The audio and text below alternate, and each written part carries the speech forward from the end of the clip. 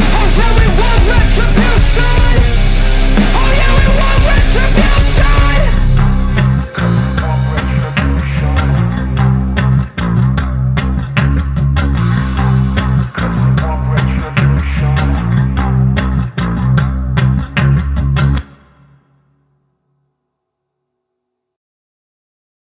Hello there, ladies and gentlemen, and welcome to the Devil's Latest Issue podcast.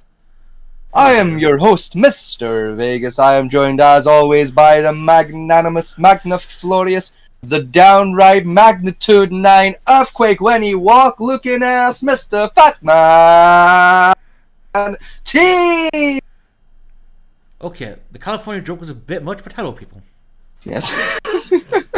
We're also joined, as always, by the mad, the magnificent, and the downright fucking infuriating Mr. Rinsfin. Hello, I know Timmy, if you're still fucking watching this, piss off. So what? That's right, Timmy. Go home or I'll phone your parents. I have them on speed dial, Timmy. Especially your dad. And if the people at home don't get that joke, you're too young. Leave with Timmy now. Yes. If you can't use the Onion browser, leave. You heard him, Well, Rinsfin. not. You heard him. Well, see you later in the next one. He's gone. He actually fucking left. That was a good shit post. Incidentally, see, just because I'm doing the tags in the background now, do you want me to mark it to, like, you know, the category we're speaking of today, or? But religion, yes. Oh, I didn't just mean religion, I meant the specific religion we're going to speak about today. Oh yeah, hashtag them, I don't mind. Yeah? Okay! we may actually get viewers for the wrong reason. Oh, we did technically for poker stream. We checked that out. Might as well! Shits and giggles! We're going to some analytics yesterday for our backward channel. And our best one was that scuffed version of fucking poker. And I looked into why. It was because we were pretty much like one of maybe 3 poker streams that day because the World Poker Tour wasn't on that particular evening. Yeah. So there weren't a lot of options for people. It was us, Brad Owen, and Daniel Negreanu. I think were like the 3, and then like a couple of like live stream like you can gamble with us things. Yeah. Also the fact that their Twitch is no longer allowed broadcast gambling, so they've stopped doing all the poker streams. Yeah. And the slot machines and any other kind of version gambling one. Yeah, YouTube is pretty much the only place you can find them anymore. Yet they still allow Or, hot tub streams. Yes. Yeah. To the point now they've actually, because I remember one of them that's caused controversy at this one. Right, is one of the last done hot tub streams is using the remote vibrator things, where people do set the vibrator off. And technically, that's according to Twitch, they're not supposed to allow that because it's classified as porn. Twitch.tv.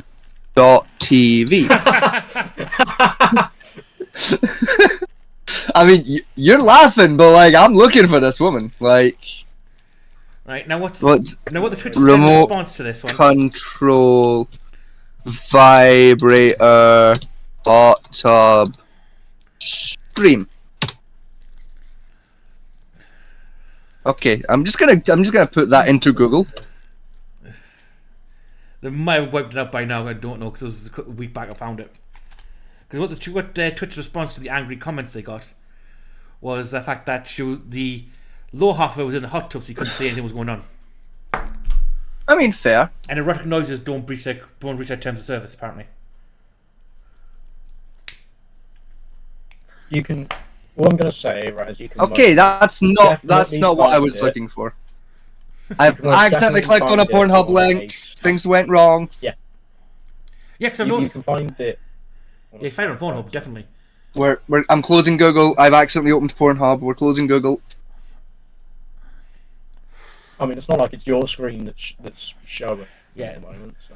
No, it's just, you know, religious pilgrimage is coming up, so like, no wankies for Mr. Vegas. He's landing my walk in the background as saying he's actually a normal human being.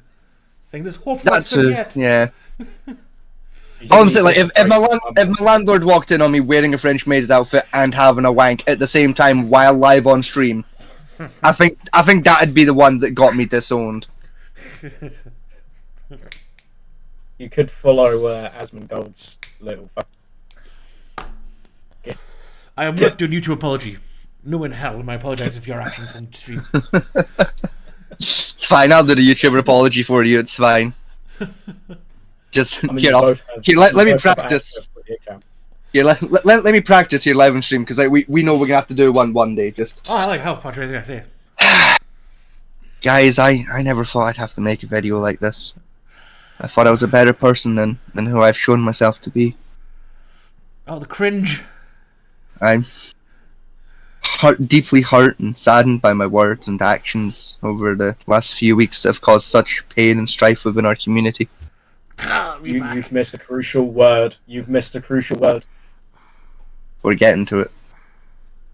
I wish to take this opportunity now to apologise to my co-hosts, Batman T and Rincewind, and the rest of the Devil's Latest Issue staff, our community and fan base. I also wish to apologise to anyone who may have found my words offensive or in any way derogatory, and my actions to be hurtful or paining in any way, shape or form. Also, I also want to apologise to my family. And that's enough of that.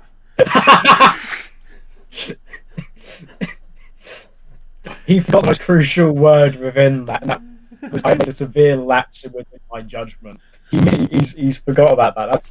That's the first thing you start with. Probably I don't think he's okay. And first off, fuck you. Second off, I deserve an Oscar. Third off, we were getting to lapse of judgment. It was coming. Yeah, I just couldn't take the cringe. Me back to it. I want to ease the good people into it, you know? Oh, use loop first for just ramming down the throat. Exactly, you know? Leave them wanting more. Yes, you know? but the problem is you're not doing the new way of doing apologies videos nowadays. Yeah, the 8 guys do like a dance routine for it. Play Yeah. while doing it. Or I was going to about to say play Hang a on, ukulele. Do you fuckers remember that? When that fucking that TikToker apologised live by Yeah, fucking ukulele. playing ukulele. Give me like 10 seconds. And it was like the worst shit ever. She didn't even apologise. She basically said everyone is wrong. Yeah, and you're assholes. It was some of the best shit that's ever happened on the internet. I swear to God. And don't forget Right, they. home. What was it? So, are you ready? Oh god. Oh, you broke out a ukulele, haven't you? I brought out a guitar. Oh, it's not the same. Oh, It's not fuck, the it's out of same. tune. It's not the It's out of same. tune anyway. Boo! Go play Wonderwall. Play Wonderwall. It's out of tune. I cannot be asked to tune it. That means it's perfect for playing Wonderwall. Yeah, now just Have you heard Wonderwall? That song was not played in tune. Yeah. Wasn't even fucking sung in tune. Never mind played in You know fucking what's funny, tune. right? If you want to piss off Liverpoolian, you know what you do, right? Is you You claim play Wonderwall. You play Wonderwall and claim Oasis is from Liverpool. They fucking hate it. What Oasis was from Liverpool? No, it's Manchester. Are they? Uh-huh. Ah, It's Manchester. I thought they were Liverpudlian. I won't even lie. But wait, can he sing? So does everybody else, and they hate it. It's brilliant. Fucking. Either that or say the Beatles. Yeah, let me- All that or say the Beatles are shit. Alright, guys, here's my rendition of Wonderwall. Ready? Today is gonna be the day that they're gonna throw it back to you! I will mute you again. Ah! Alright, let's face it, that's a better rendition than the original. Let's be fucking fair. That was actually almost in tune. I'll stop shitting on Oasis now before I get fucking hung, drawn, and quartered by the locals. I don't care. I still should.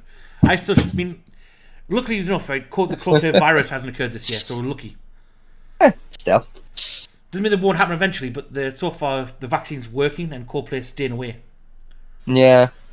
Thank fuck for that.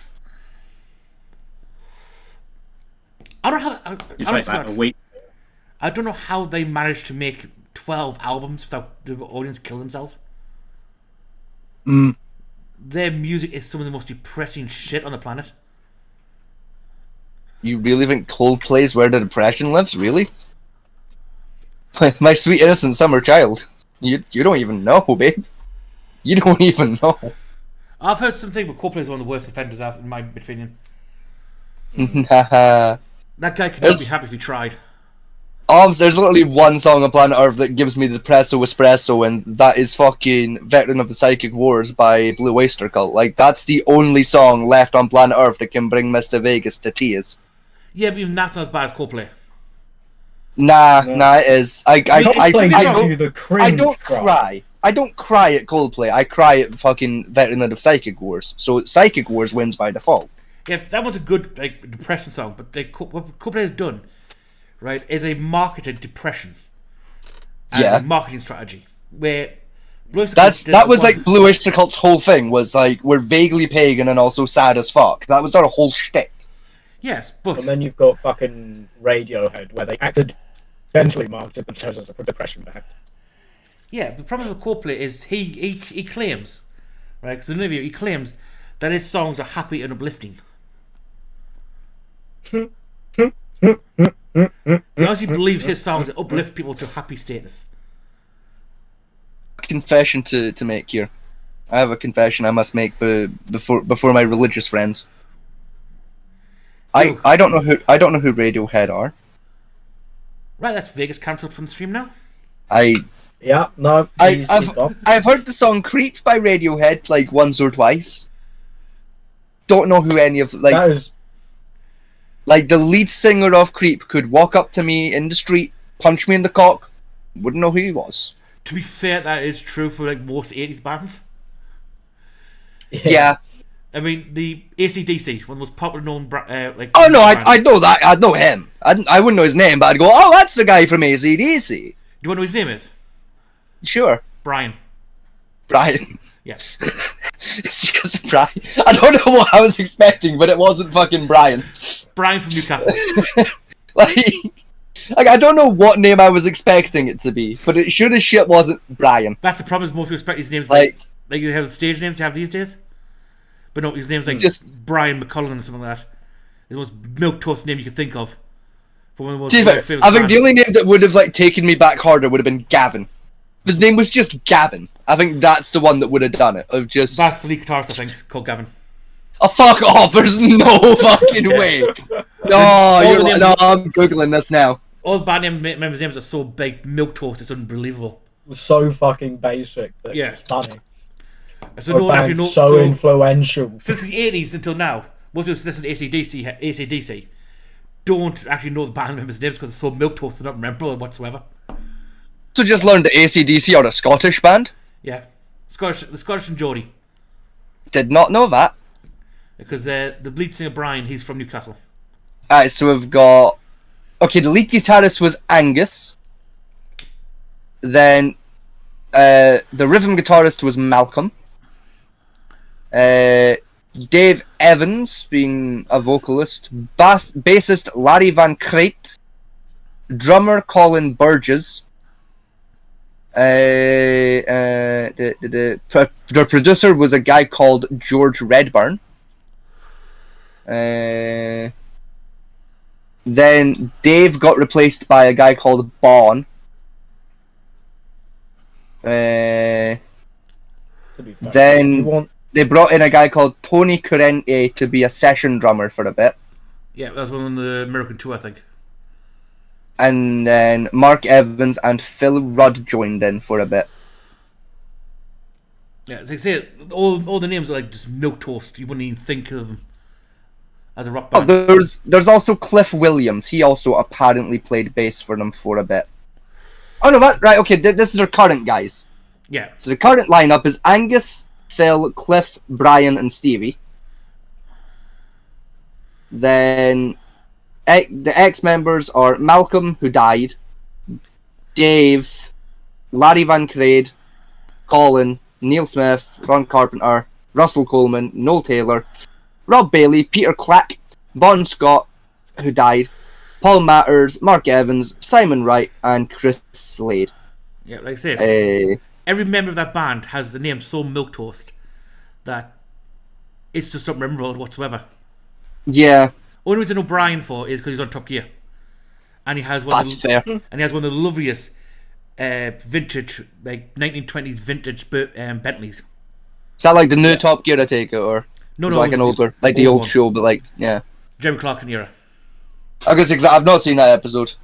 So I was gonna say it's either like one of the episodes I've not got around to yet, or it's like the new shit that I'm never gonna In get around to fact, because like well, fuck you that. say the new shit. I'm pretty sure they cancelled Top Gear now. Oh yeah, no, like it's dead, like it's gone. But Yeah, like They're demolishing the track. yeah, I mean it's a shame because like I really liked him that played Joey Tribbiani in Friends. He Matt was LeBlanc. in it for a bit. Matt LeBlanc, yeah, thank you. Yeah. I liked him in it. He was good petrolhead, and he would have made good. But like I said, the guys that brought on did a lot like with their Fifth Gear to try to do very technical Yeah, discussions of the cars, and Top Gear had technical aspects to it, but also But it wasn't pure. no, also the ship post they did. that as well. It's like Yeah. you could very clearly tell the three guys they brought in had like no fucking chemistry with each other whatsoever. Yeah, No, Like Matt LeBlanc. Matt LeBlanc was the only guy with any threatening. chemistry, and even then he didn't get on with the others. You could tell. yeah, they all seemed Like, to hate each Yeah, other. no, he was threatening to leave because Chris Evans was being a cunt to him. Trevor Yeah, was a cunt anyway because he believes he's the more enthusiast because he has like 52 Ferraris all painted white. Yeah. yeah, which is It just doesn't make you know. an enthusiast. That just makes you a Ferrari.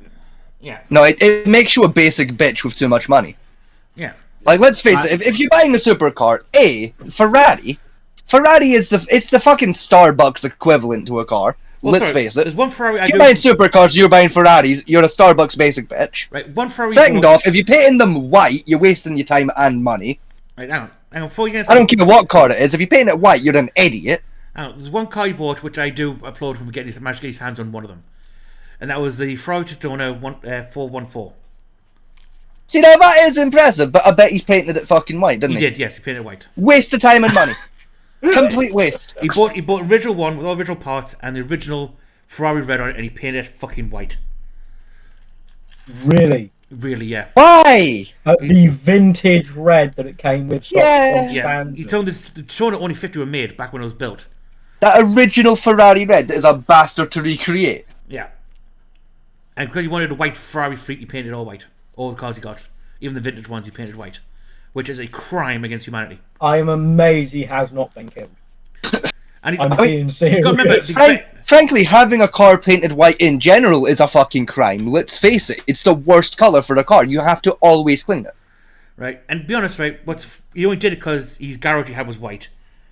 And, Worse. He That's paid, a worse reason. and he paid like 1.4 million, I think, for at the time when he bought that Ferrari at the auction.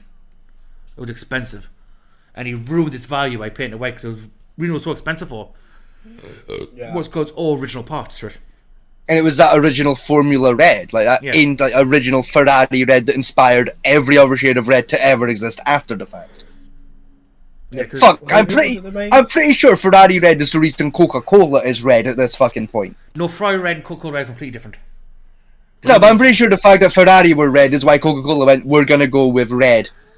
I cannot prove that that's what happened at that board meeting, but I'm willing to put money, What I'm saying. like actual pound coins, on that being what occurred. Well, do you know Is they what- went, we no, want to be the Ferrari of soft drinks. What colour's Ferrari? It's red.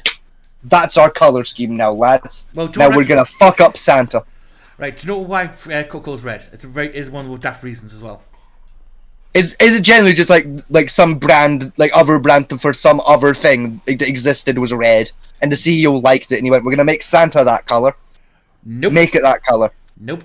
I'm amazed it's not something as trivial as that. No, because originally it was brown because of the Coca-Cola bottles, because of gold glass. Yeah. What happened was, because during World War II, Coca-Cola did a smart thing. By everywhere the soldiers went, they shipped over Coca-Cola machines. Yeah. And they had brand recognition in the other foreign countries, so people saw the litter, they made it red so it stood out. I mean, surely that's like the opposite of helpful. It was his idea, so when, after the war finished, right, people could tell the Coca-Cola brand from the litter, from the war. Right, but like during the war, like if I'm sat in the forest, right? We're in the forest, we're like our wee army camp, right? And we're fuck, we're trying to keep things kind of on the down low, you know.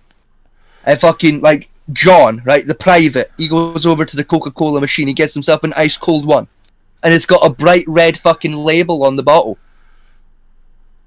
Yeah. If there's an enemy patrol going down the road on the other side of the fucking tree line, Yeah, it's gonna stand for a mile away. Yeah, I know. Like, I feel like they're gonna notice the bright red thing that's moving occasionally in a suspicious up and down pattern, almost as if it's a bottle being drunk from by a GI.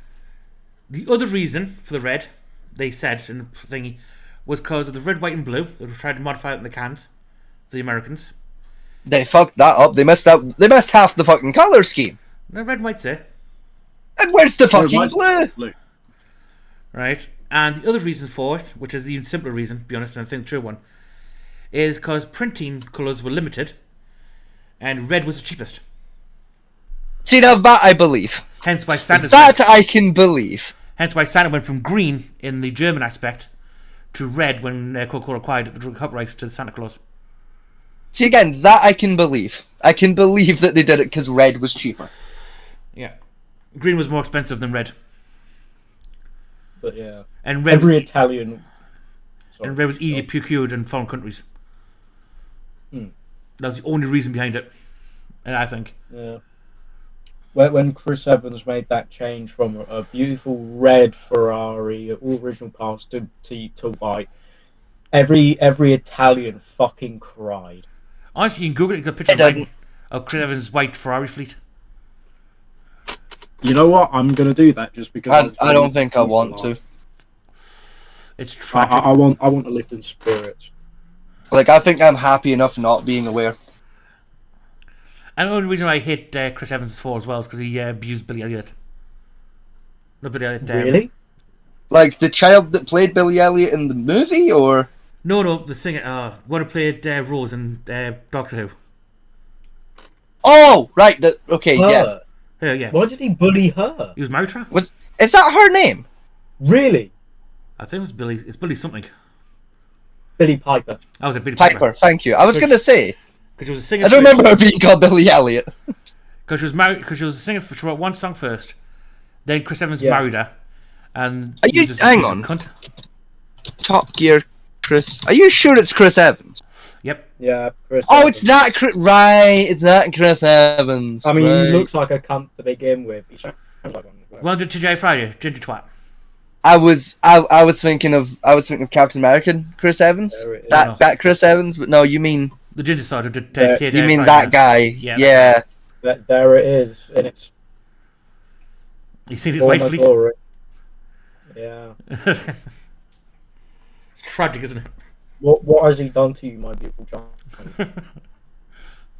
He's old as fuck. Yeah. There's no way he was married. Yeah, he's married to Billy Piper. Let's see. Oh no, not that. Really? DJ. There we go. Holy shit, Yeah. they were married. Wow. In fact, when things went From 2007. when she started doing Doctor Who's when they got divorced. Yeah. She was like, he's 50 now. She was about 20 then, so he would have been what, about 30 at the time? 38, I think, when they got married. How the fuck did he pull that off? I Yeah, have she's no 40. idea. Yeah.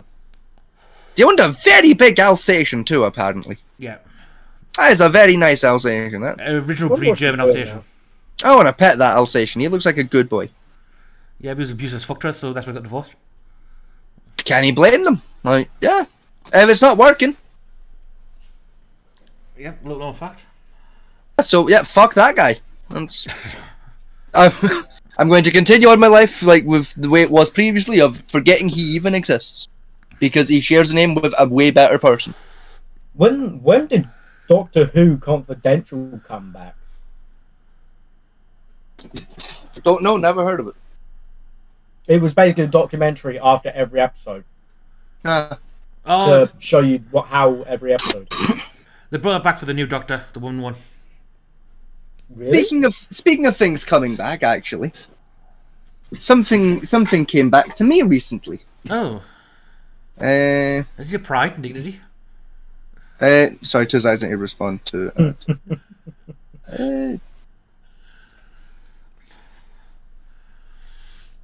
Yeah, so now we've seen these Chris Evans white fleet. Sorry, I had to send a text. What was I saying? Something about your pride and dignity come back to you? Right, no, yeah, no, an old habit came back to me. I picked up an old hobby again.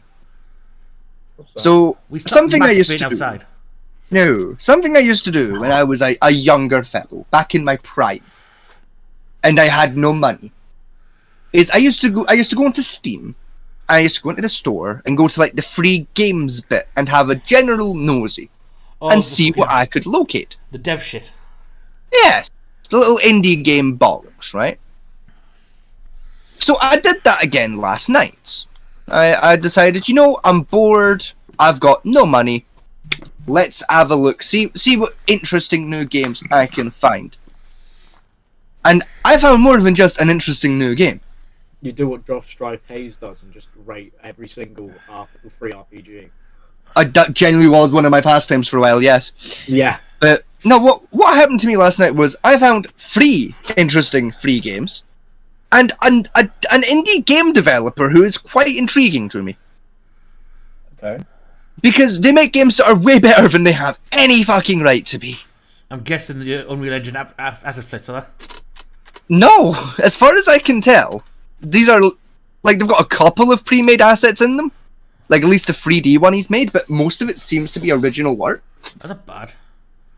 So we'll come to those two interesting games later. First, right, we're going to talk about the unrelated and free game.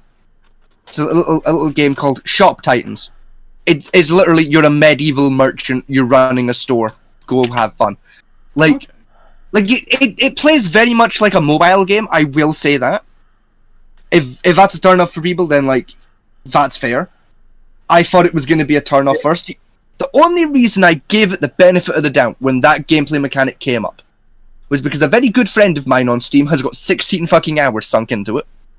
And I trust that man with my life, never mind his opinions. Right. My big issue with mobile phone games, right, is some look. So I gave it a bash. There was like one I played originally called Alchemy Stars. When it first came out, I loved that game. Right. My biggest problem with mobile phone games as the gamer thing shit, where they keep pumping out, which is bullshit, Yeah. is most of the games that pumped out on the stores are unplayable. No, it's either you spend money or you don't play at all. Well, not just that though, right? Even the free ones where you don't spend money is every like 10 seconds it's an advert. Yeah. Every 5 seconds an advert. See, There's a few of them out there. And this game doesn't have that. Yeah, it's not- Quite interestingly. So I don't mind it. I don't mind like the shops, the mobile phone, like idle simulator type stuff. I don't mind it too much, right? But when it's just laced with advert here, advert there, which is completely and there's like the ads unskippable. It's got like 30 seconds to 45 seconds of just shite, and they're just advertising other games which have more adverts in them. Yeah. It's just come on, people. But as I said, Shop Titans is actually pretty fun. It's And to this like it still has like a lot of its like pay to do shit mechanics in it, but like it's not pay to win. Like you can like I put in just over an hour last night, and I think I'm currently sat on like 40 grand in game, which is more money than I need right now because I'm like level 10. Like mainly because I found an absurd exploit abusing the fucking like the player economy market as per usual for me. I mean, right. Well, seriously, I mean, that's good. Well, seriously, one of my most favorite games back in the day when old PC was there was Bejeweled Blitz. I cannot say I ever played it. Basically, had 1 minute to get as high score as possible, and you were rated amongst like everyone on Facebook. It was originally a Facebook game, All right, yeah. right? I used to adore playing that, and games like it wasn't too bad. The problem is when they made it for the mobile phone format, they just every time you finished a run, it was just adverts. 5 Yeah. adverts back to back. Like, nah, it just can't be asked anymore. And to this day, I mean, even then, playing those games was just like a brain distraction. To be honest, Yeah. I would say like people try now. Oh, I'm a gamer playing mobile phone games. You're not. Although some mobile phone games look visually brilliant, don't get us wrong, and they generally have a PC port to them. Right? They still, because of the idle nature of them, where 80% of the shit you have to do, you can't do actively. It's not a game you play. It's a game you put down, forget about it for a day, come back to it and do some more. Yeah. When building your defenses takes 12 hours, it's like, yep, set that away and put it down now. That's not gameplay. That's like No. stock market shit, and I'd rather play the stock market because that's interactive. So the other two games that I found by the same guy, not the same guy who did Shop Times, but they're like these two are made by the same fella. The first one is one I tried, and the other one I haven't tried yet, but it looks really cool. The first one is a game called Gladio and Glory. And it's like it's exactly what it says on the tin. It's a little 3D gladiator of them up. It's a little scuffed, I wouldn't lie. It's a little bit scuffed. But given it was made by one fucking guy, I'm willing to excuse the fact it's a little bit scuffed. And I lost again just over an hour to it. I lost 68 minutes playing it. And that was the best fucking hour I've had in a long goddamn time with a video game. It was surprisingly entertaining. Also, it has multiplayer. It's like that Tales of the Iron Tales we got for free in the PlayStation Yeah. a while back. For a simple platform-based game, right? It was surprisingly entertaining for a few hours until I beat it. Then I was upset. Because I beat it too quickly. It's like Gladio and Glory plays a little bit like there's a Gladiator them up on Steam right now for like 20 quid. I think it's called We Who Are About to Die. I think it's called. It plays very similar to that, but like on a budget. If like the budget for that game was like cut in half. Yeah. Like it don't get me wrong, it's really good and very impressive for what it is. It's tricky to get running if you've got a shite computer like I do. But it was very entertaining. Speaking of shaking, And the other game by the same guy is a little game called Piratopia. It's like a little 2-down pirate them up. I've not tried it yet, so I don't have a lot to talk about on that, but it looks like it basically looks like Sid Meier's Pirates, but again on a budget. mind you, And I'm very excited to give it a bash. speaking of computer setups, have you heard Yes. the problem with the GPUs? What GPUs? Oh, I've not had any problems with a GPU recently. No. no, the new What are expensive you ones are speaking like of? $2,000 a piece. Oh, are those having issues now? No, Yeah, I've the- not heard of this. Yes, they're Ow, basically my foot. they're breaking. Oh no. You know, the only GPUs can play fucking Cyberpunk. The only ones that can get Cyberpunk to hit 60 reliably. Yeah, they're all breaking. The people are having a lot of scuffed issues with the damn things. Is it the same people that are using them to run Cyberpunk? Because if so, I think I know why they might be breaking. I think some people are trying to use it in Cyberpunk, but in general, they're buying them like $2,000 CPUs, and they seem to be burning out, getting not just software problems they're having with it. Those having like physical hardware issues where the chips are melting and shit. Damn. They need stronger heat sinks on them then. You know, I've seen some builds they're using, and they got like liquid cooled, like coolant for days in the system, and the GPUs just can't take it. They're putting too much power. The GPUs are putting so much power to run these games that they're just melting themselves into oblivion. Damn. Right, I mean, it's like that old fucking IT meme of just the like Windows crash screens, just like your CPU, like internal computer temperature, whatever, it's hit like fucking like 9,000 degrees Celsius, and it smash cuts to what is the temperature of the sun. It's like 3,900 non. It's like, you're telling me my computer's currently double the heat of the fucking sun, are you? Yeah.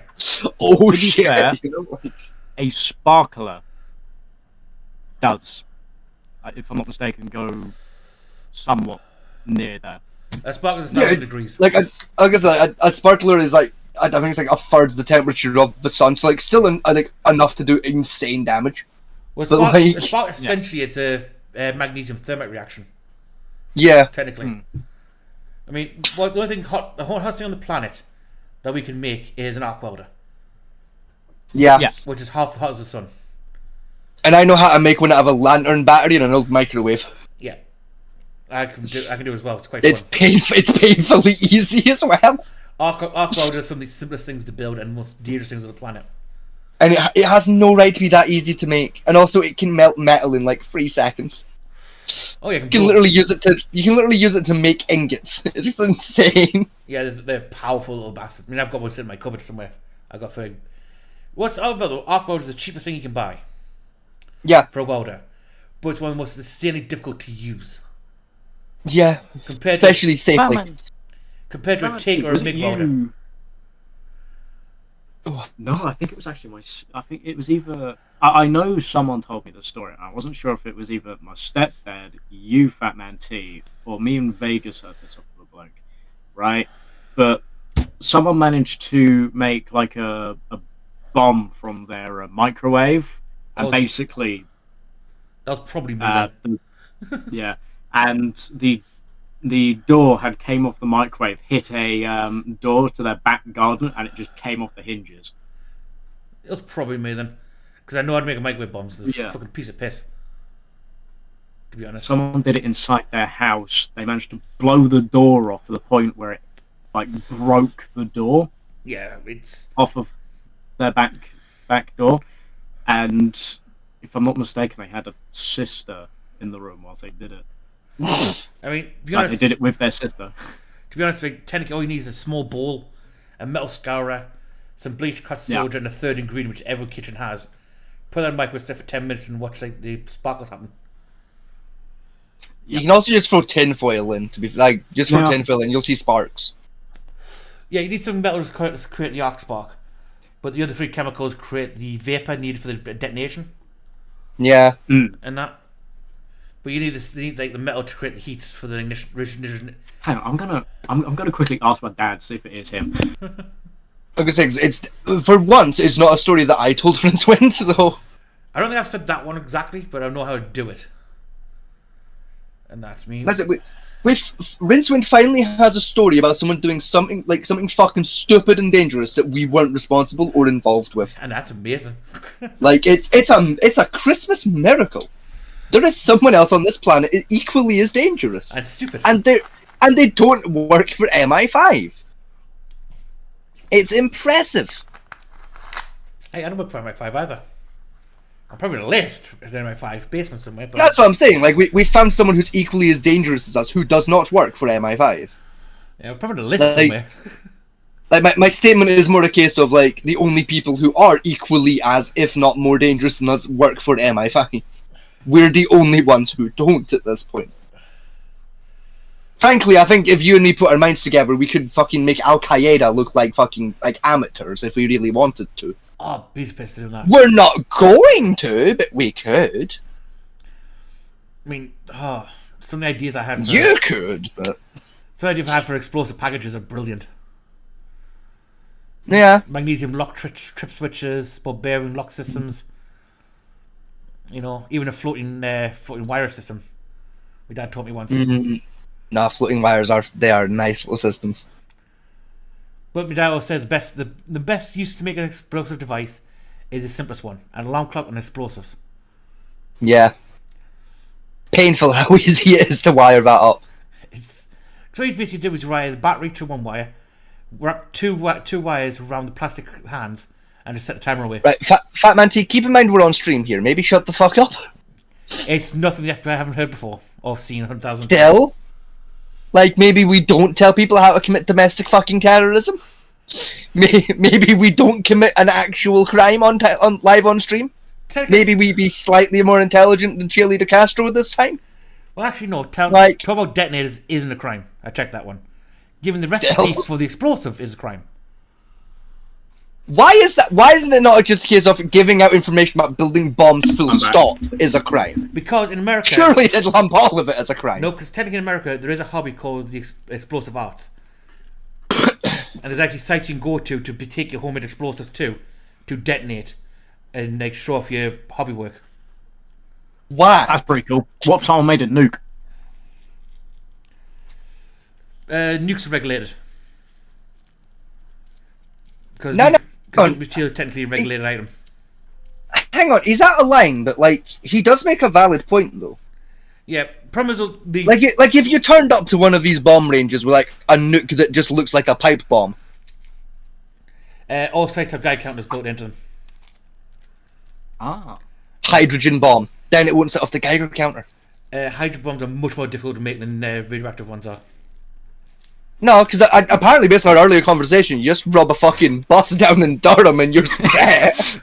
Like, no, to get nuclear fission requires a different calculation for the lens.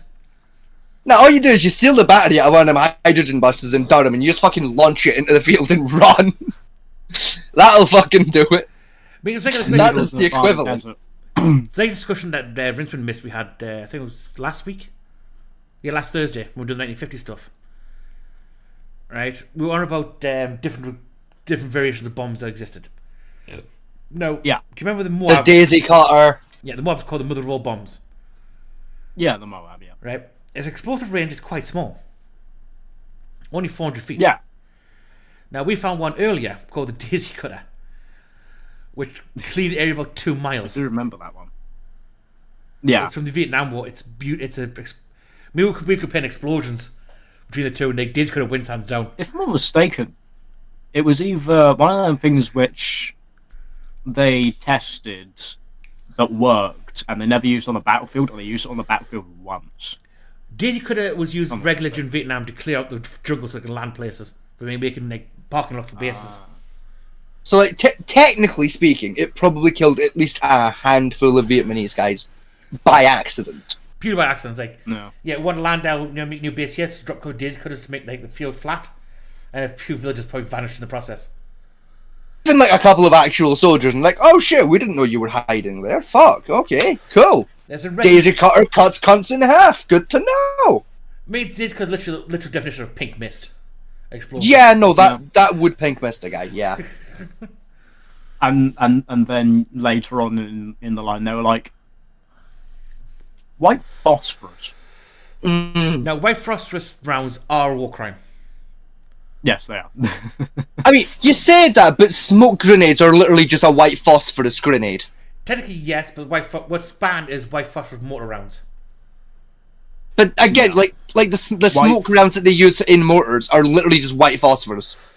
Don't No, ask but- them about why. Because white phosphorus is used to sort out the ignition for the smoke.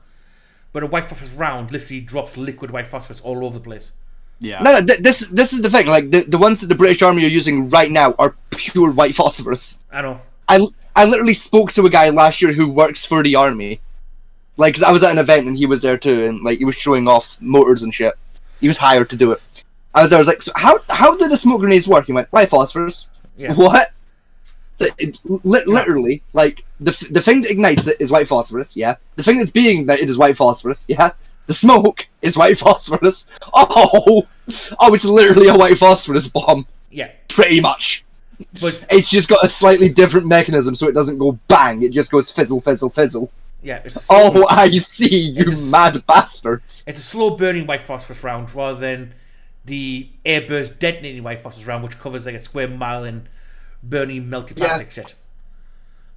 No. He literally said to me, he was like, yeah, if one of these goes off like in the field, like to like create cover, any soldiers, no matter what side they're on, if they're not wearing the proper protective gear, they're fucking dead. Yeah.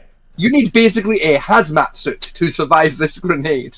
Yeah, it's lethal shit. And we're launching And it then on you- our own and then troops. you- Yes, we And are. then you flash, Cool. and then you flash the fucking France anytime a riot comes around, and they fucking throw out smoke grenades in the middle of crowd. No, because those smoke grenades are civilian grade. They're not white phosphorus built. Yeah, they based the ones that French use for the riots are magnesium based. Yeah. But the ones that the army used as like Ah. cover for our own soldiers is literally white phosphorus smoke that will melt your skin off if you're not wearing the proper protective gear. Yeah, it's lethal I shit. genuinely thought It's so it was the same stupid. all round, but I didn't No. realise they were different smoke grenades for different occasions. Plus, with the ones the French police are using, you can literally buy off eBay for like £3 Yeah. or any airsoft No. site. Or if you go to any, I found this in my local, where if there's a fireworks stand near any bonfire Yeah. night, you can buy the multicolored smoke grenades. Yeah. Yeah. Those ones are different though, because they're basically just a flare with a metal case. No, they're still magnesium based. Yeah. Those Yeah, ones. but it's still basically just a flare.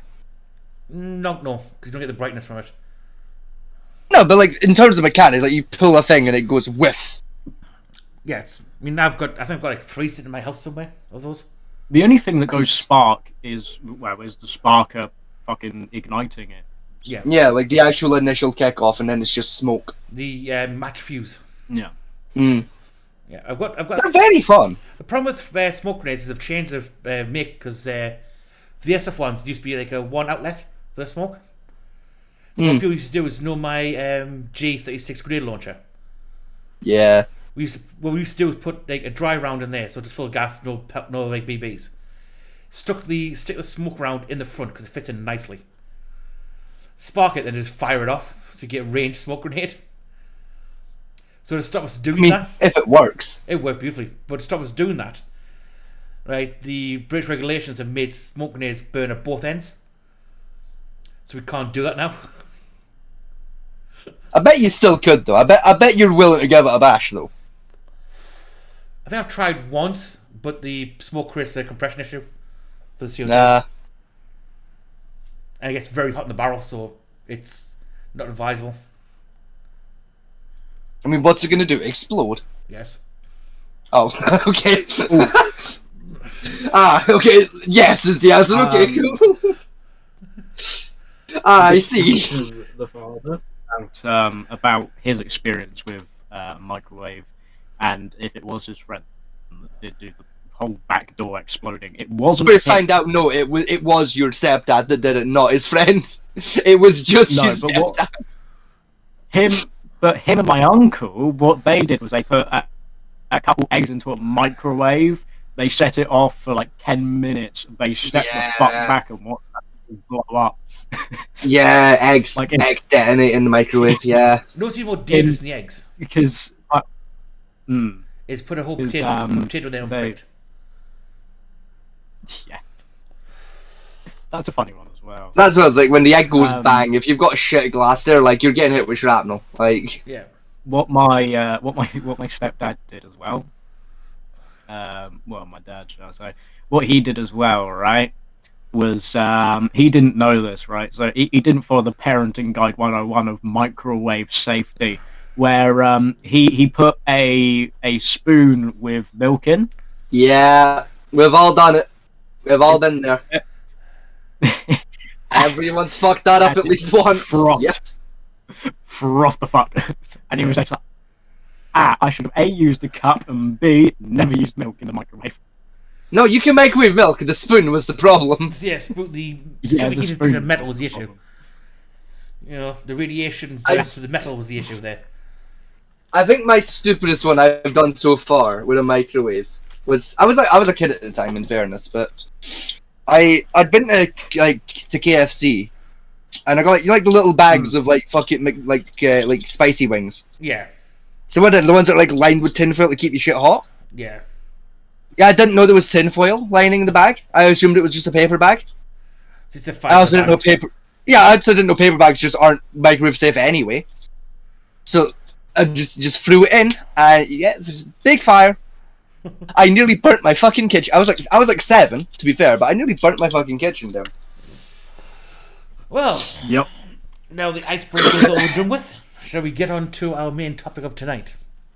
Well, before we do, you go for piss again, are you? No, I'm going to run downstairs and make a cup of tea for 2 reasons. Reason 1, I'm thirsty. Reason 2, I think I'm having a fucking heart attack. So I'm gonna go make a cup of tea, and I'm gonna see if walking it off will stop the heart attack. How does stop a heart attack? But how do you? What makes you think I'm having a heart attack? Is that your question, or? Yeah. What makes you think you're having one?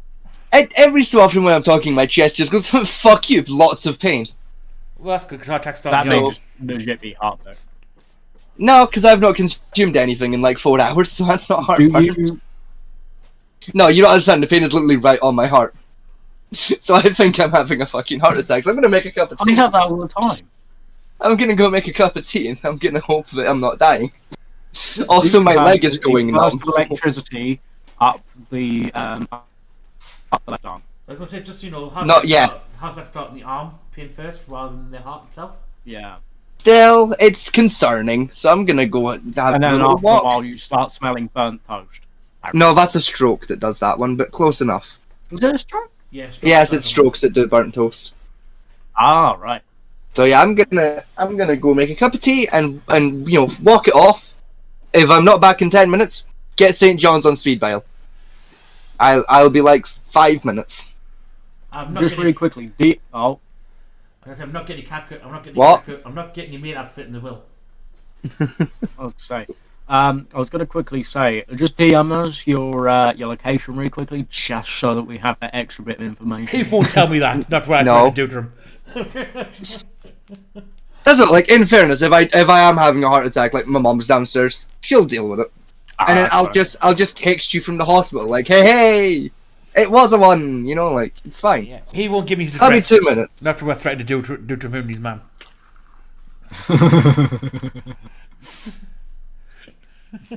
Dildos, vibrators, flagpoles, broomstick hands. There's a book someone's trying to read on stream called Allosaurus Rex Summer. It's basically dinosaur porn. And I was going to send a copy of that to his mum with a note saying, "From your loving son Charles." I thought you said that live on air. Oh, I've told him I'm going to do it to him. That's why he would never give me his address. Yeah, but you just said his full name. Well, not his full name, but his name. No, I didn't. They don't know what his name was. Yep. It's fine. We edit it out. Well. Yes, our main topic tonight when Vegas gets back. And that. We'll actually begin talking about it. Yeah. And not a 2-hour-long rant about bombs. Well, bombs is a fascinating topic. It is. Have you seen a Discord Better than the one we were about to. Have you seen a Discord explosion before yet? Might have done. Hang on. Hey, yep. Wrong button.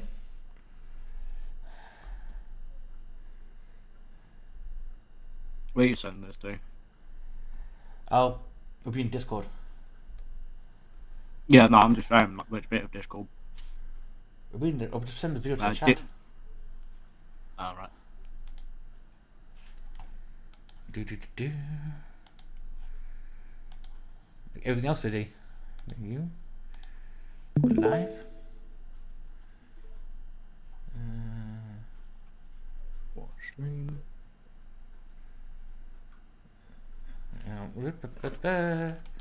Let's bring for our fans to watch as well. This is the one we were watching. But it was one unique conventional bomb that was the climax of high explosives in Vietnam.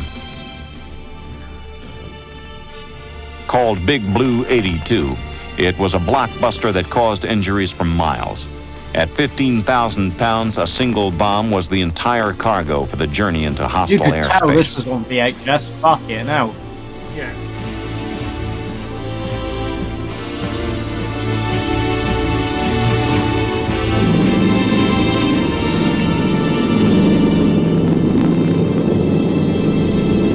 Delivered from the hold of a C-130 cargo plane, the bomb was slowed by a parachute and drifted to its target. Look at the size of that bitch.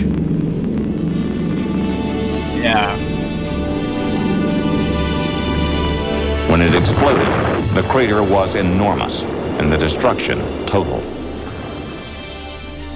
It remains the single largest conventional bomb dropped on enemy. There you go. That's the Daisy Cutter. Right, now for context, right, this is what we Americans use now.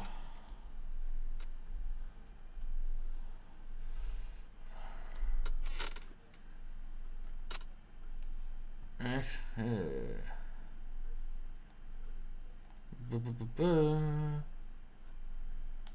we go.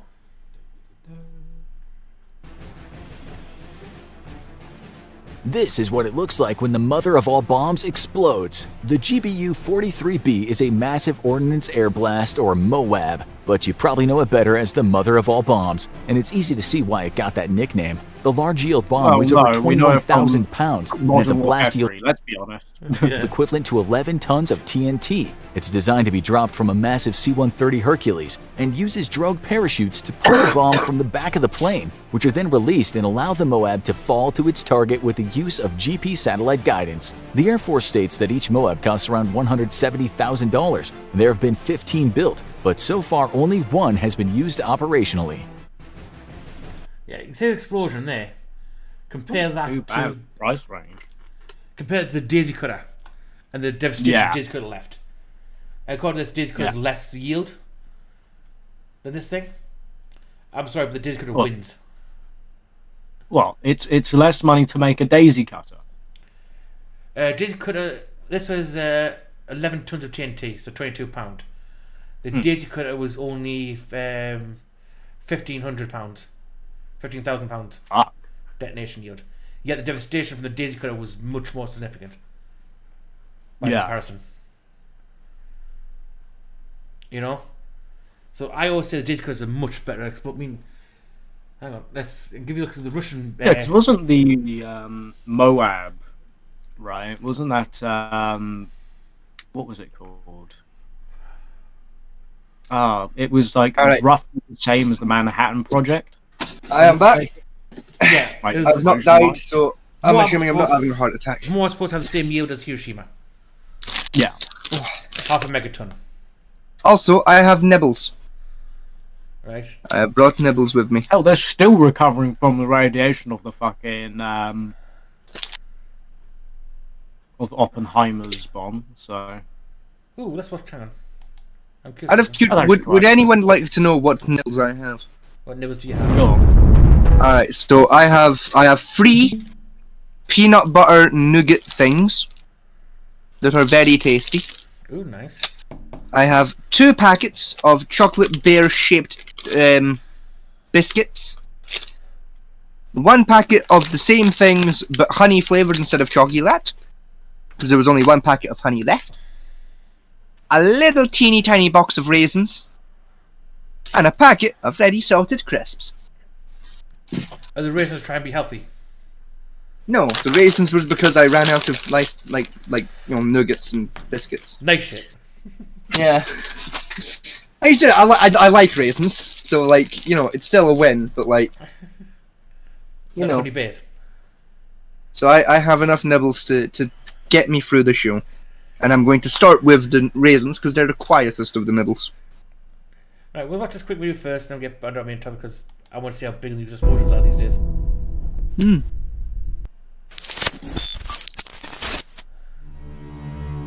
So start off 1 key of TNT. I like the Crash Bandicoot thing, yeah. Hand grenade. Anti-tank landmine. Nearby. You turn it down a bit. No. Turn down your own end, pussy. So hang on. So Tomahawk with air missile. So that's 1.3 tons. Earthquake bomb 2.4 tons. The tall boy. Yeah. Moab 11 tons. Oh, what was thermobaric? The FOB. Right, neutron bomb. Yeah, neutron bomb is the Hiroshima, I think? First radioactive one. Yeah. EMP bomb. Halifax explosion. Halifax. Large accidental explosion, like that one. Little boy. That was Manhattan one. I'd say that was Hiroshima. Fat man. That was Nagasaki. Yep. Cobalt. That's just pure radiation shite. Yeah. There's a hydrogen.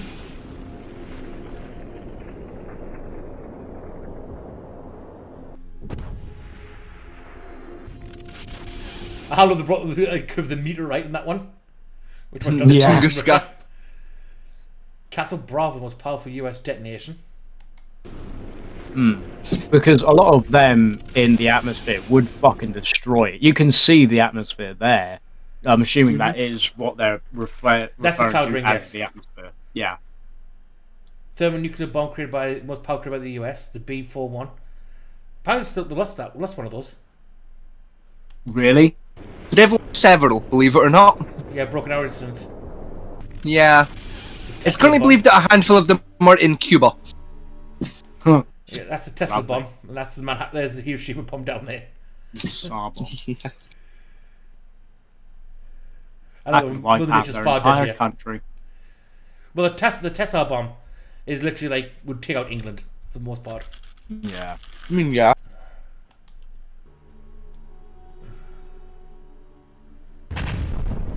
Krakatoa that wiped out an entire island. Yep. Ooh, lovely. All nuclear bombs detonated together. A megaton earthquake. Antimatter bomb.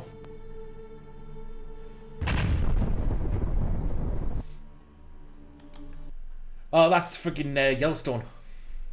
Yeah. If Yellowstone went up. Yeah.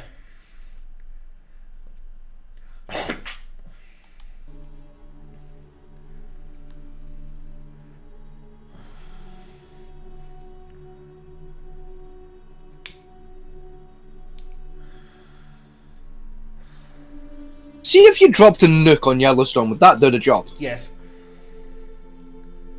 Oh. Why don't Russians just do that then? You see, give an idea of the explosion. Yellowstone is about there. Mm-hmm. Right? If it actually detonated, then you'd lose that of America. Yeah. Pretty much. Everything in that Like, radius would be it would go dead. into Canada as well. California would disappear. Well, that's a plus, to be honest.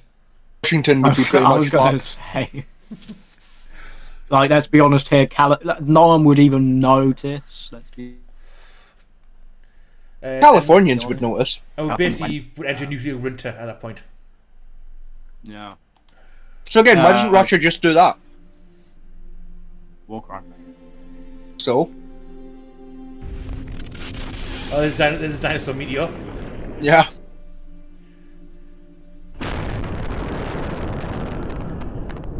I love little simple simulations. It's pretty fun. Yeah. All the dinosaurs. Well, technically, it didn't like obliterate all of them. We still have.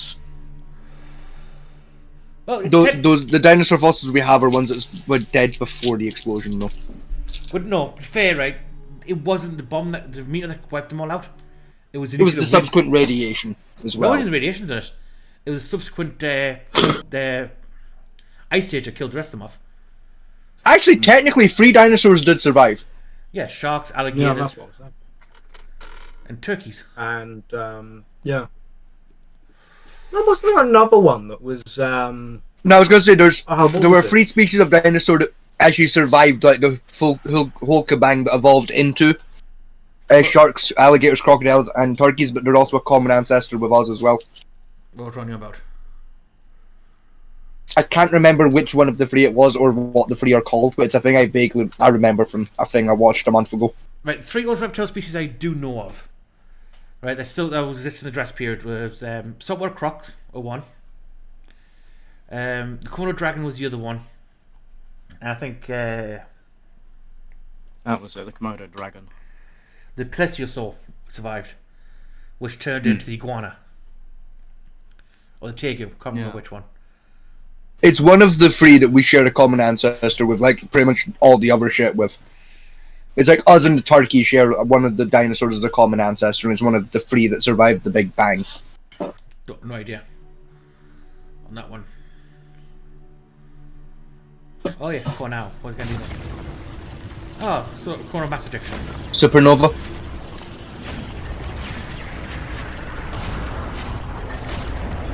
Death Star. How much you know about Death Star? No gamma ray burst. A Gamma ray. A coronal mass ejection, basically. Yeah. Hypernova. Yeah.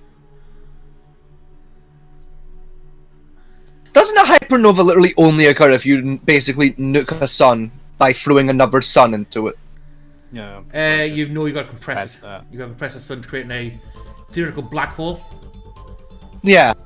and then you've got to then detonate that. So you basically blew up a black hole. Yes. So you're telling me if I nuke a black hole, which is practically impossible. Possible, yeah. It's not something you can do. In bet. theory. You say bet, yet we've been studying black holes for fucking years now. Have we launched a nuclear bomb into a black hole yet? No? How do we know it's not going to work? They're fucking Because billions of light years away. Yeah. That's not the issue. The problem with black holes is the gravitational compression wouldn't let the bomb detonate in the first place. Before it actually exploded, the gravitational. Not with that fucking attitude, it won't, Fat Man T. And I said, if we've not tried yet, how do we know for sure that it won't? Because you got to compress the right star to begin with. You need to compress. I mean, Like, all I'm saying is, like, black holes already don't work the way anything else is ever supposed to work when it comes to physics. So maybe it will fucking work, even though it's not supposed to. Given everything else about black holes is shit that works that's not supposed to fucking work, maybe it will. You know what's not the best thing about black holes? I love. I think the best way and the only fair thing to do is to launch a nuke at the nearest black hole to see what happens. Our closest one to us is 1,422 light years away. Let's just launch a nuke at it, and then in like 2,000 years, we'll see what happens. Yeah, one of the best about black holes I do love, right, was the one who sitting down was what do you call he? Oh, what's his name? Stephen Hawkins. He first created the theory of black holes. Yeah. Right. Well, look what that is. When he created the theory, he left it alone for a few years. Then he fell into a coma for 4 months. Yeah. He woke out of his coma, and while he was in his comatose state, he wrote a new theory that disproved his original theories about black holes. Yeah. While in a coma. Yeah. No brain activity, yet his brain's so powerful enough, it still managed to do calculations of black holes. Yeah. I mean, in fairness, right? Before he was in the coma, his brain was already like supercharged because he didn't have to like worry about walking and shit. And then when he was in the coma, he was unconscious, so his brain didn't have to worry about like blinking and shit. If anything, his brain would have been more powerful because it had less shit to deal with. Well, no, because in a coma, your brain activity is pretty much flatlined. There's really no brain activity at all in a coma. Yeah.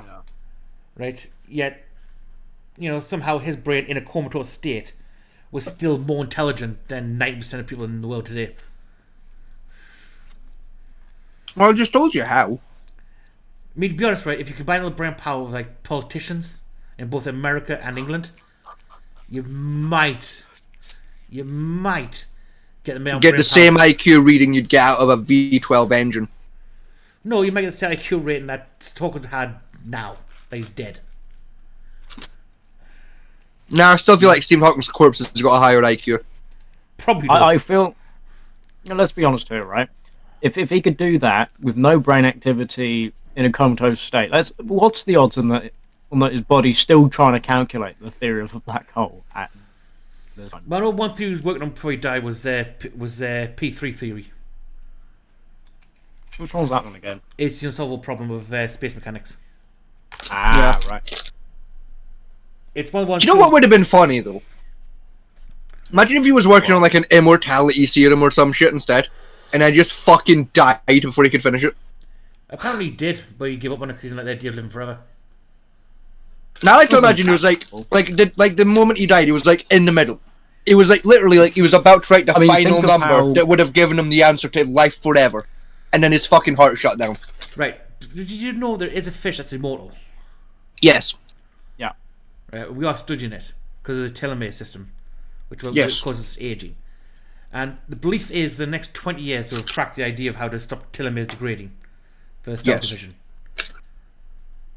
See, I like to imagine the day Stephen Hawking died, he was literally like, he was about to write the final number 3 that would have cracked the numbers behind how that works. I did know he was working And just before he could write down that number 3, his fucking heart stopped. He just died. I did know he was working on the theory of transferring human consciousness to the what he called the superstructure. Mm-hmm. Basically downloading his entire brain to the internet. Yeah, trust the fucking cyborg to side with Skynet. And that. The problem he had for that one is it's theoretically possible to do it, but you couldn't stop the degradation of the scattering effect of the mind. There's a problem. You need to find some way of A, downloading to the internet, then B, keeping a compression rate enough to keep your mind intact as you float around through cyberspace. Again, trust the fucking cyborg.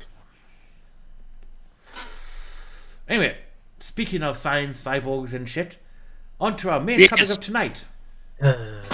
Yeah. The one that we've all been postponing. We're gonna get chloroformed in our sleep and killed. I like to see him try, but no. Yeah. The brave man come to my house. Brave man, come to mine. I never sleep. Who would win in a fight, John Wick or Fat Man T? That's a pay-per-view I want to watch. I think there's someone with guns in the house somewhere. Well, that's it. Right. So today's Because all you need to do to John Wick is just say, "Now, I know you're going to try and kill me with that gun, but hand-to-hand combat," and he'll agree. hand I probably would win that. Yeah, that's why because John Wick respects honor, right? And he will let people go down with their honor. I feel like if it was sword combat, I'd stand a decent chance. I feel like it'd be a solid 50-50. I've not seen the final movie, so you can't quote me on this one, but I'm pretty sure that is like in the movie where he does do sword-to-sword combat in See, Thor. the problem with sword combat with not John Wick, is based on Keanu Reeves' experience. Keanu Reeves did train in Kendo, where he did the samurai movie. Now, this round, Kendo is an effective technique, but it can be stumped by plate armor. Yeah. Because it's a slicing technique, and there's very few. Or basic chainmail. No, basic chainmail will cut through, depending on the sword you're using. Really? Yeah. Yeah. A good Tanamahi sword, properly forged and sharpened, would cut through metal. Chainmail's designed to stop stabbing as opposed to slashing. No, chainmail slashing, not stabbing. Oh. But the force of a I don't know, like with the rings, like I think you get the right angle, you're going for it. Like no, chainmail's purely for slashing techniques. It's supposed to PC ones go through no problem. Plate armor is the issue you get with katanas. A good deflecting plate, because that's why Japanese armor was designed the way it was, so it deflected shots. Yeah. But the problem with katanas, We can't lie though. The Japanese samurai armor was fucking sexy. I was well with armor for the time period. Laminated armor was quite effective. And considering most was bamboo. Very little metal was actually put into it. Mm. But like the biggest problem, like the Kendo technique has one flaw, and only one really, and that's a fast-paced rapier technique. Because although they're fast and powerful strikes, resetting from a hit takes that extra time, where a rapier technique, which is basically poking people, is a little bit faster. That's probably the best counter you'd make to it. I think it'd be good just with a great sword. The old-fashioned like a Zweihander or something, you know. The Zweihander would be a good counter. The Zweihander techniques. They're both heavy, strong swords, which would probably crack the katana in half. Use one of those things, because it's basically a big little pig iron. Like it depends on the fight. To be fair, like if we're using a katana, like a one-handed katana, then I'm gonna aim for like either a rapier or a longsword. If it's a dai katana, so the two-handed katana, then I'm probably gonna lean more toward like great swords, Zweihanders, things of that nature. That's the problem. Is the actual sword used in warfare was Tachi, not katana. Katana was the only one that used in civilian life and dueling. Then you had the Itotachi, which was the long two-handed, like cut a smart hand sword in half shit. Yeah. Then you had the Zanpakuto, which was just a giant lump of steel with an edge on it, which was designed just to basically swing around and take out soldiers in masses. The thing is, though, is because this fight wouldn't be happening on like a battlefield. It'd be like an honorable duel because it's John Wick. We don't have to worry about those weaponries. We can just go with like he has a katana or dai katana. Or if he's feeling fancy, he might even come in dual wielding tantos like a fucking psychopath. But like, I mean, if you want to like for like comparison, it'd be katana versus longsword. If you want about the Wasakan, the second smallest one. Yeah. Then you the Wakizashi, but yes. Actually, you're probably looking at like probably a bastard sword or a short broad. I was gonna say probably closer to the short broad. The short broad sword's probably closer to the Wakizashi. No, the bastard sword's quite short itself.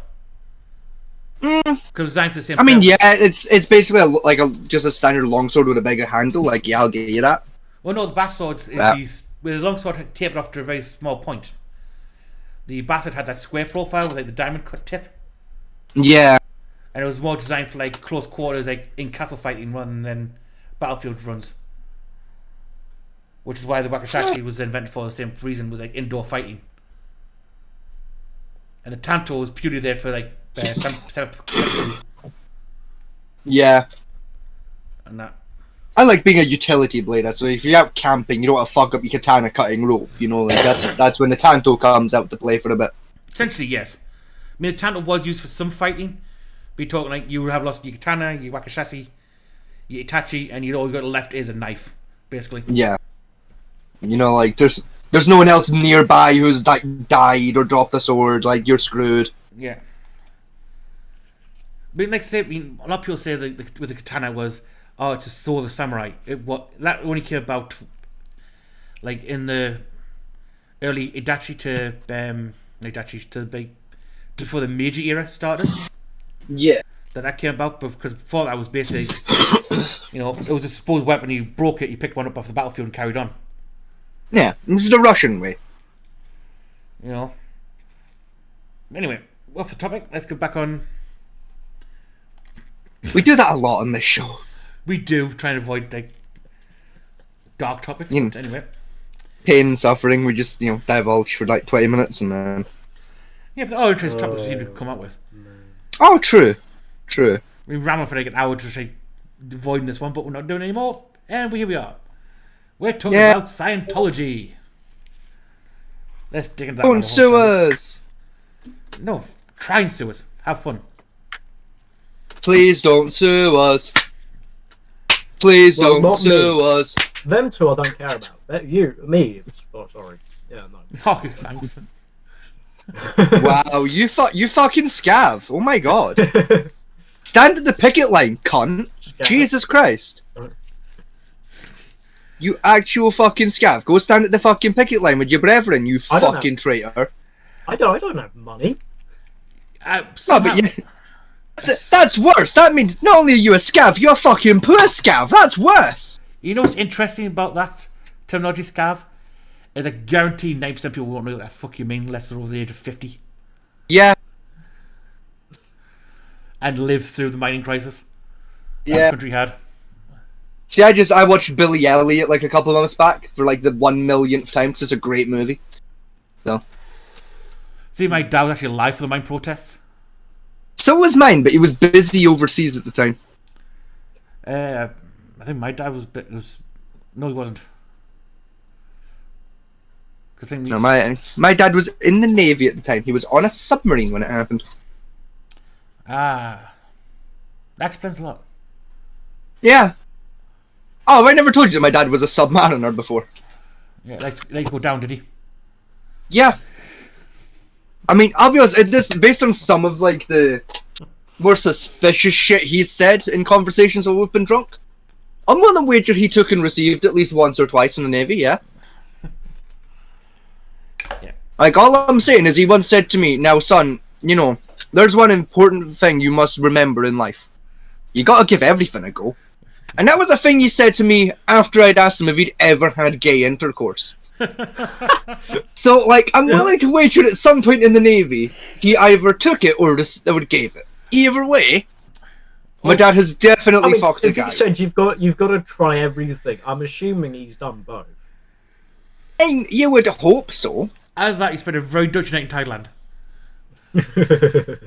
I don't believe my father ever got shipped to Thailand, but I could be wrong. Takes him back. Well, I didn't realize you had a dick. Well, I mean, we've come this far. Fucking, I've already paid my 15 yen. I might as well. Wrong currency, but Yeah. Who gives a fuck? Anyway, back on to this one. Scientology. Alright then, I've already spent my 15 dong. There you go, fucking. Still wrong country. I don't know what currency to use in Thailand. I don't live there. I don't know where they've been. Thailand. Yeah, well, still, I don't talk to people from Thailand. I'm scared they're gonna touch me. I don't like people touching me. I don't know where they've been. Well, You know? if it's a ladyboy from Thailand, you'd know exactly where they'd been. Well, no, they could have been to Australia and picked up some weird, like, Satan virus. You know, like, I don't want to be touched by someone who's been to Australia. I mean, speaking of things, I mean, You know, I'm not getting fucking COVID-2 electric boogaloo. Fuck that. I mean, speaking of our main topic is going to be, I actually don't think there's a Scientology chapter in Australia. Really? That is surprising. If anything, I would have assumed it would have been born in Australia. No, it was born in America. Like Well, where time to go like to, everything else Australia. that was Satan's construction was like founded in Australia. Like you'd think it would also have come from Australia. No. Anyway. Right, so where do you want to start? Do you want to start with Wikipedia, or do you want to go to Scientology's official website? Start wherever you think is appropriate. We'll start with their official website. Let's go for it. Hey, Ron. Ron. Ron. Hello, Ron. Who's Ron? I was gonna say, who's Ron? Well, Who the fuck is Ron? technically, Ron is a Japanese term for a dragon. Fair enough. Doesn't answer my question. Is Ron the guy? Is he the CEO of Scientology? Is he like the Scientologist Pope? I have no idea, to be honest. I've just got, like, that's... Do they have an equivalent of the Pope? Is that a thing? I'll give Yes. them one thing here. Like I know they have their thing. version of Jesus, who was the guy that wrote their sign- book. But That sign isn't too bad. Oh, Scientology's flashy as fuck. we also have to admit their logo is pretty decent too. Like I've seen way worse logo design in the world. Like that's not too bad. Everything is going to a really shit design when it comes to logos and market and Yeah. industry marketing. Well- At least they fucking Like Scientology is still holding a nice high bar in the marketing department with a decent looking logo. Well, I have to, because it's basically shit everywhere else. You know, like it's not the best logo in the world, but it's a good logo. Right, Scientology was created by L. Ron Hubbard. That's who Ron is. It was. Yeah. It's Scientologist Jesus, Yes. the man that wrote the book about the aliens. That's their version of the Bible. It's him. Well, to be honest, the aliens came after he wrote the book, to be honest. Yeah, but like still, it's Scientology Jesus. It's that guy. Right? It's the guy what the South Park episode told you about. It's him. We're going to go about South Park in a minute. Right. I won't like. I thought his name was L Ron as in E-L Ron, but not like his initials were L then Ron. But okay, It was probably Leonard. it's probably Leonard Ron Hubert. Yeah. Yeah, following the chronology presented the milestone events belonging to many avenues of L. Ron Hubbard, worked as an Hubbard. inventor, explorer, author, philosopher, and all else he led to the truth declaration: I have lived no closer to life, and no in contempt, wise man who's not lived, and the scholar who not share. I have seen life from the top down and the bottom up, and I know how it looks both ways, and I now know there is wisdom. Blah, blah. And that there is hope. There's hope, yes. You're welcome, babe. Thank you. So yeah, this guy basically is a philosopher who wrote a book, and that. And one of the books he wrote was like a fantasy novel, to my understanding, and like Pretty that's much, where yeah. the religion came from. No, his originally came And from. It's about like aliens and shit. No, It's apparently a good book, to be fair. it is. But no, his core beliefs originally was the idea of humans bettering themselves for. It's close to the tenets of Buddhism, just a Yeah. more modern version of it. You know, no drugs, alcohol's allowed, but no like hardcore drugs. You know, celibacy until marriage. Type bullshit. Work on physical and mental acuity. So educate yourself, work physically to improve your body, better that type. It's a lot of basic bullshit stuff. Yeah, like pretty standard shit for a religion. Is like basically Yeah. don't be a cunt, basically. Hmm. Don't be a cunt. Respect your body. Like basic standard shit for a Yeah. religion. It's like the religion starter kit. Yes. You know, don't be a cunt. Respect your body. It's the start. Like every religion has it to an extent. Yeah. I mean, he did do a lot of interesting stuff going through, and all that. You know, this is a lot of crap. I heard he like did like a lot of archaeology for a while. So like, He did. He done, like I say, he done some archaeological stuff. He did a lot of philosophy, like he studied some tribes in Brazil. So he's a fairly well-rounded It's what you call the quintessential Victorian explorer. He was basically a bored guy. He's your quintessential I got bored and I did something guy. Like when you and me get bored, Fat Man Team, we do something fucking insane. Oh, He's basically that guy before the internet was born. So he didn't he couldn't Google how to build like hydrogen bombs. He just went, I'm gonna go fuck off to like Brazil, and I'm gonna go look at what the Brazilian people are doing for like 6 months, and then I'm gonna have a cup of tea and come home. Vegas, you know who I'm going to be talking about here. Who was that one bloke, Randy Feltface, we started talking about? Who was basically like this, but it was the Australian version, and in his senile. It was the author that you're thinking of. He hunted Nazi U-boats off the coast of Florida with a box of hand grenades. Yeah. And they did the same with like a load of Somalian pirates. Yeah. Oh, who was it now? Hang on, I'll just Google in the background. We'll keep going. Hemingway. Yeah. Hemingway. Yeah. I think it was Hemingway. Ernest Hemingway. Ernest Hemingway. Yes. Yeah, he wrote like 30-odd novels. Why also like in a drug-fueled STD mistress shagging globetrotter just get in shit around the planet. I mean, yeah. You want to talk of bored people, Ernest Hemingway. No, Ernest wasn't bored. He shot a lot of bears for some reason as well.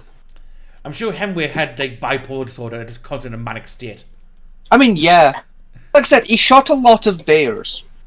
No one's really sure why, but he would occasionally just fuck off into the woods and shoot bears for a bit. The bears was because the one of the beliefs at the time was that Russians were bears. No. This is the thing that's mad about it, is like literally his father died and then he fucked off into the woods for like 3 months and came back with 15 dead bears. That was just a thing he did in response to his dad dying. No one's entirely sure why. He just kind of decided the best way to deal with my grief is to go shoot some bears for a bit. Right, here we go. This is the beginning of Scientology. It was weird. Right, here we go. 1951, a year when my dad was born. As we started his long period of life force shit and high echelons of the universe, origins and ascension. He's also engaged referring to certain technology, his swift methods of approaching result. This is the development trials record in 112 lectures and has authorized the work of 1951, including science of survival, advanced prediction of what? Procedure and advanced procedure and axioms, self-analysis and handbook for pre-clears to consolidate the administration and advancement of Dianetics. He further forms a first Hubbard College in Wichita, Kansas. Of course, Wichita. I don't know what a first Hubbard College is, but good for him. It's his college for himself. Yeah. Fair. And he made assuming a lot more, seeing as it said the first. Yeah. Having determined human beings to be fundamentally spiritual, so began track of inquiry to determine how fundamental truths in spiritual existence were only involved followers of the founding of Scientology. So reading this, he basically took paranormal research and formed religion around it. Cool. Basically what the neo-pagans did. That's essentially what we did, but with extra steps. I like it. He added aliens into the mix. Aliens and using science to try to detect the human spirit and soul shit. He's a pagan with aliens. It's cool. Yeah. That's essentially what he did. Now, all this. They should make a movie about this guy. It's like just an Oppenheimer. I want like a movie like Oppenheimer, but just about L. Ron Hubbard. He sounds like an interesting guy. He was. Sounds like the type of cunt that would make a good movie, you know? See, I'm going to quickly Google in the background to see what that first letter of his name is, because I'm convinced it's a Leonard. Now, next thing, I have no problem with. Why do you care so much? I just do. It's one of them things where I will never. It's just a hyperfixation that's happened now, is it? Now Now. Oh, fucking hell! It's not Leonard. Go on then. Lafayette. That's what he calls L for. Lafayette, yeah. Yeah. At least it's not Lafayette. Now, on the face of it, I have no major problem with the tenets of Scientology. The base idea makes some sense. You can see. The core beliefs, purity, body, mind, that type of stuff, spiritual height. Again, there's plenty of religions out there have something similar. Buddhism, paganisms have it. Because it's very similar to my own religion. You know, drug-free world. We all love the idea of a drug-free world, but world shitty. Yeah, and also that's the difference between in the dark Scientology and time, right? paganism. Is like my religion encourages drug use. Yeah. Scientology doesn't. That's the only real difference here. Now, the problem comes into it is how they practice the idea of their beliefs. Or to Yes. say, not so much this guy's problem, but the guy who took over Scientology and then fisted in the ass. Who currently runs Scientology? Or does no one know? They definitely know. Oh, his name came up and I can't remember what his fucking name was. Bastard. Is it Tom Hanks? No, it's not Tom Hanks. Is it Morgan Freeman? No, it's not Morgan. Right, tell you what, Can it be Morgan Freeman when they make the movie? right, we're going to play our first video. When they make the movie on Scientology, can Morgan Freeman play him? Actress and activist Leah Remini is taking Right, this is the first video we have, on the a short Church of one. Scientology today in a new Right, pause that. Right, Leah Remini is the first one. She's done a series of things on growing up in Scientology because she joined them back when she was 13 with a parent. Yeah, I remember that occurring. Yes. Right, now this video was 11 days ago, well, 11 hours ago, I believe, because she's just started a lawsuit. For the record, by the way, I like her little lapel pin. I like the number 7 because she's on Channel 7. I like the pin. Yeah. According to this, More news channels should do that. More news channels should get little pins saying what channel they work for. It's a nice idea. according to I want this, one. David Miscavige. That's the one. Hang on, Miscavige. Mishkovich. Yeah. And to be honest with you, if you see a picture of him, he looks like a fucking slimy alien. That sounds a suspicious amount like a Russian name. Alright, now we'll play through this video and then we'll talk about it. Oh my god. lawsuit that Is he I see Russian? what you mean. I Yeah. see what you mean by it looks like a fucking alien. Nah, but like, is he Russian though? No. No, He's he American. looks nowhere near Russian. I'm like that last name sounds a lot like a Russian name. Like, I'm amazed. You find it's more Polish. Yeah.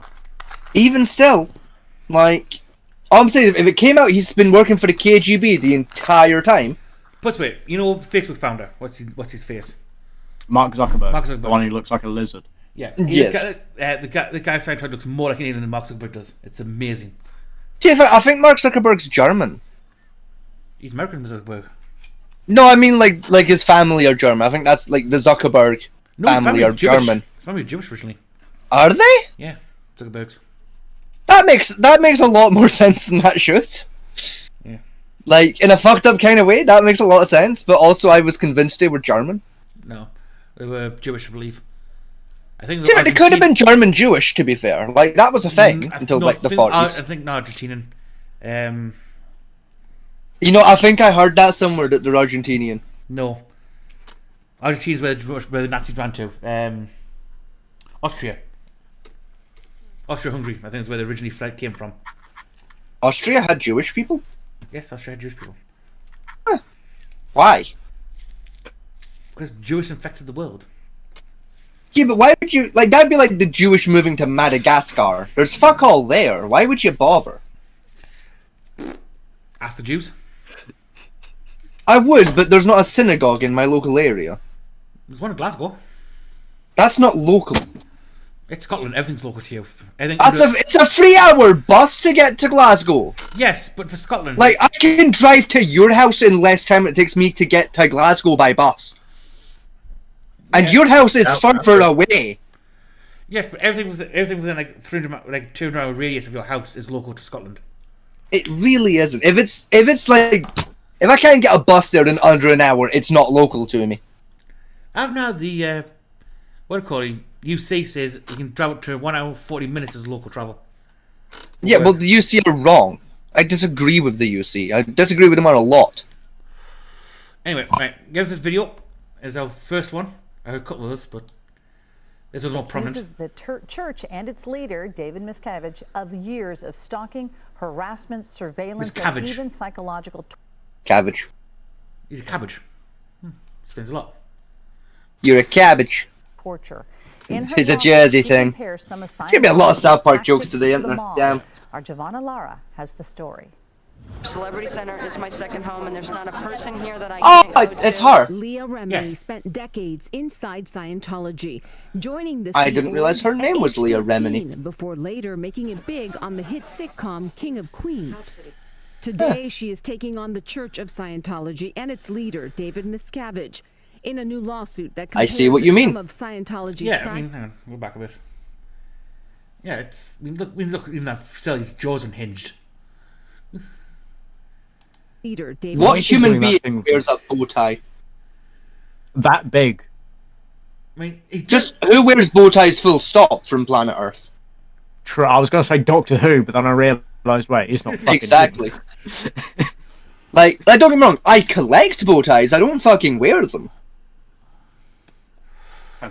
But if you said, if you came out saying, yes, I'm an alien from the planet Xeon, I would believe wholeheartedly.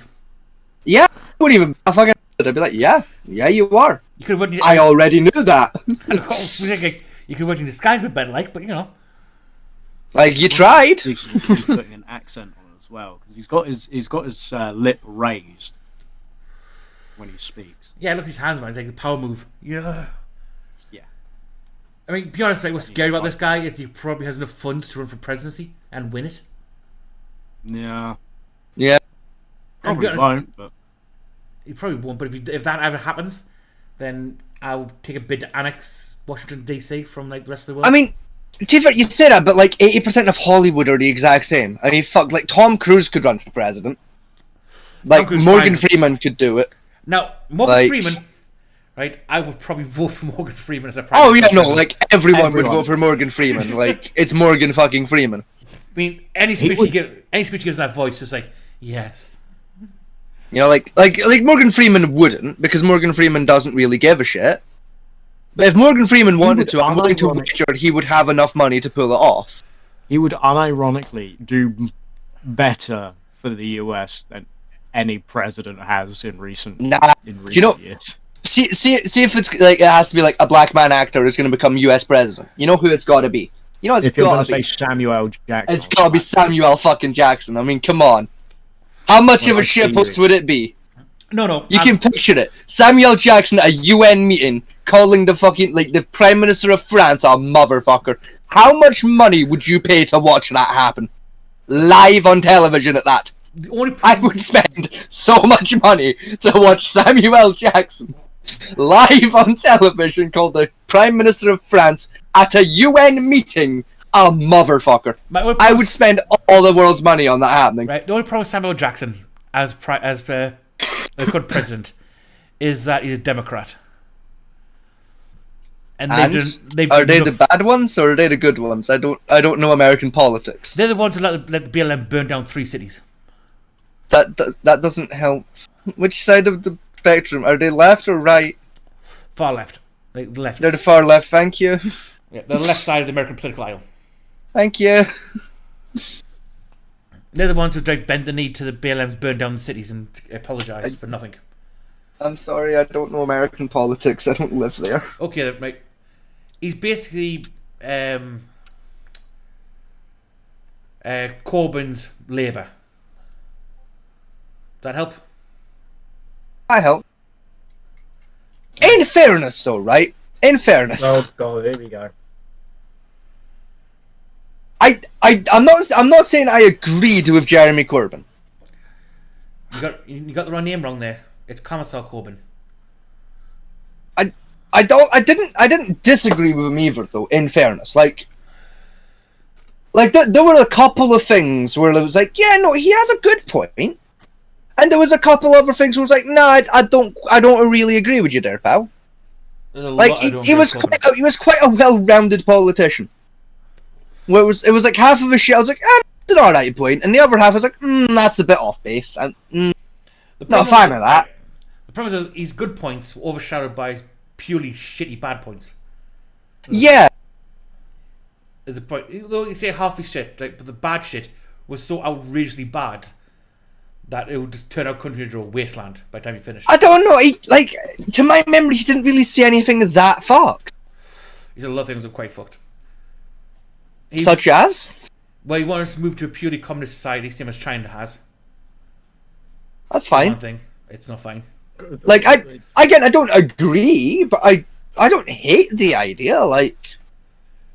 If we transitioned very, very slowly into it, we could make it work. Communism never works. I don't know. I mean, maybe. Throughout the years, it's never. All I'm saying is China's still standing. Because China's a purely communist. Very fucking barely. Oh, they're still there. They've not collapsed yet. It seems to be going all right for them. Right. Problem with China. Right. China is not a purely communist state. Right. China is a communist. They tried. State. They tried and wiped out half their population. Yeah.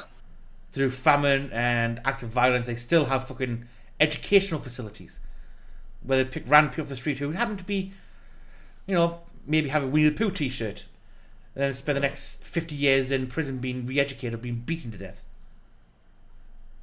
I'm saying is, I'm a scrappy young son of a bitch. I could survive a famine or two. Right. So what China did was, when we returned Hong Kong, they used Hong Kong as a capitalist centre to detach capitalism to bring in more money, while still keeping a communist government. Well, we could just do the same shit. We just turn London to our bit, where all the commerce happens, and everywhere else is just free shit. Yes, but highly corrupted state. One of the in and our government isn't corrupt. Right. The problem is, though, right? People complain about the economic gap now we have between the rich and poor. Yeah. In a communist society, that gap is infinitesimally unamountable. Because not really. It is because the power of the party has. Right at the top, they are the wealthiest, and everyone else below them is basically just scum of the earth, as far as they're concerned. Yeah. Right, because the way, although they say they divide everything equally, but that's why we have to put people in power who aren't fucking pricks. Absolute power corrupts absolutely. I don't know. I feel like if I was the leader of a communist country, I would be pretty sound. You're the last person I put in charge of a communist country. I would be a pretty sound communist leader. I'd rule it kind of like a king. I'd fuck your Parliament House bullshit, right? I'd have a little chair on a little platform. There'd be a little velvet rope and shit. Crowd can come in, and it's like Prime Minister's questions. I'm sat on my chair, right, and I go, right, questions, right? People put their hands up like it's school. I point, I'm like, right, you in the purple, what's up? Stands up and he's like, So my farm burned down because of this criminal guy. Can I have a new farm? And I'd be like, of course. And while we're at it, new farm, and we're gonna track down the guys that burned down your old farm. I'd be a pretty fucking chill communist. It's Kim Jong Vegas. No, I would be a good guy. I would be nice. Anyway, would I torture lots of people and commit copious amounts of war crimes? Of course. Right. But it would be for the greater good. Okay, shut up. We're not going about the greater good. We can have a talk about socialism versus capitalism another day. I'm not saying socialism's a good idea. I'm just saying it's an idea. It's a bad one. I'm just saying I could make it work. The bad one. All I'm saying is I could make it work. Right. Anyway, back on our main topic. Let's get back to the video. I'm not saying I'm communist, but I'm saying it'd be a good one. That compares some of Scientology's practices, like suppressive persons and fair game, to old-school mob-style tactics. Remini alleges that since she publicly broke with Scientology in 2013, she has been under constant threat, stalked, surveyed, harassed, including what she calls a, quote, coordinated campaign to run and destroy her life and livelihood. In her lawsuit, she points to social media posts like these that she says are from accounts controlled by Scientology. One calling her an unhinged religious bigot. Another photoshopping a tattoo on her that says, "I love rapists." It's over 200 coordinated accounts that Scientology is operating as we speak. Remini talked about what she refers to as church tactics to silence or punish critics on the YouTube channel Growing Up in Scientology in May. But the object of this is that we are silenced or muzzled, that we can no longer speak. And it's psychological warfare. It's terror. It's psychological terrorism. Remini alleges Scientology has interfered with her ability to earn a living by harassing or defaming good her cookies. to current or potential business partners, including A&E. I actually paid attention to the video. Yes. I didn't have anything else to say, so we didn't get with copyright. So I was like, I'm gonna just talk about my cookies, like, so we don't get fucking slapped in the head, like I'm watching this, I'm eating beer-shaped cookies. To a video, something I just quite interesting what she's saying. All I hear in the background is good cookies. Yeah, they're really nice, and also I didn't want us to get killed by copyright again. So I was like, well, I don't have what else to talk about, so I'm gonna talk about my cookies. If you've been copyrighted by the news, there's something fucking wrong. oh, we have been before. Yeah. A&E had a pop with us. Really? Yeah. Mm-hmm. Right. One thing I want to keep in mind is the idea of, fair use in the other term, the oppressive person. Mm-hmm. So I'm going to bring those terms up because they're actually on their website what these terms are, on their official website, which is how they state them is very interesting. Yeah. Right. Disney and the Game Show Network. Each other there. Good teamwork. Oppressive person, that was it. Go next. She also questions Holy why shit, so we don't want a writer. Scientology is allegedly able to use tax-exempt church money to pay for private investigators Like he's filming me. hired by church attorneys that she claims are used to survey and stalk critics and former members. Marty, I'm with Squirrel Busters Production doing an investigation on you and your squirrel technology. Scientology has not responded to our requests for comment, but in the past has said that Remini promotes, quote, hatred and religious intolerance as a means to line her pockets. Remini says her disillusionment with Scientology started here in Italy in 2006 at Scientology's Wedding of the Year. In the Italy, nuptials of Tom Cruise and Katie where love Holmes. is king. David Miscavige was Tom Cruise's JT best meets man, but his Tom. wife, Shelley They get Miscavige, married was for a nowhere to be year. found. Are you finished? Yeah. No. Remini says I have finished my she cookies. asked, They were "Where's very nice. Shelley?" Thank you for asking. And for that, she says she was later punished at Scientology's spiritual headquarters in Florida. It was 4 months of psychological torture, she alleges, a Scientology ethics handling process known as the Truth Rundown. I was in an ethics program simply for asking where Shelley was. For years, punished for asking a question. One of the first things Remini did after leaving Scientology in 2013 was to file a missing persons report with the LAPD, asking again, where is Shelley Miscavige? This is enough. Where is Shelley? 10 years later, she's still asking that same question. Where is Shelley Miscavige? Scientology has said that Shelley Miscavige is living, quote, a private life, and the LAPD says it met with Shelley and Scientology attorneys back in 2013, and she was alive and safe. Well, again, The problem is that no one's seen her since 2006. Yeah. Right. That was that's the first video we had. That's the youngest video we have. The 16 hours ago now, when she filed that lawsuit. The fuck was that? There was a noise. It was my phone. Now let's go to the FAQ section of Scientology itself. Right. Now where was it? That reminds me, actually, before we continue, a quick bit of quickest bit of housekeeping we've ever done. Sunday for the Sunday show, can we start at 8 instead of 7? Just because I've got work and I don't finish work till 6.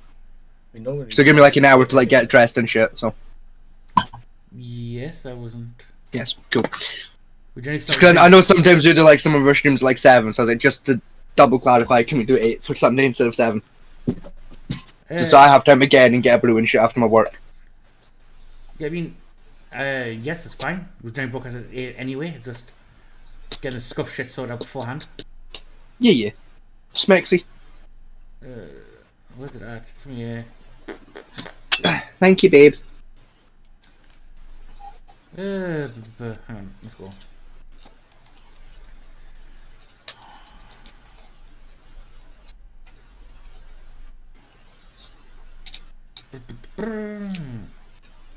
Oh,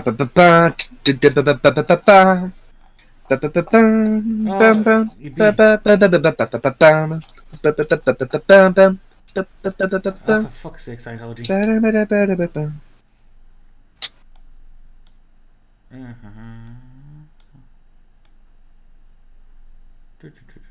Well, bugger.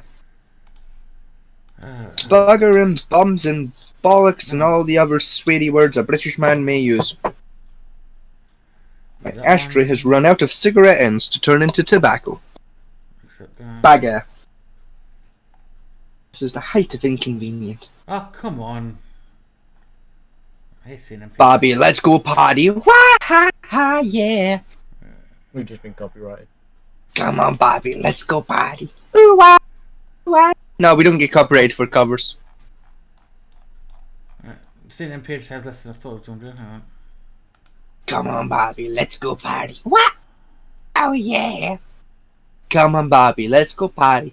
Wow, wow, wow.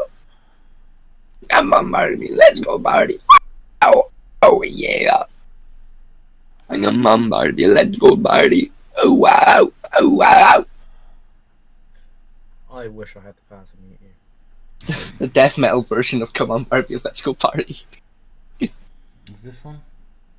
Come on, Barbie, let's go party. Wow. Oh, oh, yeah. You literally hurt my ears now. Oh, sorry.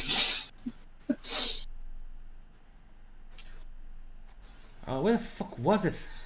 Just trying to keep the mood alive while we Google things in the background. Oh, for fuck's sake. You were only supposed to blow the bloody doors off and have the things you wanted to Google on hand already. I thought I did, but I didn't actually get the link I wanted. You silly bastard. I used one of the fake How could you do this to us? Will you shut up a second? Why have I gone from Yorkshire? I Right, don't fair know. game. Fair game is a term which often intentionally misprints and used in apostate Scientology and other critics of unfair tarnishing of the church.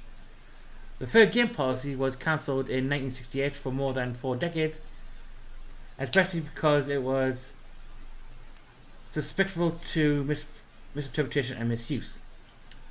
The term meant that apostate members could not seek protection or refuge under the church's internal ethics or justice code, and have been intently misprinted as apostates when all that meant that those expelled from the church could no longer take advantage of internal escalation support and justice procedures.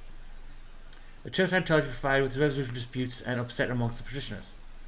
They would have to make their own way, unaided, with the justice procedures of the social as their only resource, society as their only resource. The concept is old as religion itself, and many faiths reserve the right to expel or execute members who refuse to abide by the moral and existential code of the group, which is not entirely true. Right? Well, they're using this act as when they put someone out, they could be fair game for do whatever we want to them.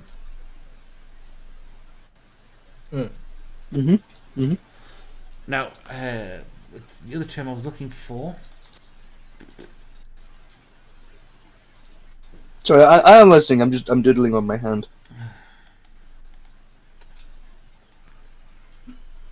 Hang on. No, I'm going to go to the toilet quick. I'll be back. Okay. Come on, I'm trying to figure out what the hell it is.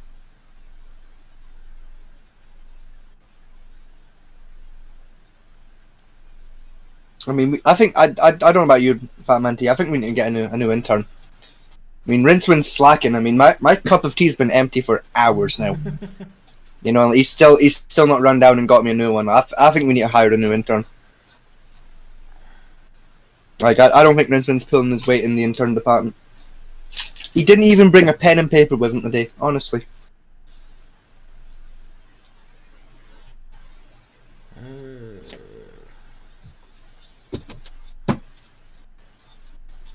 Come on, Bobby, let's go party. Why, yeah. Come on, Bobby, let's go party. Alright, Do come I? on. Do No, I? on this one. What's Scientology allowed to do? Right, Going you through want to read my this one? mind. Yes, sure, why not? Alright. Alright, harder. Let's have a noise. Just like from the top there, just the top of the paragraph. Yeah, this is from the Real Detroit Weekly. Alrighty. So, in most religions, activities that are deemed dangerous, taboo, or antithetical to the central principles of the faith are either prohibited or highly regulated. Same is true for members of the Church of Scientology.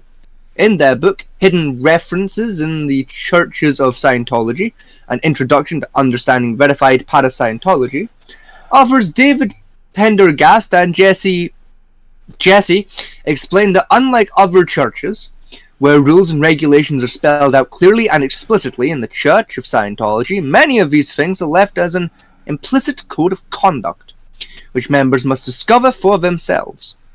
Below you will find a list of things that Scientologists may not do if they want to remain a member in good standing. What are Scientologists not allowed to do? No sex in the church! What is the hardest thing?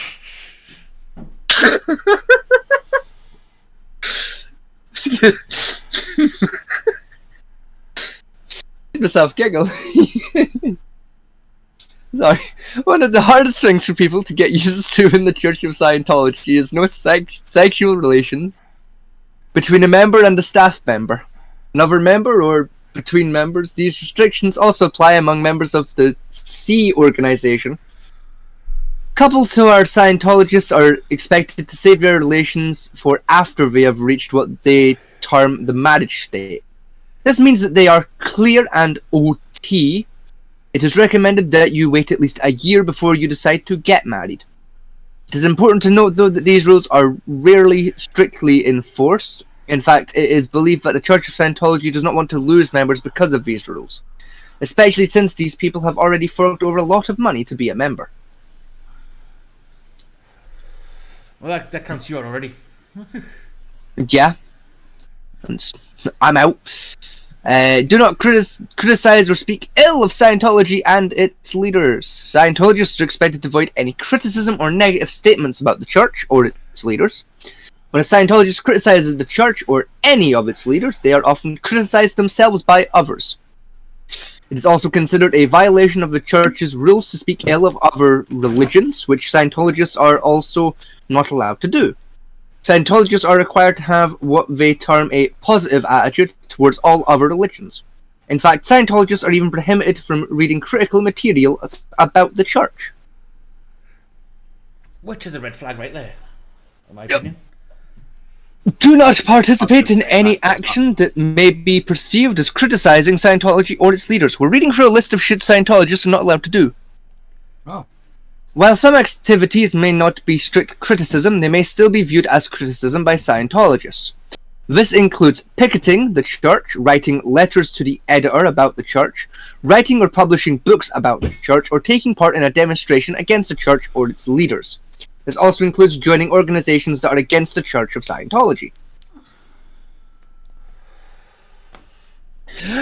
Do not join or support any organization that is against the Church of Scientology. It is an explicit violation of church rules to join or support any organization that is against the Church of Scientology.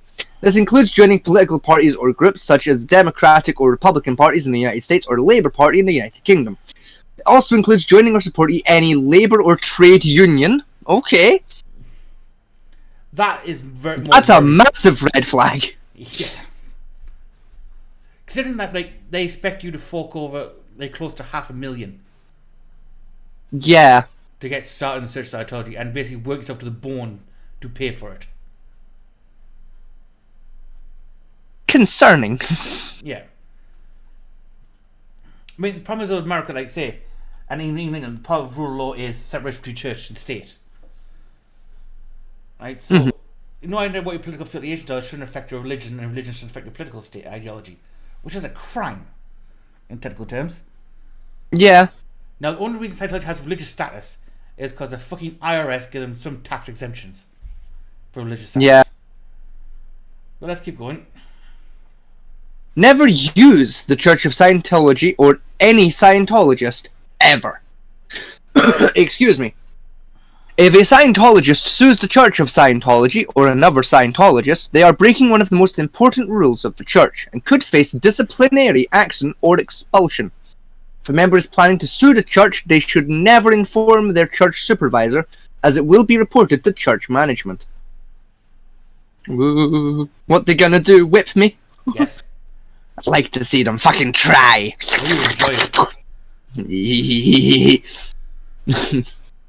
But essentially, that Do not means- Go on then. Sorry. Yeah. Sticks and stones may break my bones, but whips and chains excite me. Okay, debauchery over. Yeah, basically what it's saying there is if you get hurt during church or on church ground, you couldn't sue them first. Yeah. Or in more broad specs, say when the church members raped your wife, you couldn't then report them first. Because that was breaking their rules. I feel like it's like you just couldn't sue them for it. Like you couldn't like sue them for monetary recompense, but you could like sue them for jail time. I highly doubt that, to be honest, because how it's written here. So I feel like if you're taking them to court because like they raped your wife, that's not technically suing them. Yes, but remember they won't allow you to go to the police. They have their own internal court system you have to go to. I mean, yeah, true. Where were we? Oh yes. Do not practice or promote a separate faith, religion, or belief system outside of Scientology. Scientologists are not allowed to practice or promote a separate faith, religion, or belief system outside of Scientology. This includes not practicing any type of magic, fuck you, including astrology, palmistry, hypnosis, fortune-telling, and so on. Even if a practice is non-religious, it may still be a violation of church rules. Yes. Right. Practicing magic, including astrology, palmistry, and hypnosis. That's the shit they do there anyway. Yes. So how... That takes some balls. Yes. To put that as a rule. For example, traditional Chinese medicine, TCM, or herbal medicine is not religious but is still against church rules. Fuck off. Yeah. I'm sorry, right? I'm a big believer of herbal medicine. It is the most oldest form of medicine that does work. In fact, all our modern medicines are based on herbalism at some point. You know what I mean? That is bullshit.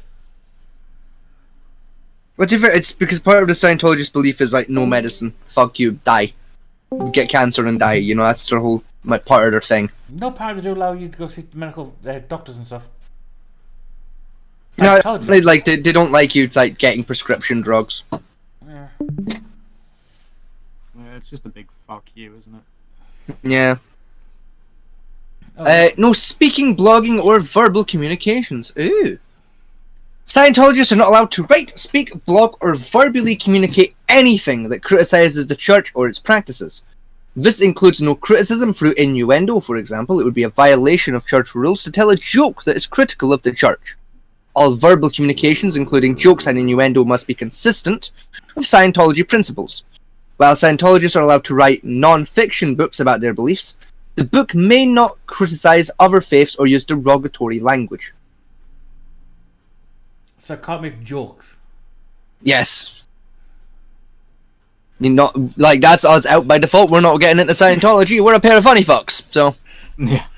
I hate to ruin your dreams. I know you've always dreamt of being a Scientologist, Fat Man T, but I'm afraid it'll never happen, my friend. I'm good, to be honest.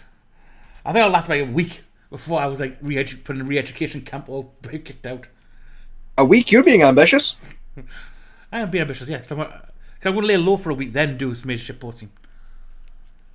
You know, find a nice soft target I can actually get the grips onto. I'd be amazed if you made it a month. I made a fucking week.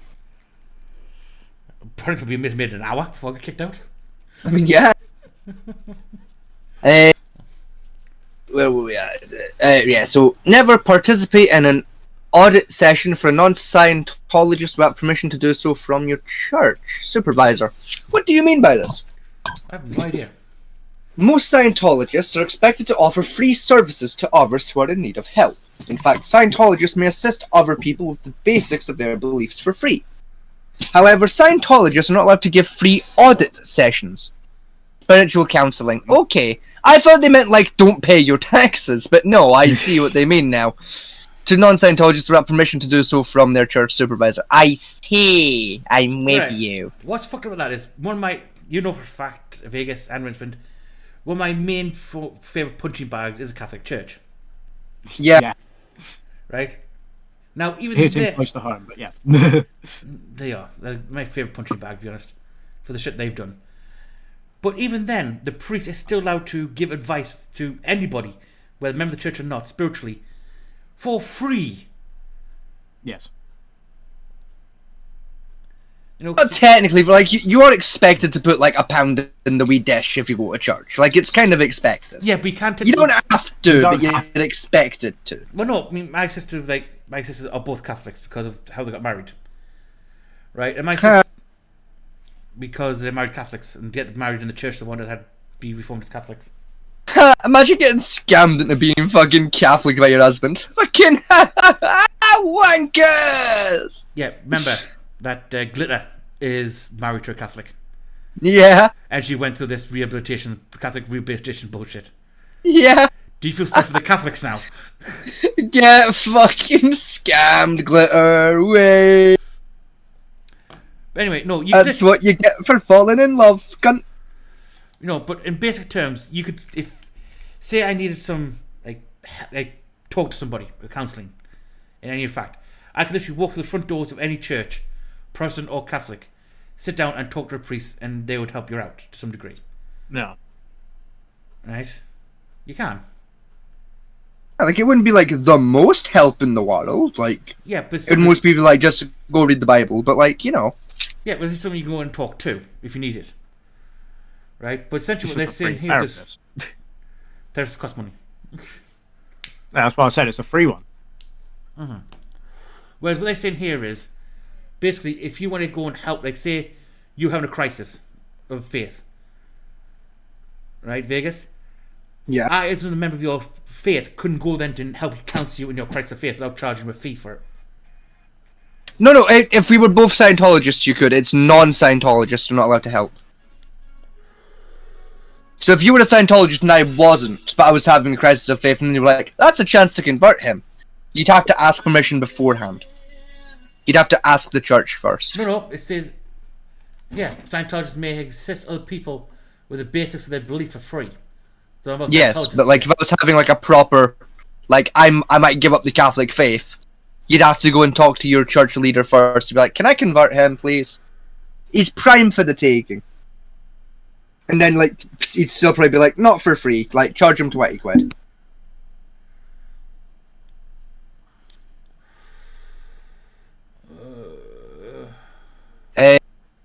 Oh, is that the full kit?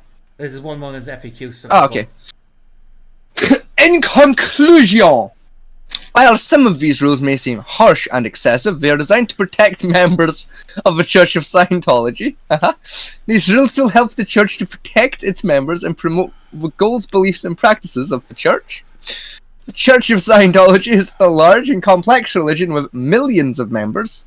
As with any religion, there are certain rules and guidelines that members must follow. These guidelines are designed to help members stay safe, protect themselves from unwanted influences, and remain true to the core beliefs of the organization.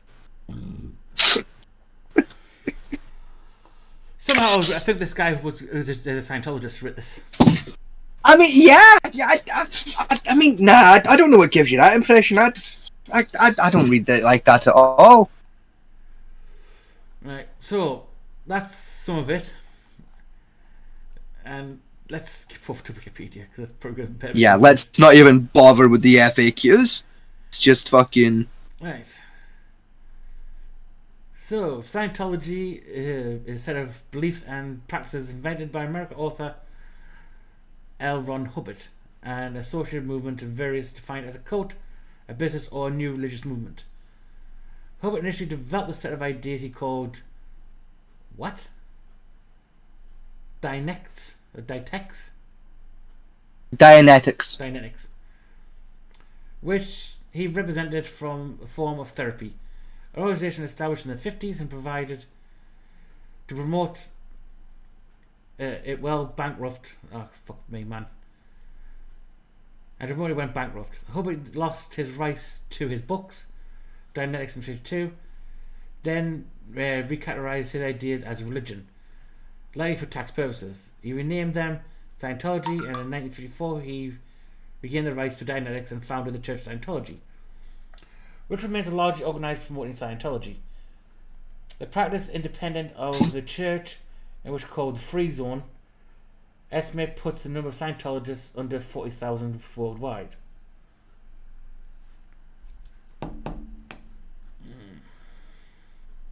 I'll read the next book. I couldn't laugh at this next part. Where am I at? Scientology believes. Paragraph 2. Scientology beliefs include reincarnation and that traumatic events cause problematic engrams in the mind. They claim that an activity called auditing can remove the engrams. A fee is charged for each session of auditing. Once an auditor deems an individual free of engrams, typically after several years, they are given the status of clear. Scholarship differs on the interpretation of these beliefs. Some academics regard them as religious in nature. Other scholars regard them as merely a means of extracting money from Scientology recruits. After being deemed clear, adherents can take part in further activities called operating phaeton levels, which require further payments. The operating phaeton texts are kept secret from most followers. They are revealed only after adherents have typically given hundreds of thousands of dollars to the Scientology organization. It has gone to considerable lengths to try to maintain the secrecy of the texts, but they are freely available online on sites such as the publisher WikiLeaks. These texts say past lives took place on an extraterrestrial cultures. Oh, in extraterrestrial cultures. They involve an alien called Xenu, described as a planetary ruler 70 million years ago, brought billions of aliens to Earth and killed them with thermonuclear weaponry. Despite being kept secret from most followers, this forms the central mythological framework of Scientology's ostensible soteriology. These aspects have become the subject of a popular ridicule. Soteriology is a difficult word to read. Let's see the definition of soteriology. I was gonna say, what the fuck even is soteriology? The study of religious doctrines of salvation. Okay, it's salvation. I'm with it. Right, so it's Jesus science, I see. So hang on, right? Xeon is their high ruler who kidnapped them from their planet, brought them to Earth only to nuke them, to have them reborn as humans. Yes. And I thought the Noah's Ark was complicated to try and figure out. Yeah.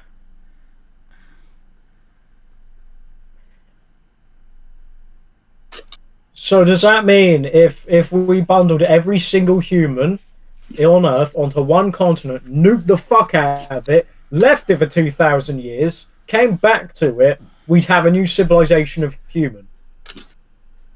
No. Well, no, because the problem is here. Hang on, what is it? Because I'll explain it. So, you know, in Fallout, right? Yeah. There were humans, right? Yes, that's. Then Russia dropped the nuclear bomb on America. China. And then the humans became zombie monsters. Yeah, same concept. Same concept. Yeah, so we would have a new form of. We were aliens. Then they nuked the aliens. The aliens became humans. So if you nuke the humans, we'll become someone else. We wouldn't be humans. Yeah, but 70 million years ago, right? I had to point this out. Right, that was a comet strike that. Well, sorry, 70 million years ago, when the comet. That was still in the Jurassic period. Yeah. So, still beginning of the dinosaurs. Yeah. So they're trying to put like the first one belief of a first advanced human race that got wiped out. Yeah. You know the freaking Assassin's Creed bullshit. Maybe. either that or they're trying to say like the aliens came, the dinosaurs were there, and then like the alien god nuked the planet, and that's what killed the dinosaurs and caused us to be reborn into human beings from the alien statuses. Yeah, but 7 million years ago, the dinosaurs were still alive and kicking. So he was like 3 million years off for his calculations. He was close. Like, what's 3 million years between friends? There you go. Soon after, for information, Hubbard Group has generated still opposition contrary to 7 inside because of their illegal activities. In the 70s, Hubbard's followers engaged in a program of criminal infiltration of the US government, resulting in several executives of the organization being convicted and imprisoned of multiple offences. The US federal court, Hubbard himself was convicted in absentia of fraud by a French court in 1978. It says to 4 years in prison. In 1992, a court in Canada convicted the Scientology organization in Toronto of spying on law enforcement and government agencies and criminal breach of trust. Later held the Ontario Court appeal. The Scientology was convicted of fraud by French courts in 2009. A judgment was held by the Supreme Court in Cassation in 2013. The Scientology has been described by government inquiries, international parliamentary bodies and scholars, and lawlords, and numerous Superior Court judgments of both a dangerous cult and manipulative profit-making business. The following is the legitimacy of numerous countries. Litigation in numerous countries. The organisation has managed to obtain legal regulators of religion institute in some jurisdictions, including Australia. Oh, there's one in Australia. That's what I thought it didn't. Italy and the United States. Germany classifies Scientology groups as antisocial, anti-constitutional sect, while the French There government may be classifies the group as a dangerous cult. Japan that doesn't have one. Doesn't have a Scientology church. I would say Japan wouldn't stand for this nonsense. Although Japan has like a massive like parapsychology cults and that's around there. Like they do a lot of parallel research. They wouldn't stand for the bullshit they just spread there.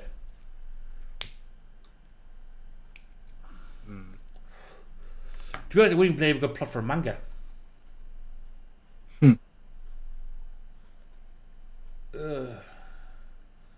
Alright, Mr. Vegas is gonna disappear for 5 minutes, but this like Mr. Vegas won't be long. Okay.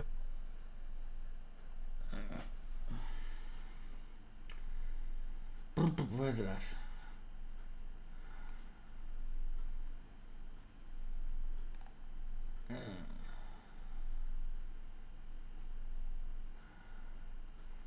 Yeah.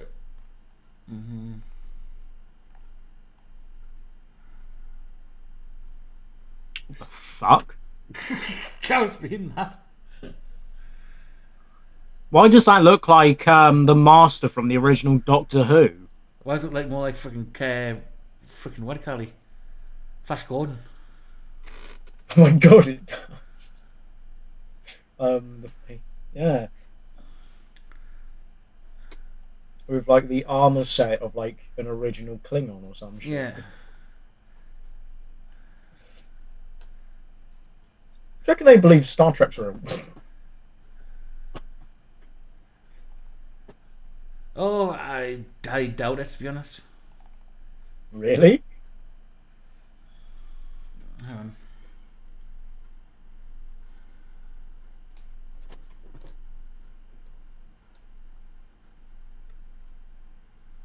Or Star Wars, actually. Star Wars is more believable. Probably something more like Star Wars.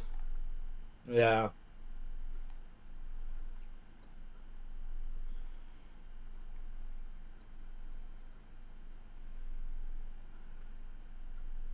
Now, you know what they'll do to ruin Star Wars?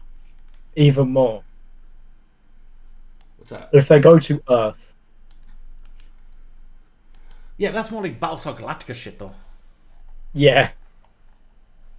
You know, where satellites chase him all the way to Earth and shit. Hmm. You know, I'll leave that bit there for Vegas Street, because he's going to shit himself when he sees it. Yeah. I'll be trying to Google, because this is one time I wanted to Google. Because yeah, Star Wars, it's in the shitter at the moment. Star Wars Do, and shit. do, do, do, do, do, do, do, do, do, do, do, do, do, do. I love Star Wars. It's my favorite. It's just like the stormtroopers out of the Star Trek killing the space bugs Right, I've got another one for you to read here for you, Vegas. on Planet Six. Right, there you go. I'll read that section. Wait while I locate my later. There we go. Right, where? Right, we've got some things. Ow! We've skipped some things like Odin, mind shit, and all that type of stuff. We get Yeah. back to those in a minute. But there's two things I want to Brain go over shit. first. Yeah. There's this one. Space opera and the Wall of Fire. Yeah. Yes. Have a read of that. Did they make an entire anime based on fucking Scientology's religion? No, Scientologists made their own comic book series. Fuck off. Oh, their religion. Some events and distant person which spaceships, space finding, collective travel all feature. From the Xeno myth story concerning 75 million years ago, referred to this. It was universe. This sort of life from 7% of the world. There was Okay, yeah. and then detonate 100 miles of volcanoes.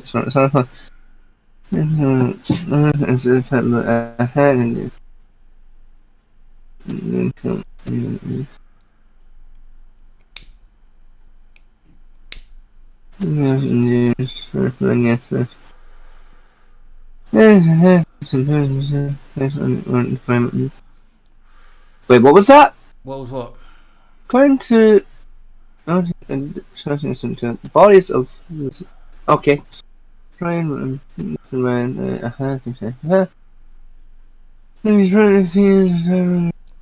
Body heat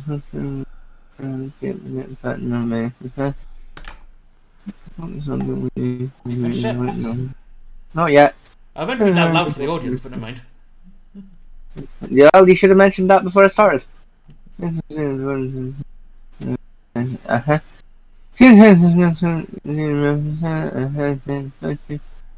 trying. No,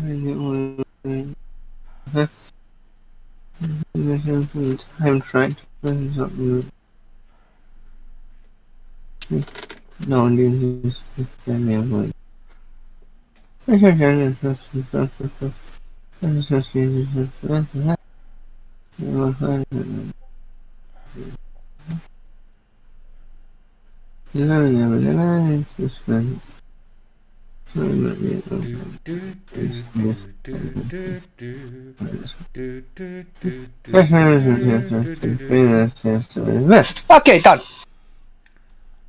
Why is there a Power Ranger? That's Xeon. That's what a Xeno is supposed to look like. I see. No, not that cunt. The guy below that cunt. That's a bitch fish alien. That's just a Xeno. Cool. The 1918 bears. What? The Xeno story bears. Okay. So it's some of the science fiction. But the substantial Don't themes read from off the audience Xeno to story. hear. Not you can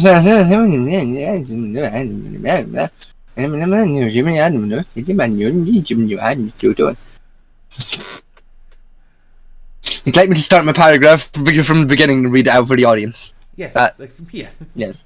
From there, you bastard! It's so much reading!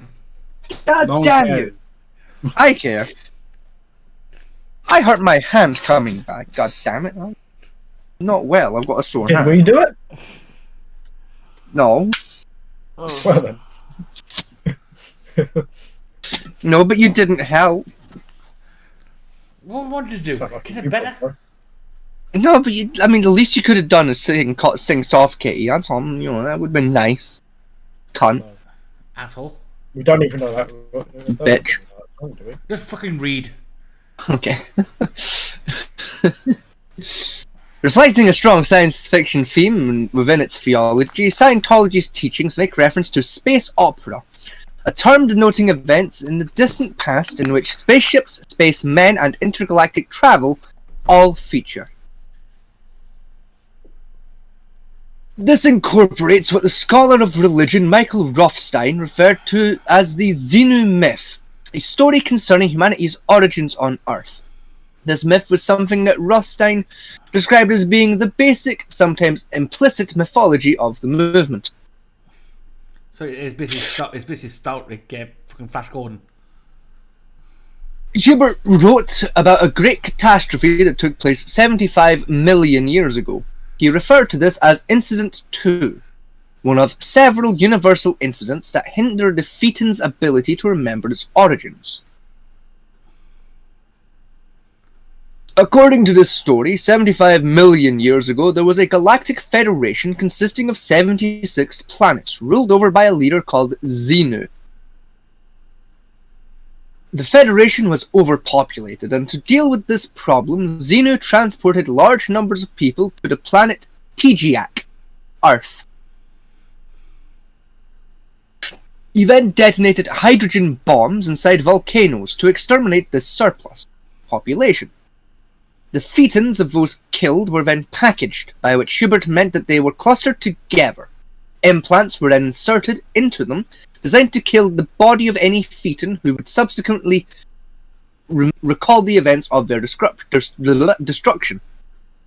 After the Tijiak massacre, Earth massacre, several of the officers in Xenu's service rebelled against him, ultimately capturing and imprisoning him. According to OT documents discussing Incident 2... Hang on for a second before we continue on this, right? Yes. Your intergalactic origin was 76 planets. Yes. And you have a problem with population. So normally we think, I have intergalactic space travel, so what should I do? Oh, let's find more colonies on other planets that will spread out the population a little bit. Right, that's my first thing I would do. Nah, just nukes them. It's quicker. You have intergalactic space travel, and the best you can come with to wipe out the population is detonating hydrogen bombs inside volcanoes like some kind of Bond villain. If it works, it works. I'm sure they have death rays, disintegration rays, or just like, jettison in the vacuum of space or drop them into the middle of a star. Might have worked.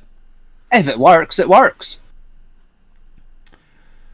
Go on then. According to OT documents discussing Incident 2, the bodies of those Xenu placed on Tijiak were destroyed, but their inner thetans survived and continue to carry the trauma of this event.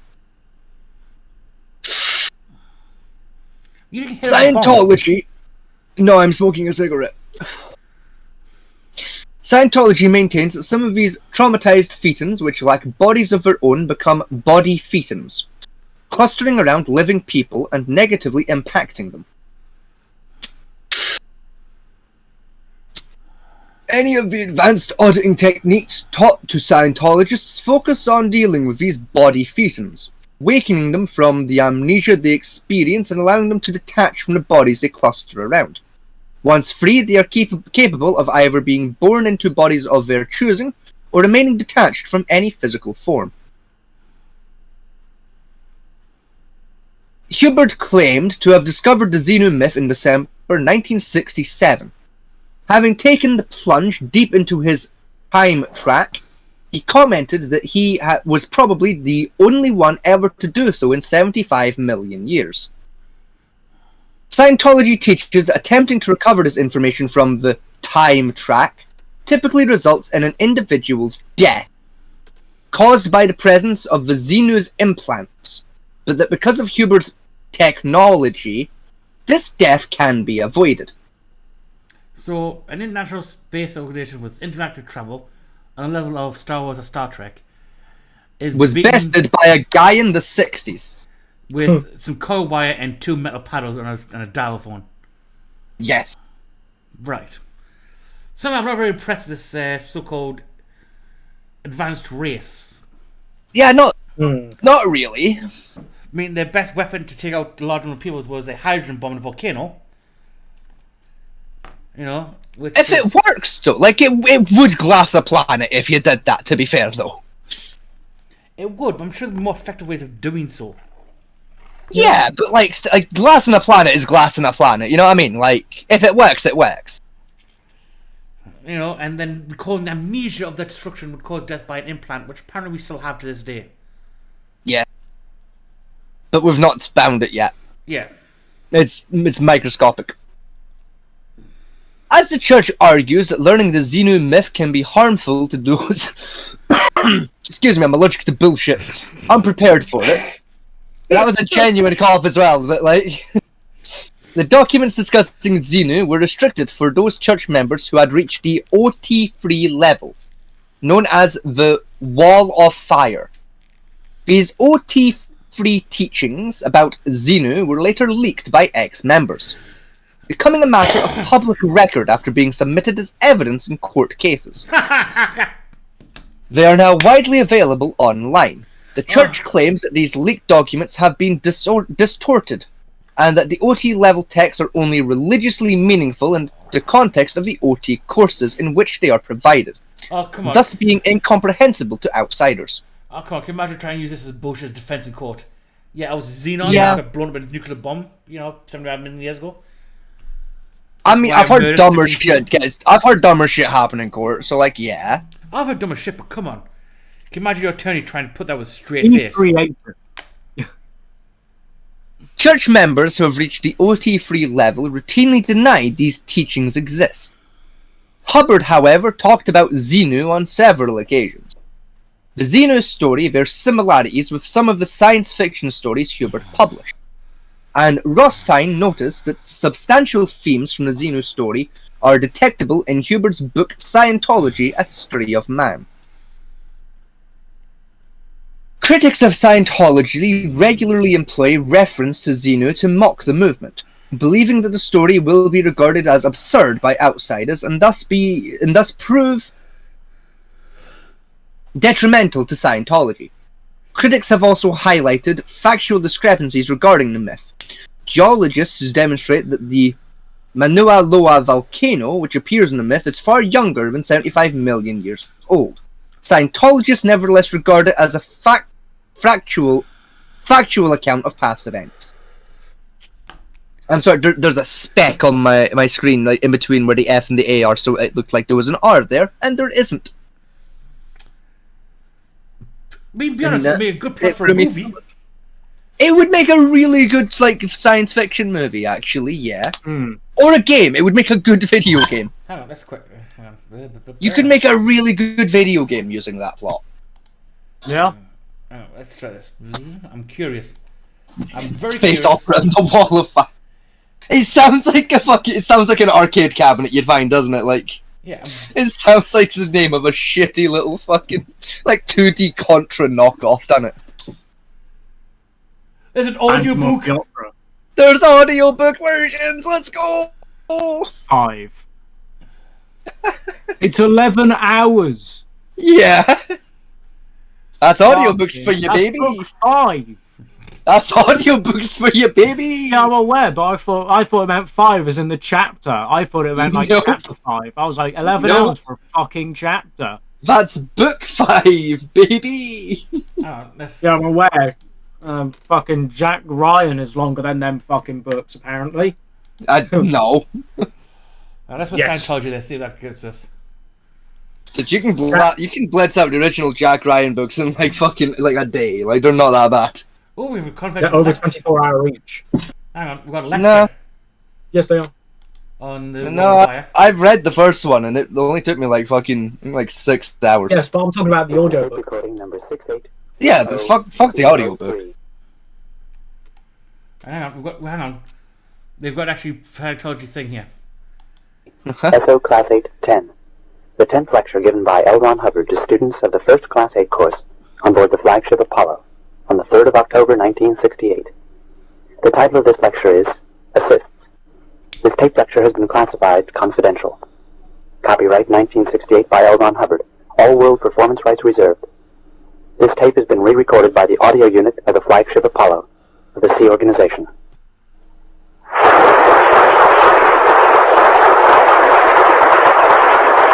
Curiosity. What the fuck does he mean by flagship Apollo? Right, Scientologists created another company called the Sea Organization, which have bought several ships so they have created their own fleet. As in, like, water ships Yes, or water ships. spaceships? Both. In theoretical terms. Boats. Water ships. Yeah, okay. Yes. Why? To re-emulate the space, because, like, in a lot of science fiction, space, like, organizations resemble naval code.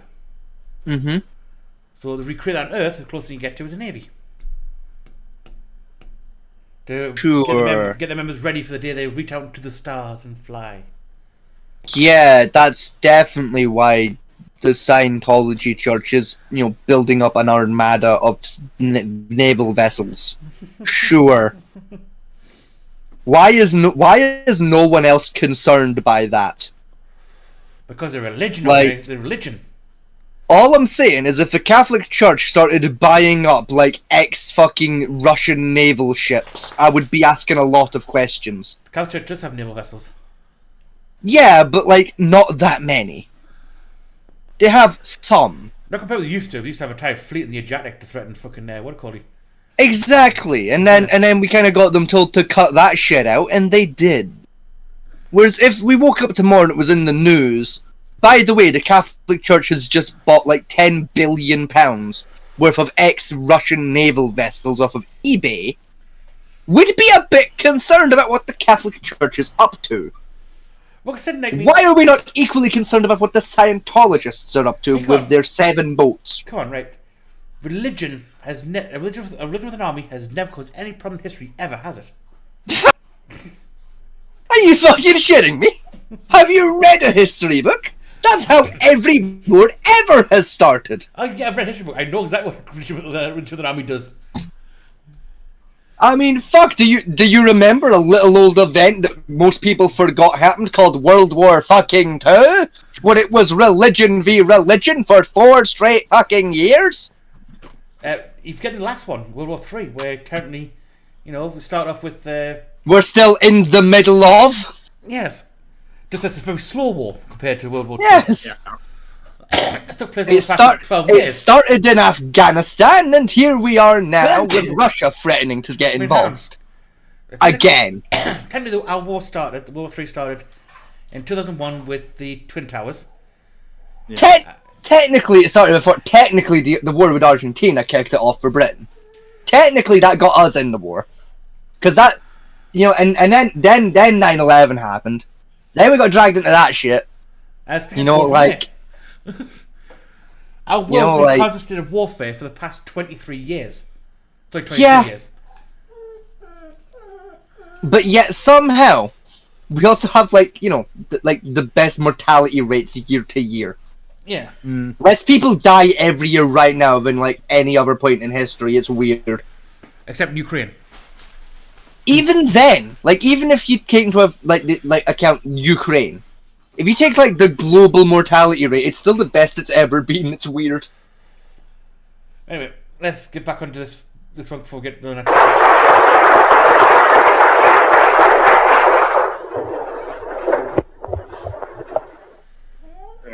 Oh, and all of a sudden, my right arm fell off, and it's went, oh my God, ow. And to this chin music, you get in ARC breaks, PTPs, missed with He'll answer your questions, boy, because they're right there ready to spit out. And then find out what it is. You don't arbitrarily audit something without finding out what it is. So this is one of these things where you are doing a sort of an assessment. It isn't a list, don't you see? You're assessing. And you ask him what he thinks it is. And he normally will tell you, I don't know, so you've got to suggest it. Very often he's like, oh, no, oh, God, I haven't got any idea at all. Okay, that's drug-fueled insanity. Yeah. Yeah. That's about enough of that shit. Thank you. That was Scientology Network app. I am tempted to. See, just for a shitpost. Like, I've got an Android emulator on hand. I could. Just to see what it does. Xenon will come through the screen and rip your eyeballs out through your skull. Bet. Anyway, I'm ready to die, are you? Alright, read this bit while something dug out. Right.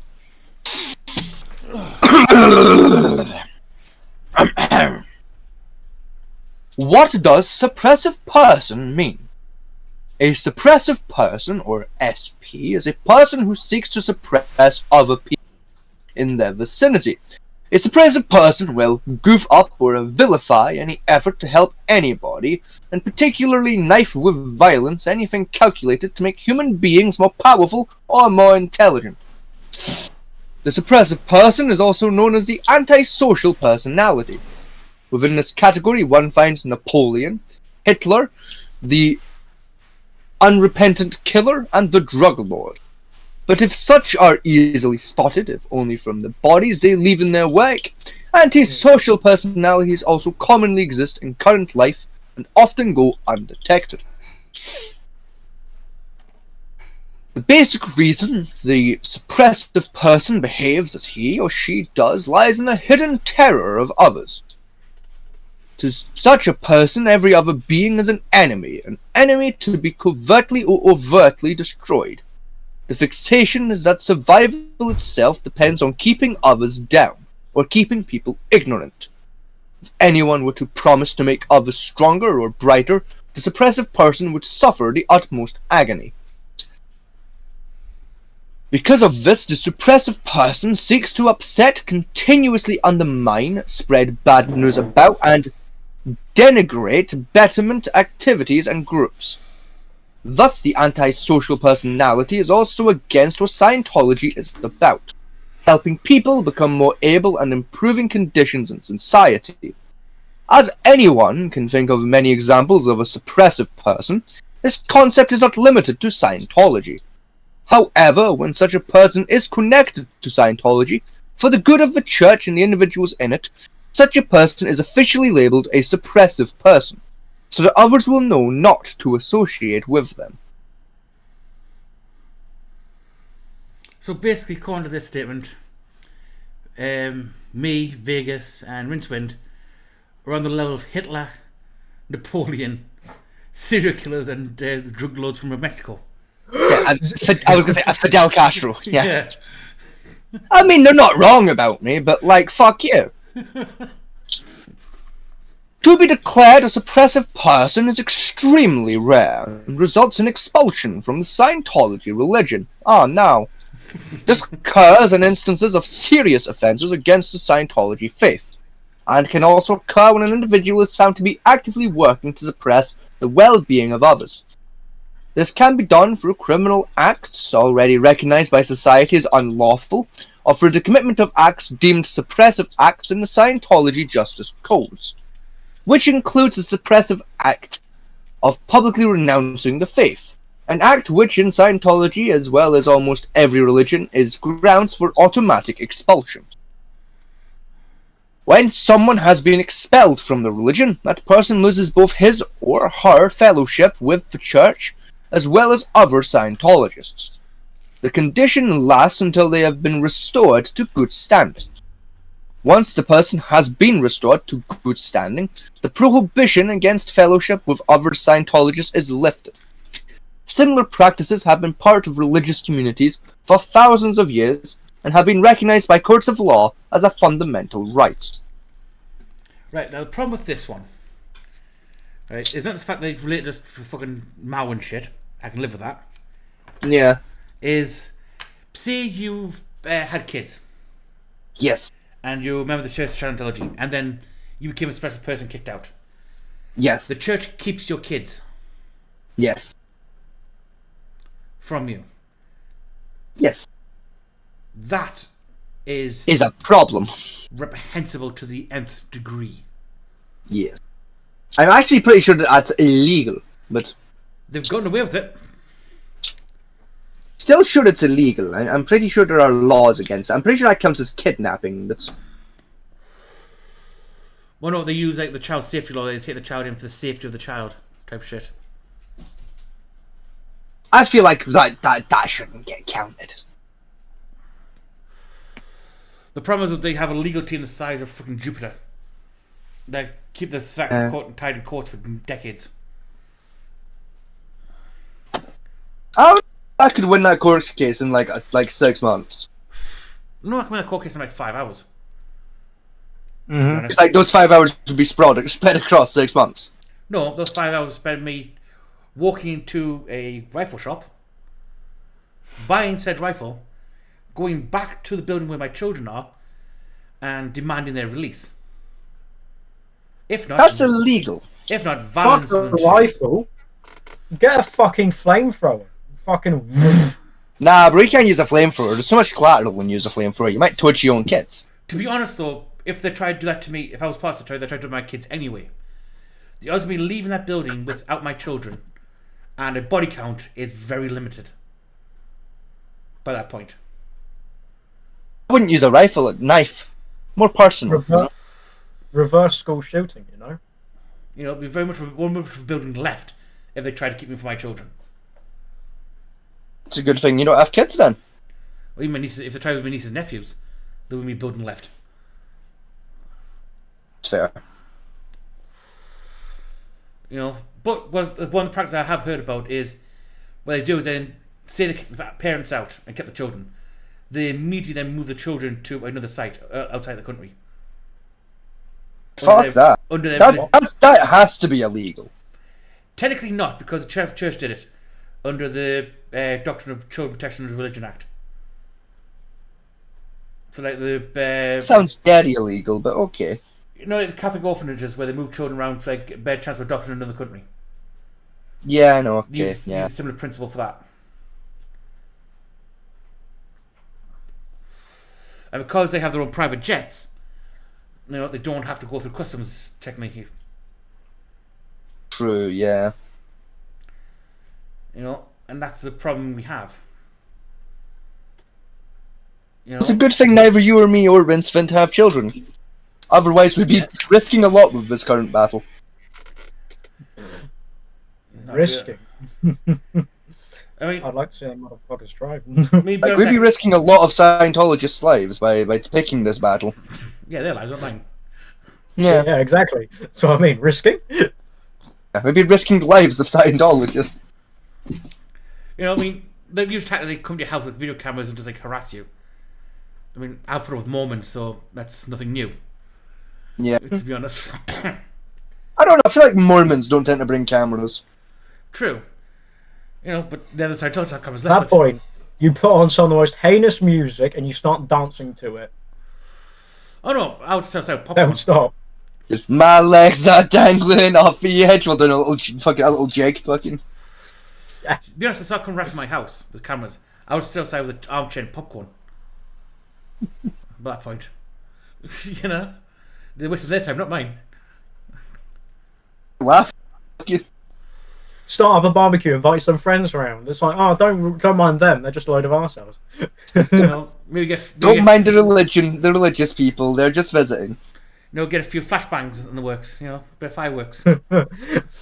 Because I know a good couple of people that would really fucking hate that, and they beat the shit out of them.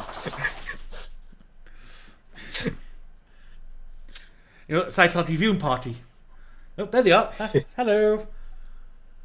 Oh, who's that? One guy's. I know guys. They'd slowly learn not to come round my house. Oh, what was that? There was a group that did a ship post in Scientology. It was brilliant.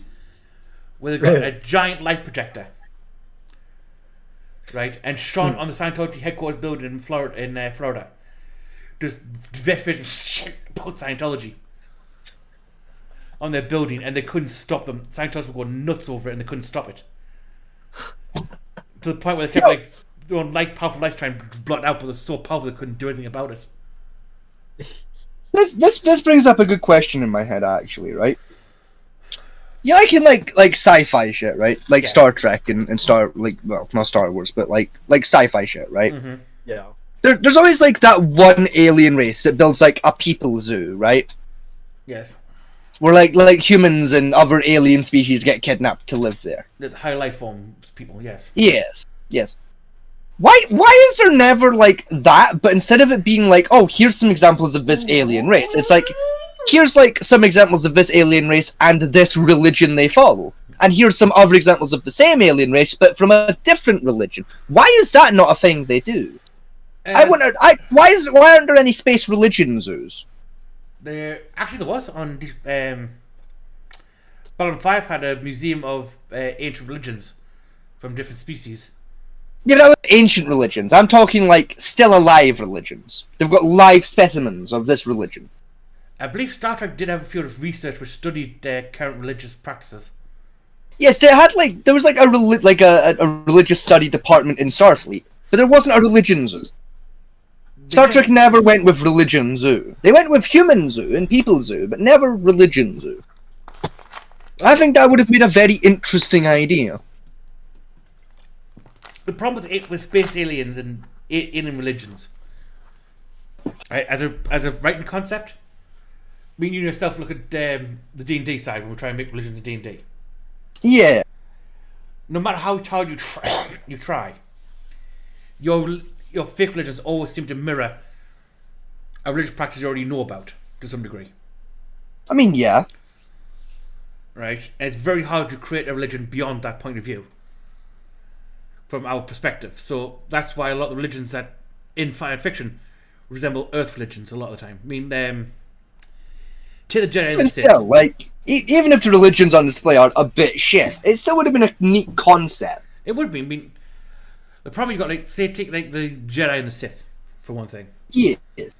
The Jedi could be they could categorize the two sides of Buddhism to some degree. I was gonna say they're just Buddhists. Yeah, they're space Buddhists. Both sides of Buddhists just have different goals in the idea of Buddhism. Yeah. Type thing. You know, a lot of them have. A lot of spiritual religions do seem to revolve around either Buddhism or a pagan belief, in some degree.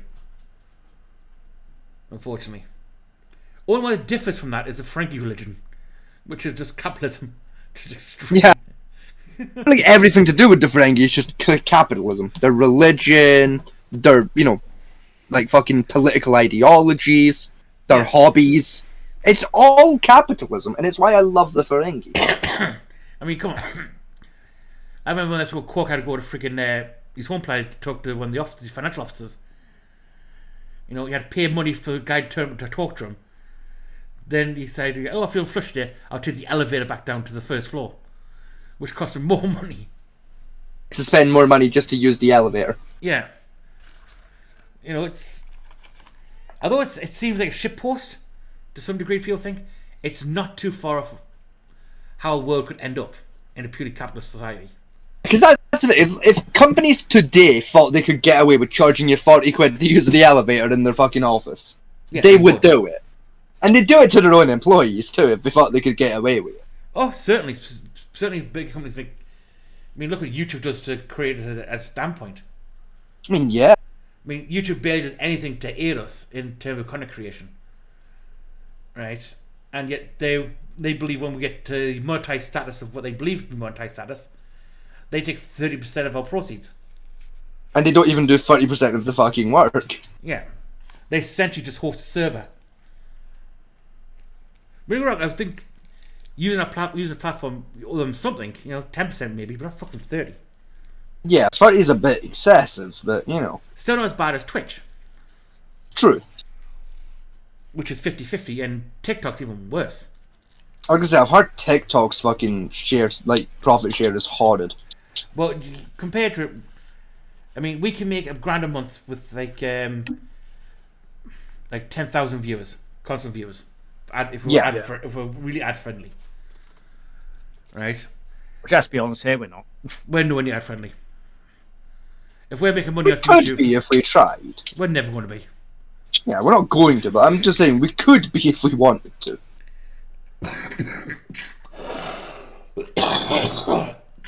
In TikTok, you need 1 million views to make like a $5. Yeah. For your shorts. Now, admittedly... And then... Well, check YouTube Shorts. I was going to say, let me check what YouTube Shorts is. Just as bad. To make money. YouTube Shorts, you need 10 million views within 90 days. Yeah. But on the other hand, though, the shorts help push the algorithm better. Yeah. But when it comes to your videos, you need 4,000 hours per year. Yes. Which is very good. Like that, it's honestly not that hard to hit 4,000 hours It's in a not. year. No. With a view count, you get like an average view count of 500 views per stream. We do 2 streams a week. And our Yeah. streams run for 5 hours a piece. That's very easy to hit. Yeah. To be honest. I mean, fuck, even just one person watching our shit, like, for a year straight would probably get it. Yeah. I mean, what, in 6 months we hit the minimum total needed? I think on our channel? For monetization, for hours? I think we did, yeah. Yeah. And that's just me and you quickly viewing the stream over where we'll sit there fucking make sure we're not cancelled. To be honest. And we're going to be doing what? About 6 months, yeah. 6 months, yeah. Fair, what are we still missing to hit, actually, monetization? I think it's just, like, subscriber count we're down by. Subscriber count, yeah. We need 1,000 subs. That's doable, though. Just like, just that's a couple doable. A couple of fake emails later, you know. No, because they review that for like the Do they? buy subs, yeah. The Google regular reviews, like, because they classify as interaction for the channel is like subs, views, and Comments, I would assume. comment and chat and interaction to make sure they're active subs. And like every so often, like every 6 months, they remove inactive subs to channels. So if you've been desubbed from a channel you normally watch, it's because you're not commenting or in the chats. So me just watching content isn't enough for YouTube. No. No. Great. It looks like I'm gonna have to start commenting in fucking everyone's fucking chats now. Cool. Or their comment section. Yeah, it's where they're trying to stop like people defrauding YouTube basically from that sector, which I do agree with to some degree, because a lot of people buy sub counts to boost their sub numbers up to get the monetization status. Then they buy views for a bot farm to fake views to get the money in, and YouTube's basically trying to stop that happening. Which, I'll be honest, I think is fair grounds in some degree. You can't blame them at this point. I can't. And again, the sub count needed to hit for monetization isn't a bad goal either. 1,000 subs. You know what I mean? It's not a bad benchmark, shall we say. It's doable. Yeah. Our biggest problem is for this channel, and I'll admit it wholeheartedly, is we haven't settled on a direct line of content to link us to anything. Yeah. Our content's Like, very sporadic, shall we say. Yeah, we don't have like a hard niche that we try and follow. No, we dip our toes into many pies. But the only one we will have, it will be our D&D game. I can say, like, D&D's probably like the only hard niche we're going to have going forward, really. Yeah. The rest of our content's very broad spectrum in our targeting of stuff. You know, that's because that's how I like it, because it's going over certain topics over and over again is boring as shit. Yeah. Yeah. I mean, Moist Critical can do multiple stuff at once, like. Yeah, but again, he's got Moist Meter, the what was it, Liquid Ladder. Yeah, but fair with Moist Critical though, he does a big bulk of his stuff on Twitch at the moment, like his live streams. Yeah. And what he does is then he edits those down to hit the YouTube algorithm for uploads, which is between 10 to 30 minutes. Yeah. I mean, our streams are far too long for the algorithm to standpoint. Because we go over 3 hours, which boosts for the live streams. Mm. Then you've got like the issue between like the algorithm has an issue between like uploads and lives. If your channel does both, you generally get swapped in the algorithm slightly, or if you don't do enough of either one, you get swapped in the algorithm. The algorithm itself is very odd, and don't think even YouTube understands how the fuck it works, to be honest. They try and make videos teaching you how it works, but it doesn't. No, it's like they're not very helpful. It doesn't help. I mean, like say, it changes. Like commenting, it boosts you in the algorithm. Not commenting boosts you in the algorithm. You know. Yeah. It's just the hashtags boost you, the tags boost you, and how you word Doing titles. both at the same time doesn't boost you as much as it should, because it doesn't stack. Yeah, wording your title, how you write your title. Long titles boost you in the algorithm, but then again, some long titles don't boost in the algorithm. Using capital letters boost you, but also it doesn't boost you as well. Mm. You know. To be fair, we can and all this is thanks to fucking Mr. Beast. Some thanks to Beast and others thanks to Stephen Crowder. Yeah. Who caused the Vox Apocalypse back in the day. Because Mr. Beast started the whole trend of having short titles, somewhat long videos with flashy fucking thumbnails. Yeah. Whereas back in the day, you could have a full length, like 1 to 2 hour video, basically unedited. That's it. But nowadays, it's like everything needs to be flashy to appeal to what is now turning into a brain dead civilization. But yeah, look at the shorts. Fuck do you mean turning into? We already are a brain dead civilization. I mean, look at the shorts, right? You can't just have like you talking the shorts. You've got to have your point of view in the short, and like some subway surfers at the bottom of it to try and keep people's attention. Yeah. You know what I mean? Or a fucking 5-minute craft episode or some shit. We cannot talk that name on this channel. It was the only one I could think of. Okay, then Troom. There you go. Our guys, we did a thing. I did a thing. Yeah, I did a thing as well. Yeah. The Danish Australian who somehow has not been arrested yet. For bullshit. How he hasn't mazes me. Can I just say, like, see in the background while we've been having this conversation, I've turned a bottle cap into a plate. Exactly. That's what I've been doing in the background, like while we've been having this discussion. I've been sat with a pair of nail clippers and a fucking bottle cap, and I've turned it into a plate because I got bored. I've also turned another bottle cap into a small frying pan. I just have music in the background. That's all I have in the background. I just have random shit available on hand, so if my hands get bored, I can do things with them.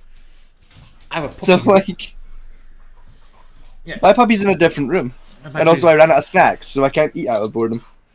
Yeah, my puppy's sitting next to me, whining at me. You know, he's being fed, being out, and I want me to play with a fucking toy. Happy puppy. Annoying puppy. Because perhaps. Who's that good puppy? Who's that good puppy? You can't hear me with headphones. Who's that good puppy? Who's that good puppy? You're a good puppy. It still won't be able to hear you there. Right, put the headphones on the dog. I want to talk to the dog. Give the dog the headphones. Yes. No. Yes. What's the worst that could happen? Right. Eat them. Choose them. Yeah, he's already chosen the headphones I had previously, so no. Well, plug in your old headphones and put them on the dog so he can hear me. Right. The viewers demand a puppy cam. He spoke earlier about how at the lower... I don't have a cam for myself, I don't know a puppy cam. Fuck the viewers, I demand puppy cam. Right, this is the next video we have about Zio, and this is from a former Scientologist. Okay. I've noticed something, that mic he's got there. I've seen a lot of people buy that mic, and I don't even know what the fuck it is. Yeah! It's a Rode. I was going to say, I see a lot of people buy that mic, and that stand as well, because it plugs into the stand. It's a multi-kit, you can get them on Amazon, it's a Rode mic. Yeah. I think it's one of like their mid-models, I think they're like 600 quid. Fuck that idea then. I paid 20 quid for my mic and it's good enough. Yeah. Yeah, nice time. Mine was a tenner. Mine's all got on Amazon, so... Mine's literally cost me a tenner from a fucking... like those dodgy hardware stores that sell hammers and shit. Yeah. It was like one of them, and they just had a dodgy, cheap fucking electrics bit. And I bought a microphone like a decade ago for a tenner and it still works. Yes, fair enough. We are planning on getting you a better microphone with an actual stand so you keep knocking the fucking thing over. Mine's has a stand! It's a little tripod stand. It's great. One bolts to your table. There are no times you've knocked that bitch over and we've had to listen to, fuck. Yeah. Shit, fuck, bollocks, bang! At least with this one, I can just go, and that's it. I've not knocked it over, it's in the same place, I've just hit it a bit.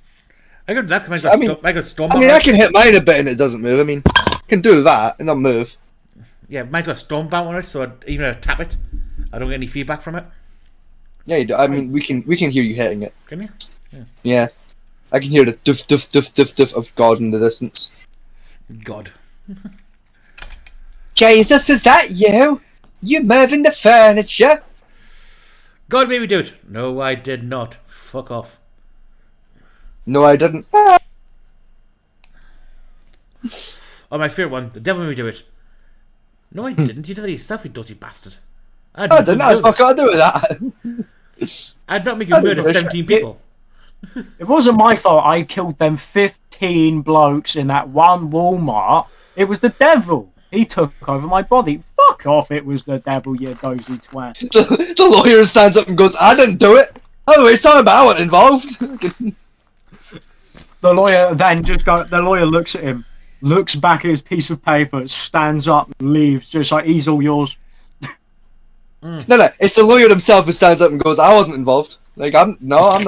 As we all know, lawyers are Satan spawn. You know, they're all devils and demons. I was telling you last night the Daybell case of that woman who murdered her own kids. Yes. In her allocution she was doing for sentencing, she literally quoted, you know, "Here without saying cast the first stone" to the fucking judge. Yep. Really? Yeah. She started creating religious doctrine to the judge. Her excuse for murdering her own children was they started it. That's what that boiled down to, was they started it. Basically, yeah. Like, live in court during her fucking impact statement, I may add. Yeah. Please say the judge just fucking laughed. No, the face of the judge was like, "You did what, bitch?" I mean, I no doubt internally he was pissing himself laughing at the attempt, but I don't think they're allowed to laugh in court. He's not, but imagine he's pissed off laughing and like thinking, "How dare you, you cunt."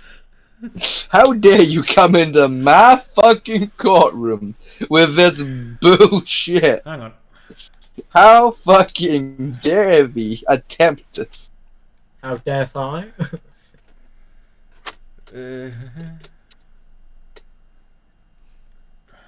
Oh no, I've dropped my plate. Oh no. My plate that was made out of a bottle cap, it's hit the floor. Let the bottle caps hit the floor. Let the bottle caps hit the floor. Everybody, let the bottle caps hit the floor. Require an equally serious. Ooh, Giving birth. Okay. Okay, here we go. Who was poisoned? Who took fatal medication? Attorney Natalie. And this is my thoughts. Natalie. Okay, I would give it, I would say like it's like 50-50. As in 50% of it in the aggregate was good, and 50% of it was not. Now, actually, real quick, while you find it, once you found it, pause it, because I'm going to go away and get a beer for this. Hang on. Have a very tough job with a difficult client. It was clear during the trial she was difficult, but now they've let the cat out of the bag that she has been difficult, mentioned. I think that they came, and so I think they should do. I understood after a while, because at first his thing about the hope and everything, that was kind of jarring to me, but he had a hope with. I appreciate that. It really does shine through. He talked about him not. Can we do it? We have 1,447 concurrent likes. And so the longer that we are on, the more likes that we get, people start to see this. Or present any information in mitigation of the punishment for the crimes you've committed. And let me inquire at this time, do you wish to address this court? All right, very well. You may make your statement. There we go. I've got it paused.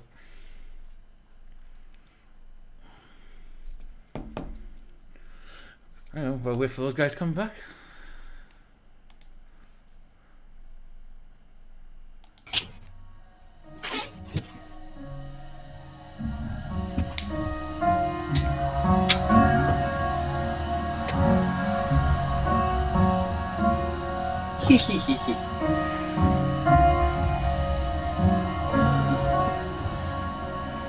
Everybody, shot.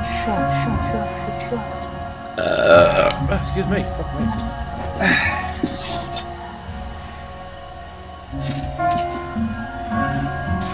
Oh, fuck! I wasn't on mute. Sorry.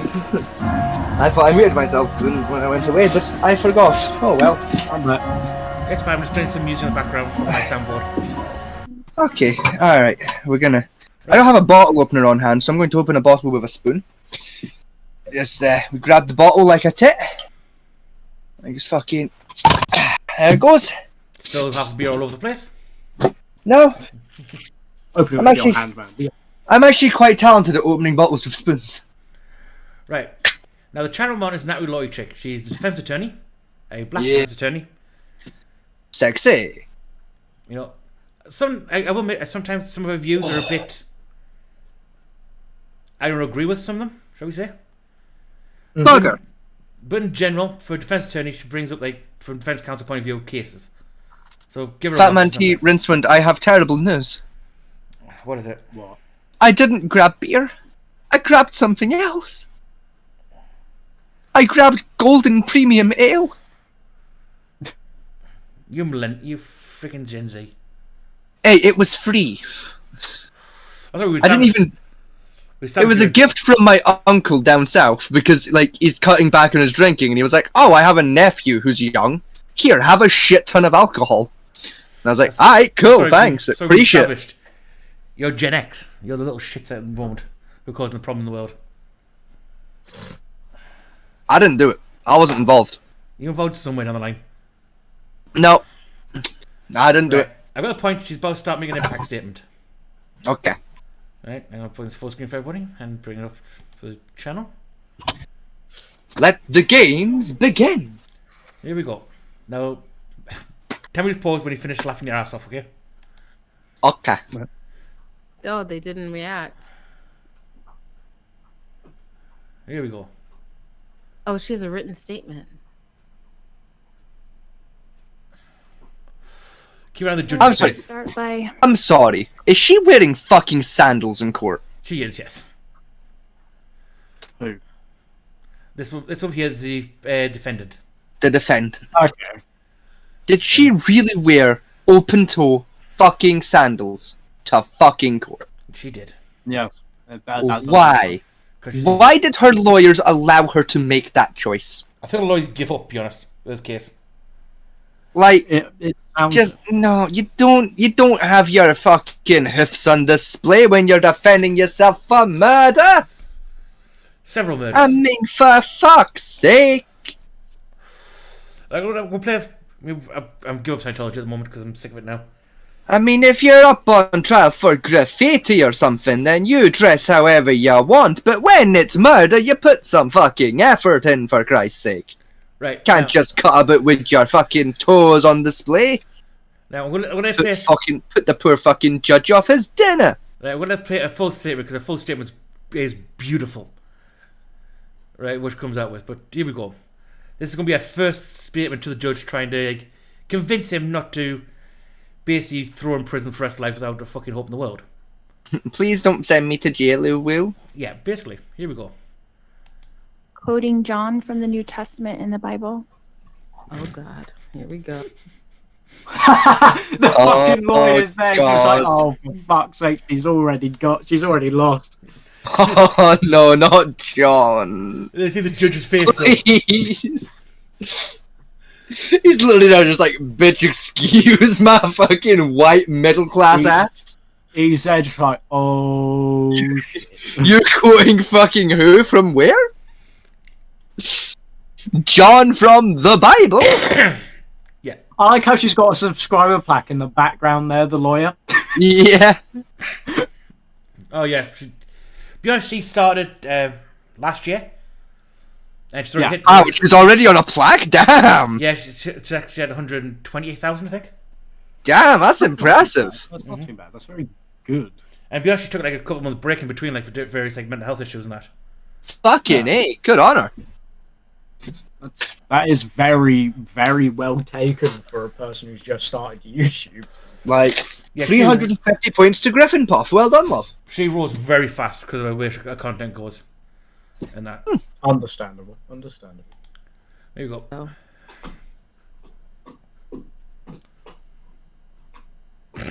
Here we go. There's no insanity defense in Idaho. Here we go. Damn. She's off strong. That's true as well. I need to brace myself. In John chapter 8, verse 7, Jesus says, "He that is without sin among you, let him first cast a stone at her." The amount of blinking that fucking judge is doing is his brain trying to reconnect to the server. Just like, you're what? not. You're not doing that. His brain's displaying Lori, a fucking error 404. You are not doing "he who is without sin cast the first stone." Jesus's admonishment to those that were going to stone Mary Magdalene for being a whore, a lady of the night.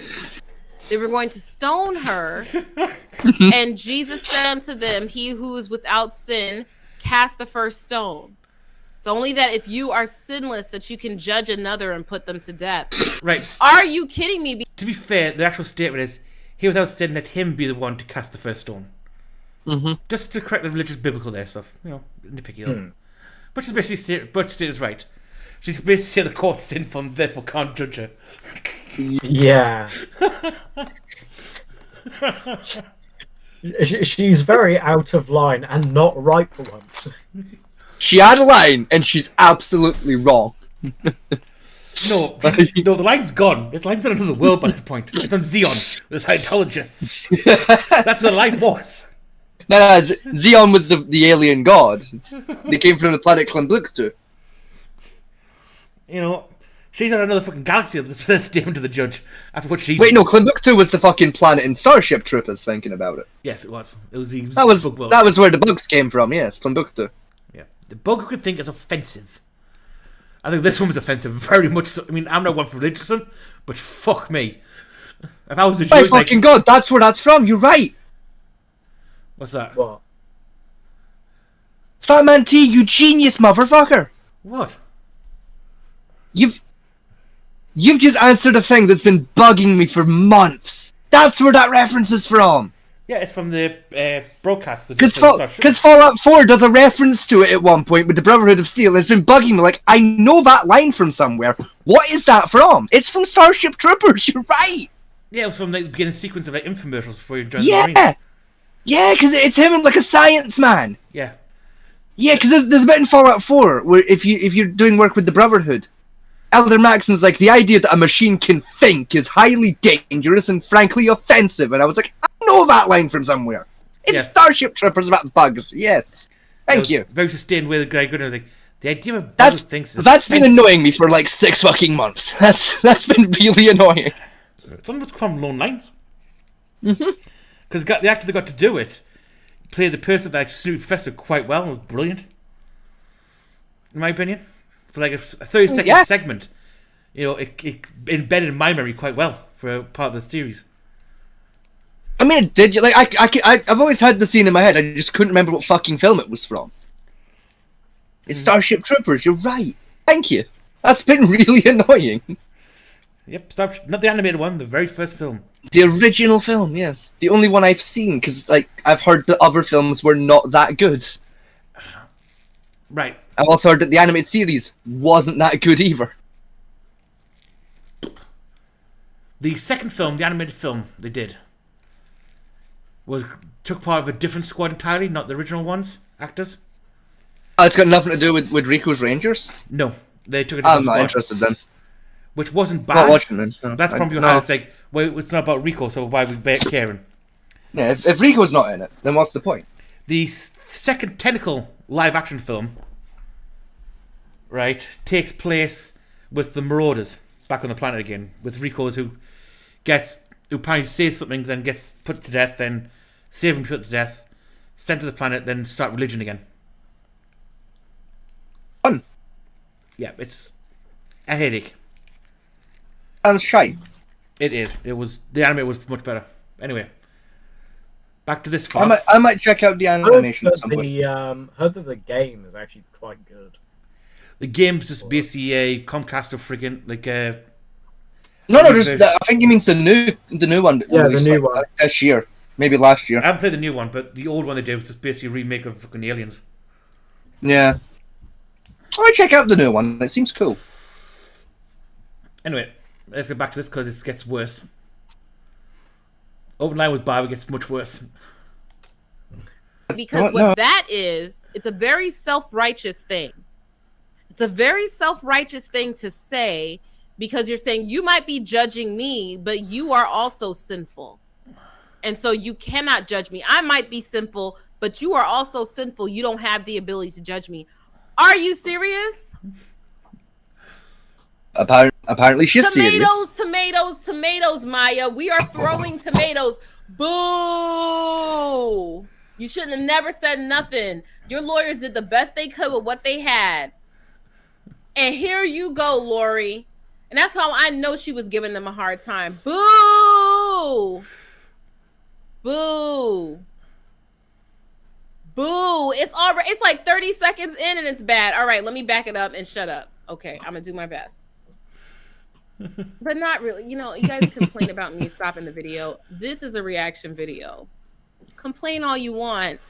I'm gonna react. All right? It's what I came to do. She's got a point. I don't know how to shut up. I would like to. That's why I got in trouble for talking in elementary school. Yeah, we're reacting to her content a bit. But oh my god, you're right. We're one of those channels. It's a horrible mitigating statement. Yes, but it's a good reaction for the simple reason is I like her reaction to this and analysis. I would like to start by quoting John from the New Testament in the Bible. My God. In John chapter 8, verse 7, Jesus says, "He that is without sin among you, let him first cast a stone at her." Then in verse 15, Jesus says, "Ye judge after the flesh, I judge no man. And yet if I judge, my judgment is true." Jesus knows me. Look at the judge. And Jesus understands me. I think the judge is shocked. The judge stays in the same spot for the next couple minutes, thinking. You try to process what you just heard. You absolute pair of bastards. What? You have corrupted me with your perversions. I have become the very thing I swore to destroy on the internet. What reaction content? I'm a reaction YouTuber. And? You bastards! You corrupted me with your perversions and your tales of treasure. It's not all fucking I'm not reaction. angry, but I am disappointed. It's not all yourself? reaction, though, is it? Mostly in myself, yes. But be fair though, right? Get the content in hands hard enough as it is for some of this, so you have to revert to reaction to other people's content. Yeah. For some of this Even still, I'm a reaction YouTuber now, and I don't like it. We're not. We're reacting to this one content because this is batshit insane. What about all the chili shit we did? Well, we're just bullying Chili there. That's a reaction. That was still reaction. We were just because our reaction to his content was bullying, doesn't change the fact it was reactionary content. Everything you led me astray, you old swine. To be fair, right? How dare you? To be fair on this one point with reaction content, yet it can be over misused. I will admit that. Oh yeah, no, absolutely, yeah. Unfortunately, we're not. I'm reacting to certain things I need to react to because that's where the content is to talk about that particular subject. I mean, yeah. So it's not. I mean, some people just think someone's whole video ham, watch all through, then bitch at the end for like 5 minutes. No. We're watching Natalie's video, but reacting to her statements because she goes nuts over it. Yeah. And the other reaction of this woman trying to convince the judge not to give her jail sentence by saying, quoting the fucking Bible to him. Just based on the Bible. Technically, it wasn't murder. Technically, it was religious persecution. Hang on. Keep that statement in mind in your head there for what she says comes after next. It gets worse. Please. Oh, please. Please let our argument be it wasn't murder, it was religious persecution, please. But just that poor judge, I feel so sorry for him. I don't. He chose his profession. He knew what he was getting into when he went to law school. I feel sorry for the judge, and I feel sorry for her lawyers. Because I don't feel sorry for any of them. They're all getting paid shit tons to be here. Well, no, I think though, right? This tracks their bottom line because they say, "Oh, you lost this case." Yes, we tried to stop it opening a fat mouth, but we couldn't do it. Legally, we can't we stop weren't talented enough to get her to shut the fuck up. Yeah, legally, we can't stop her speaking. Yes, you can. It's called chloroform. Or leave her in a jail cell, doing an absentia. would have been less damaging if she wasn't there to what happens to her. It genuinely would have been, yes. Shocked.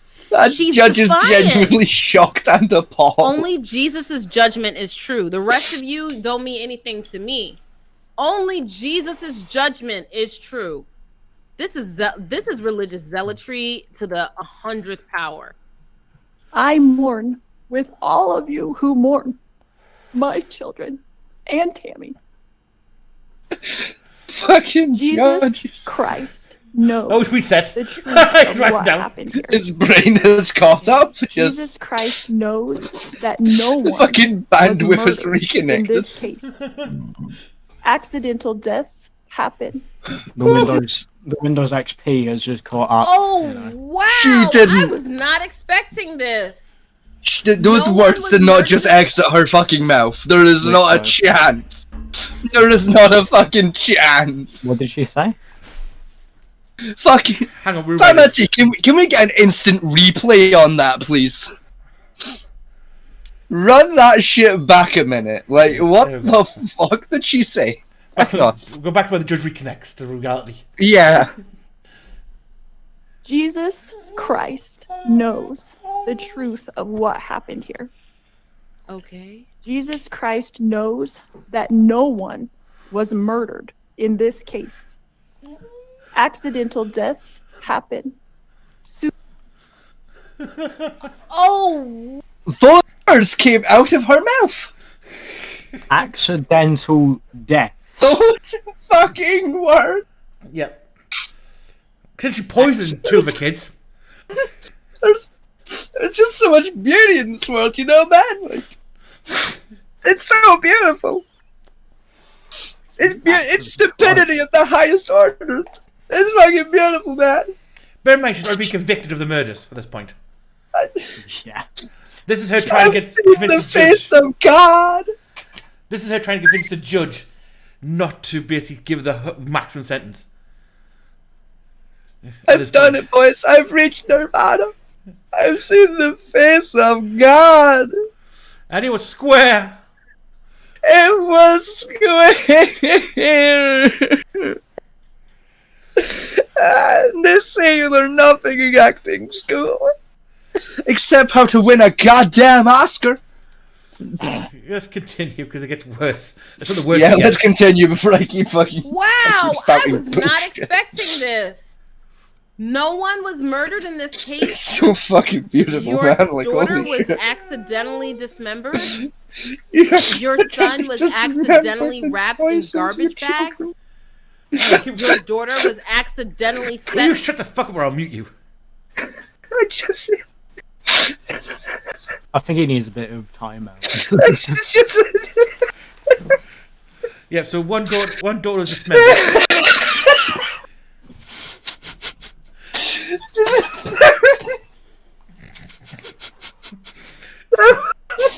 Fucking murder.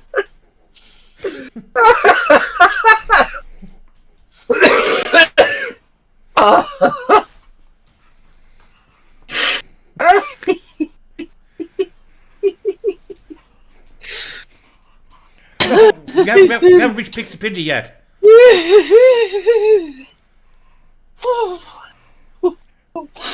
haven't reached the peak yet, Vegas. Oh, sweet oxygen. Oh, wee. Are you composed yet? Oh, wee. I feel like a 50-year-old woman going for the change. Oh, wee. Are you composed? Can we continue? Oh, let me get my breath back and get my body temperature back to normal. Jesus Christ, darling. I feel like there's a stout fire going through the fucking change here. Right. Well, you compose yourself, mute yourself a little bit and just listen. Oh, my internal body's at the same fucking temperature as the sun. Oh. You're actually listening, no, not? Yes, no, I'm listening, yes. Oh, sorry, darling. Oh. Mute yourself for a bit. Oh, sorry, my sweets. There we go. Right. Vegas has recovered. Vegas has turned Shut into up! a stout fire. No, Vegas will not. Vegas will not be silenced. Well, that's an easy fucking fix to that. Don't you fucking dare, you heretic fuck. And shush. Right, so one was dismembered, one wrapped in garbage bags in the back garden. so far. Continue. Set on fire with parts of her body in a bucket and Set buried fire. in a pet cemetery. That was an accident that someone took a shot at Tammy Daybell and then all of a sudden she's dead. Yes, stray bullet. It's an accident that your brother shot Charles Vallow and killed him. That was an accident. It was a stray bullet. I guess just like it was an accident or natural causes that Joe Ryan, your third husband, died. Interesting how all these accidents and natural causes keep happening around Lori Vallow Daybell. So interesting. She's clumsy. Suicides happen. Oh, accidental. No one was murdered. Whoa! I'm so surprised. Wow. I am blown. I cannot believe she said that. Yeah, suicides. Just. This is crazy to me. Jesus Christ knows the truth of what happened here. Jesus Christ knows that no one was murdered in this case. Accidental deaths happen. Suicides happen. Fatal side effects of medications happen. The judge. Judge is there just like, oh boy, we have a fucking... Refer for psych eval? Yes. Nope. She's in Ohio. There's no insanity defense in Ohio. Mm-hmm. Look, he's not referring her for the defense. It's just in like for general well-being. Refer for psych eval. Okay. Unfortunately, there's no death penalty either in that state either. Luckily for her. Yeah, luckily for her. Very lucky for her.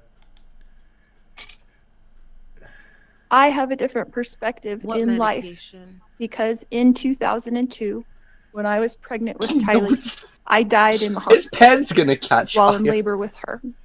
They tried to stop my labor. They put me on the table and they put something in my IV, and I felt my spirit falling to the floor. Oh my God. Fuck off. These near-death Fuck experiences all the fucking are way off. key to Chad and Lori Daybell's belief not finished yet. It system. gets much worse. It's necessary, right? Basically, Julie Rowe was talking about them too. They believe you have to have these near-death experiences in order to have insight into the great beyond and to commune with God. Just to warn you two, we're warming up to what she says next. Oh, you're kidding. Yeah. It gets worse? It gets worse. How could it possibly get worse? It gets worse. How could it possibly get worse? Can you pause this for a solid minute or two whilst I go and get something to eat? 'Cause I need something to eat if we're doing this.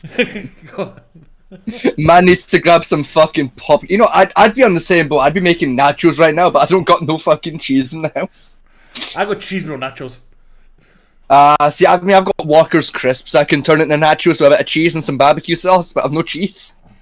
I've got barbecue. No, you know, actually, see while Rinsman's away, right? I want to mention a thing, right? I want to give a shout out to someone. I want to give a big, massive shout out to my landlord/mother, because my landlord/mother did something very nice for me recently. She was down in England, as I'm sure everyone remembers from last week. She didn't murder you? No, she didn't. No, but she came back yesterday, Tuesday, from her trip in England. It's Thursday. And while she was... No, today's Thursday, so day before yesterday, so Tuesday. Either way. She came back on Tuesday, is my point. And when she came, on her way back, she stopped by an Aldi. Right? There was an Aldi down south that she went into. And she managed to pick up something that I've not been able to get hold of in a very long time. Because it's hard to get up here. She got my favourite barbecue sauce. Oh, which one? Sweet Baby Ray's honey barbecue. Oh, yeah. It's not a bad one. It's so good. It's the best shit I've ever had. It's my favourite fucking sauce. It's so good. If I was going for barbecue sauce. Or make me Nah, for me it's gotta be Sweet Baby Ray. It's just so... It's that perfect blend of smoky and sweet. It's perfect. I tell you what I don't like is reggae.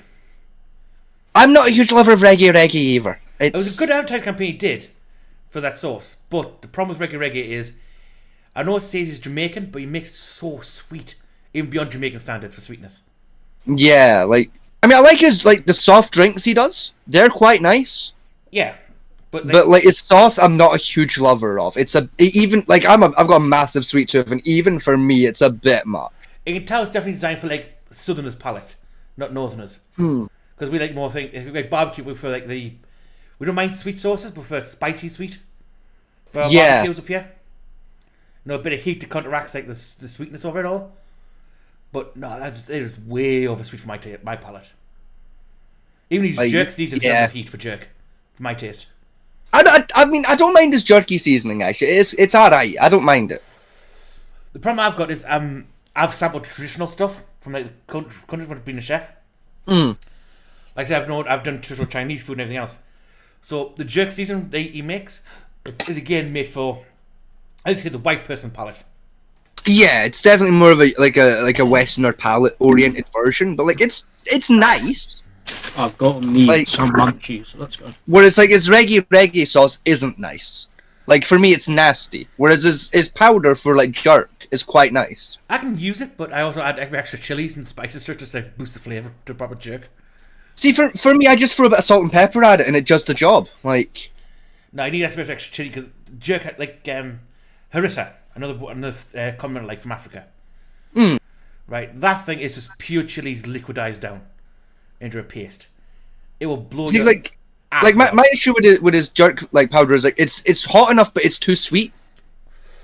Like it's not like too sweet by much. Like just a little bit of salt and a wee nip of pepper fixes it, in my opinion. But nah, it's oversweet for what the sauce supposed to be for jerk. It's way over. Oh yeah, no, like it's off for what it's supposed to be, but like in terms of just like making it taste nice, a little bit of salt, a little bit of pepper makes it usable for me.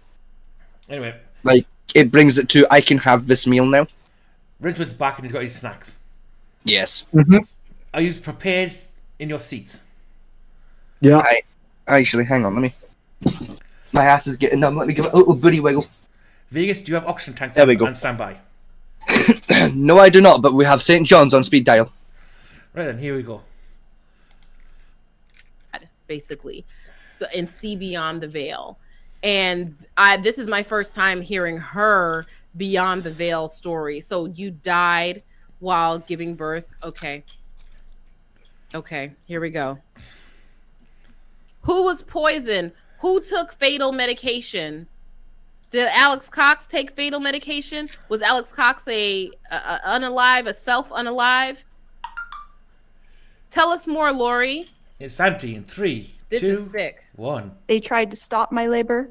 They put me on the table and they put something in my IV, and I felt my spirit falling to the floor.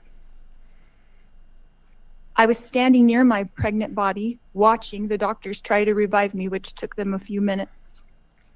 In that time, my sister Stacy was standing to my left. I turned to hug her and was surprised that her spirit was as tangible as a physical body, because I knew I was in spirit and she was in spirit. She said she needed to show me some things, and we went to heaven. I later returned to my body. I'm sorry. Because of this some of y'all don't want to hear this, but I'm going to tell it like how I see it. This solidifies to me even more why I think Idaho should have an insanity defense. Because this bitch is crazy.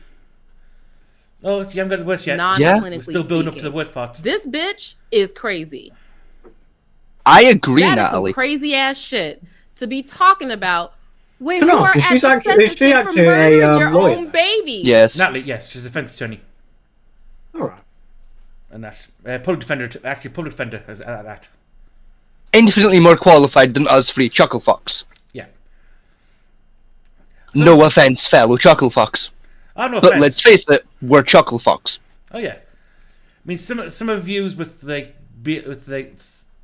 George Floyd and that I don't agree with wholeheartedly. But in general terms, analysis on legal topics, especially the defense side of it, is spot on. I do quite enjoy them. Excuse me. In fact, she was one of the ones I watched when reviewing the Dow Brooks case. Hmm. And that.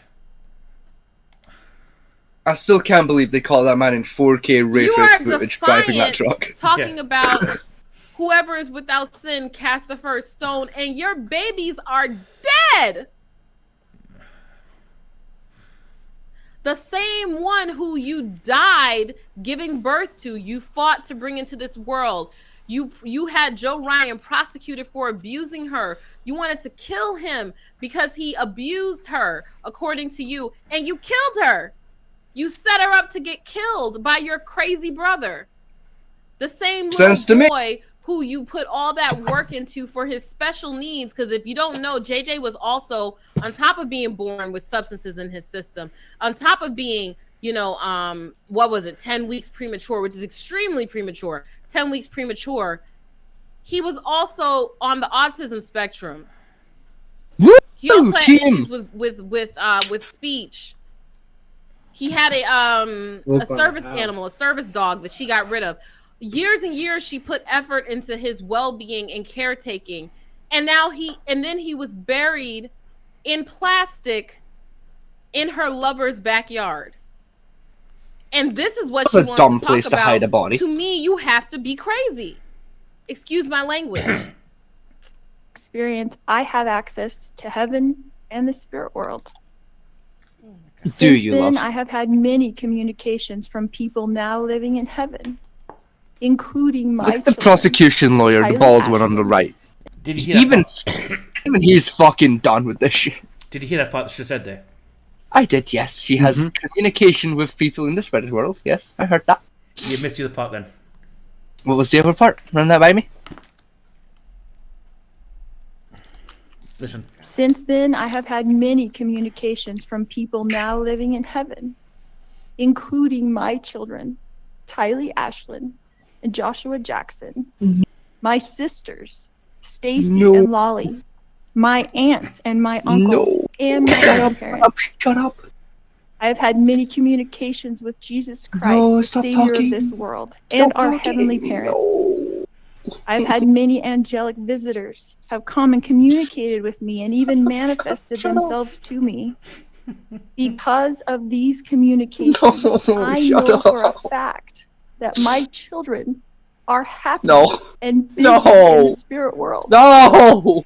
Because of my communications with my friend Tammy Daybell, I know that she is also very happy and extremely busy. Stop talking! I have... Stop digging the fucking hole, you reprobate! Shut the fuck up! No! No! You were so close. You could have. It could have taken your plea and gone. Okay, sure. We'll give you a little sentence. But you just kept talking. You kept opening your stupid Catholic fucking mouth. Oh, you dumb fuck. No, it's not Catholic. It's a different cult entirely. Just part of. I don't give a fuck. She's reading the Bible. It counts. The dumb fucking whore. Why? No, we still have not reached peak stupidity yet. We're still in the ascent. What do you mean by this? What is the meaning of this heresy? Rinsman, you're quiet. Yeah, I'm just too busy. Are you still trying to process what you said? No, I'm very much aware. I've processed everything. I've had my time. I'm ready. I'm ready to hear the damn shit. Why didn't one of the lawyers punch her in the head to make her shut the fuck up? Or instead of a syringe or fucking some Knockwood or something. Like he would have done less jail time. Like, if he punched her in the head, the two of them combined would have done less jail time than she's about to serve. No, if he punched her in the head, they'd probably just let her off. Let him off. Like, yep, thank you. Probably, yeah. He's God. He's fixed all the fine for the punch, but, thank you. Like, did their lawyers not proofread this shit before letting her open her fucking mouth? They can't stop her. They can still proofread it and go, please don't say this, any of this. This whole page, don't fucking read out loud. Yeah. Don't read that shit, and please, for the love of God, don't say that. Yeah, they probably did, and she still did it anyway. Why?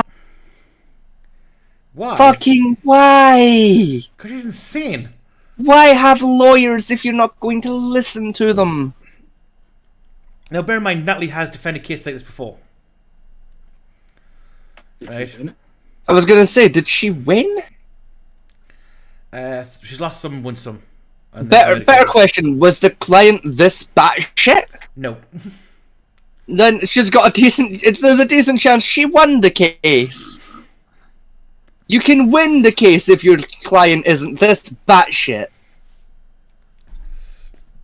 You know, so it's. It gets. As I say, it gets worse. It's not over yet. Just no. Oh, I'm begging you, don't say anything else insane, please. You've already dug your hole. Stop digging. And Natalie was too stunned to. You're already in Australia. Friend, stop. Tammy Daybell. You know what would have made people happier? Is to be alive. Yeah. Is this the worst victim impact statement? I mean, possibly. Defense mitigation statement? Is this the it's worst defense Daryl Brooks and Ronnie O'Neal are up there with her. Her only saving grace is that she's not wrong herself. Lori Vallow Daybell, Daryl Brooks is quite good. Daryl Brooks, Ronnie O'Neal, worst defense statements in sentencing. Worst. This is horrible. At least Daryl Brooks. Right, well, you tried to argue bullshit legal laws, and he tried. It is. He didn't do a good job, but he tried. This is a whole other level for me. It's like, yeah. Nope, I didn't kill my children. They want to be dead, and they're happy now. This is just zealotry on live television. Like I say, we haven't reached peak yet of what she's about to say, which makes it worse, in my opinion. I'm gonna need more beer, aren't I? Yes. Oh God. Let me drink more beer then. Hang on here.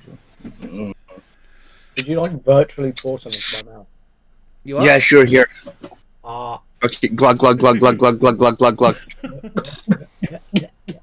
I wish I had strong alcohol. Remember, I first saw this a few days ago, and I wish I had strong whiskey when I first, because I heard it live when she stated this.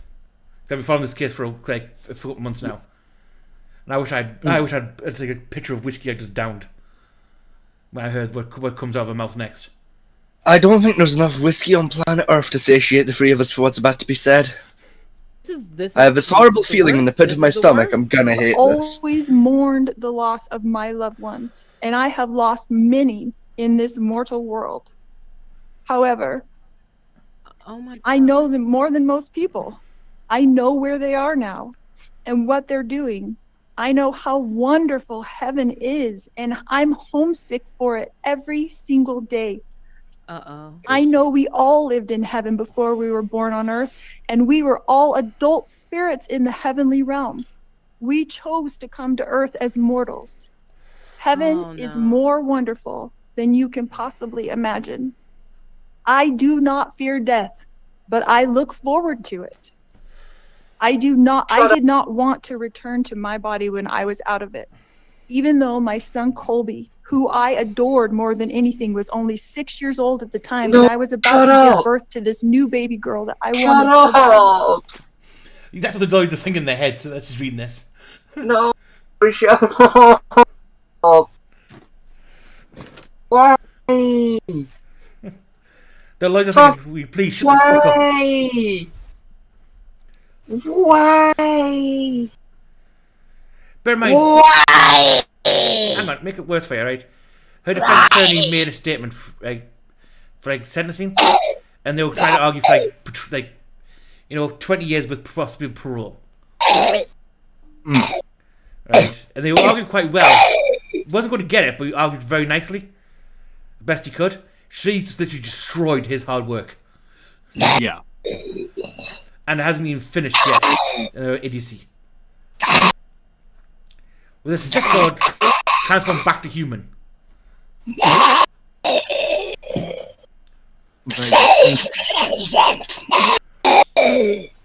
Smeagol. Down, Smeagol. Down. I will mute Smeagol. I will mute Smeagol.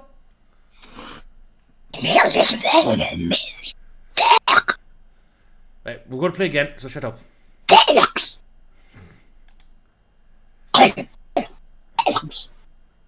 I was a young mother, and you would think I wouldn't want to leave my children, but as I stood in heaven, I did not want to go back. I thought they would be fine without me because I was peaceful and I was happy and I was home.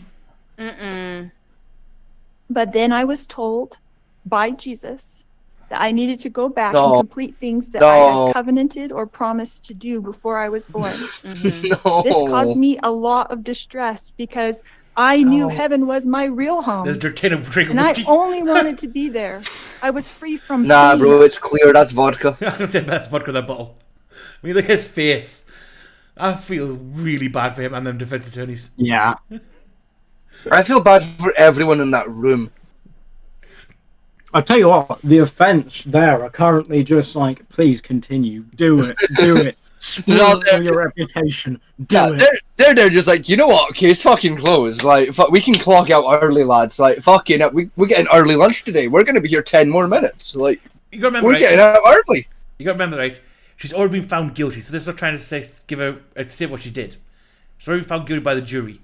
This is the sentencing now. Like, this is her trying to ask for less prison time. Yes. At this point, she's asking for fucking more. Yep. At this point, if I was a judge, I would reinstate the death penalty. At this point. Yeah, I honestly, like, in the background, I'd be on my phone texting like the Supreme Judge, just like, hey, can we bring back the death penalty for one more case? Just one last ride of public hanging, please. Also texting, which one was the most painful?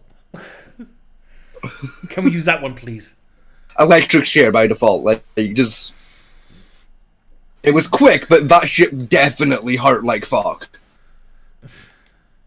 Emotional and physical.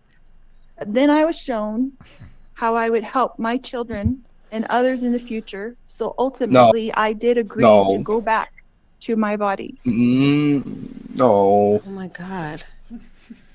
No.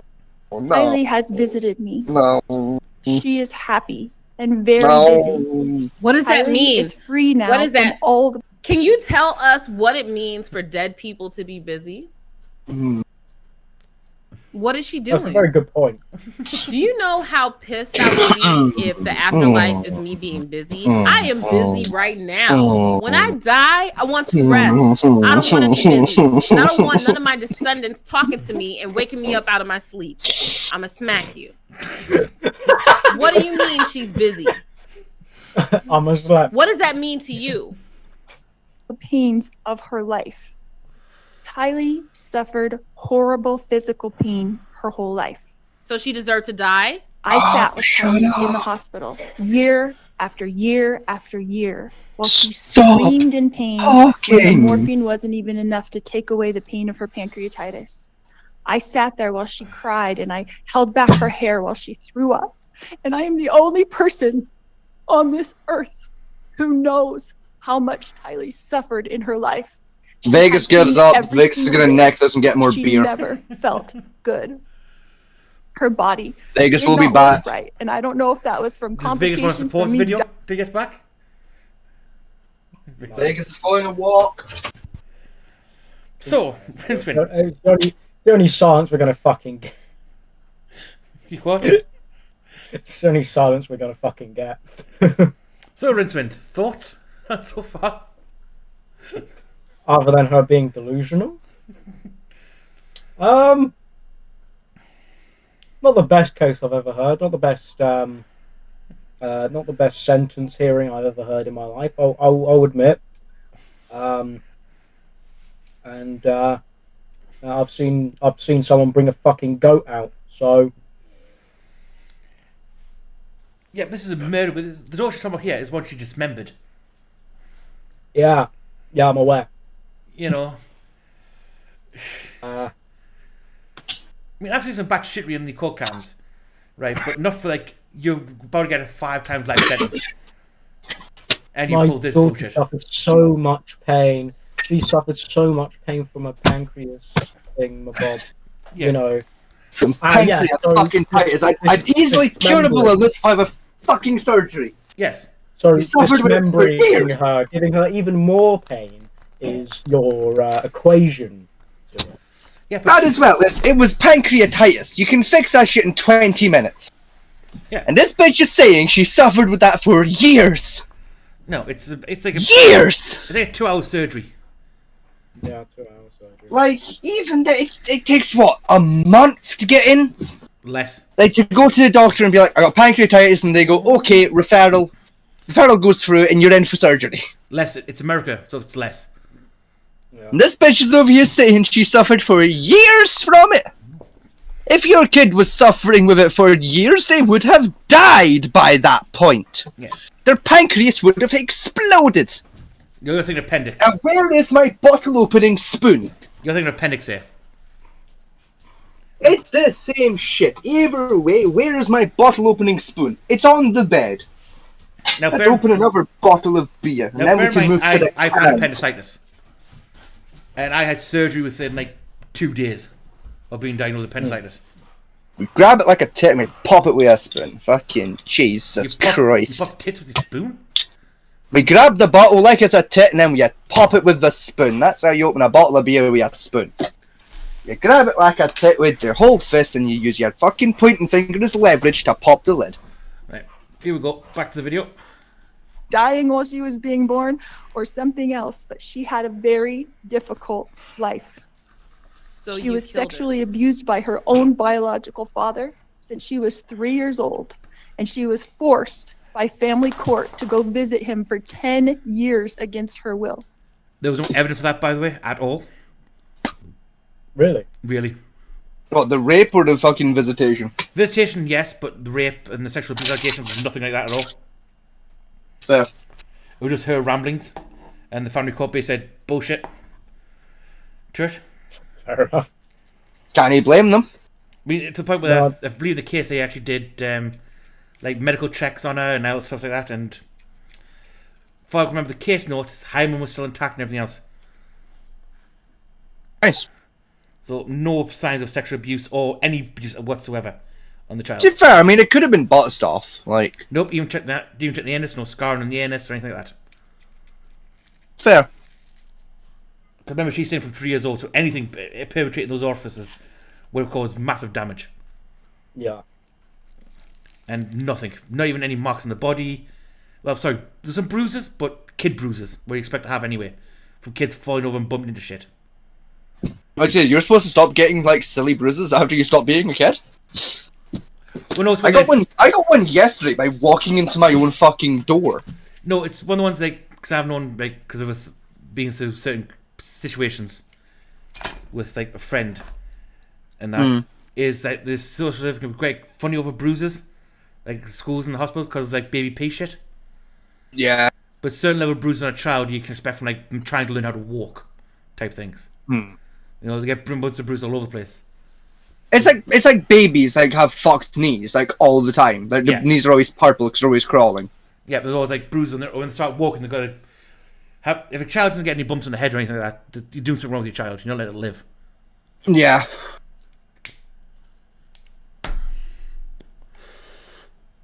Right, back to Although it does raise the question of like how like babies don't always have concussion. Because the skull soft absorbs impact. Although no, wait. Maybe that's why it takes them so long to learn shit. Concussions. Babies are always concussed. They're constantly banging into shit.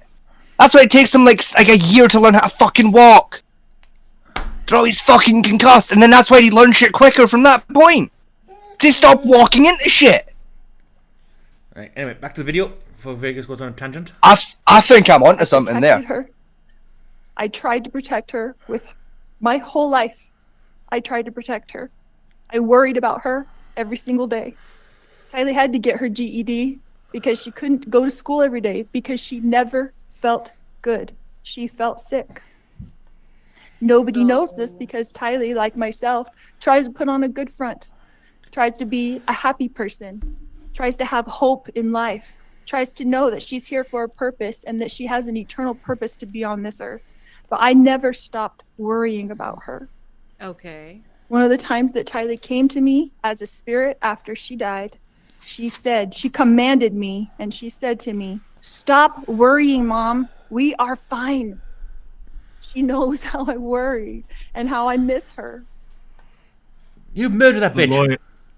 The first Her time lawyer on JJ the left visited me, So is why is after she he passed dead? away, I think he's unconscious. I'm not even gonna lie. Well, this So the one on the right hasn't moved. He's unconscious. The one on the left is constantly looking at like something on the desk. He's flipping it up, thinking, "We're Like, are fucked." you talking about the blue lawyer or the black lawyer? Blue. I think the blue lawyer might be unconscious. No. He's Like, doing his shit with head hand. has not moved the entire time. Oh, His yeah. hand has moved, but his head has not moved. I think the guy in the black, right, is cringed so hard from this that he's snapped his own spine. Yeah. The fucking blue fucking offense attorney. Not offense. Prosecution attorney, sorry. I mean, she's just looking at this bitch like motherfucker what? Yeah. Motherfucker what? No, that one there, that one in the blue there. Yeah. She gave a victim impact statement beforehand. Yeah, and she's looking at the whole defense team like, motherfuckers, what? You let her say this? We look at the audience. Are you all high? Do you want to lose your licenses? I mean, look at the audience behind. It's hard to see, but look at the guys behind. They're like, what the fuck is going? That guy there, he's give up. Like, we've won this, no problem. Yeah. Like that guy's like on his laptop. He's looking at fucking Uber Eats on his phone, just like deciding if he wants a Subway or a KFC in the next 10 minutes when this courtroom's done. He's there looking at porn, thinking this is more the plots to this are more interesting than. Yeah, man is literally on his phone, hidden under his textbook, looking at fucking Uber Eats, trying to decide what he's having for his dinner in 10 minutes time when this shit's done. I mean, the judge, I don't know, poor judge. I think the judge stopped listening half an hour ago. Yeah. I think the judge may have just switched off and like is in the middle of an out-of-body experience. Like his soul is taking a piss on his behalf.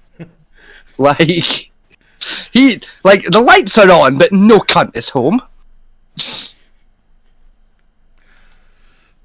and he That said, cop in the background wants to die, and so does his colleague. anything wrong, Mom. Oh, the bailiffs. The bailiffs. They want to And jump I know off a bridge. You loved me every minute of my life.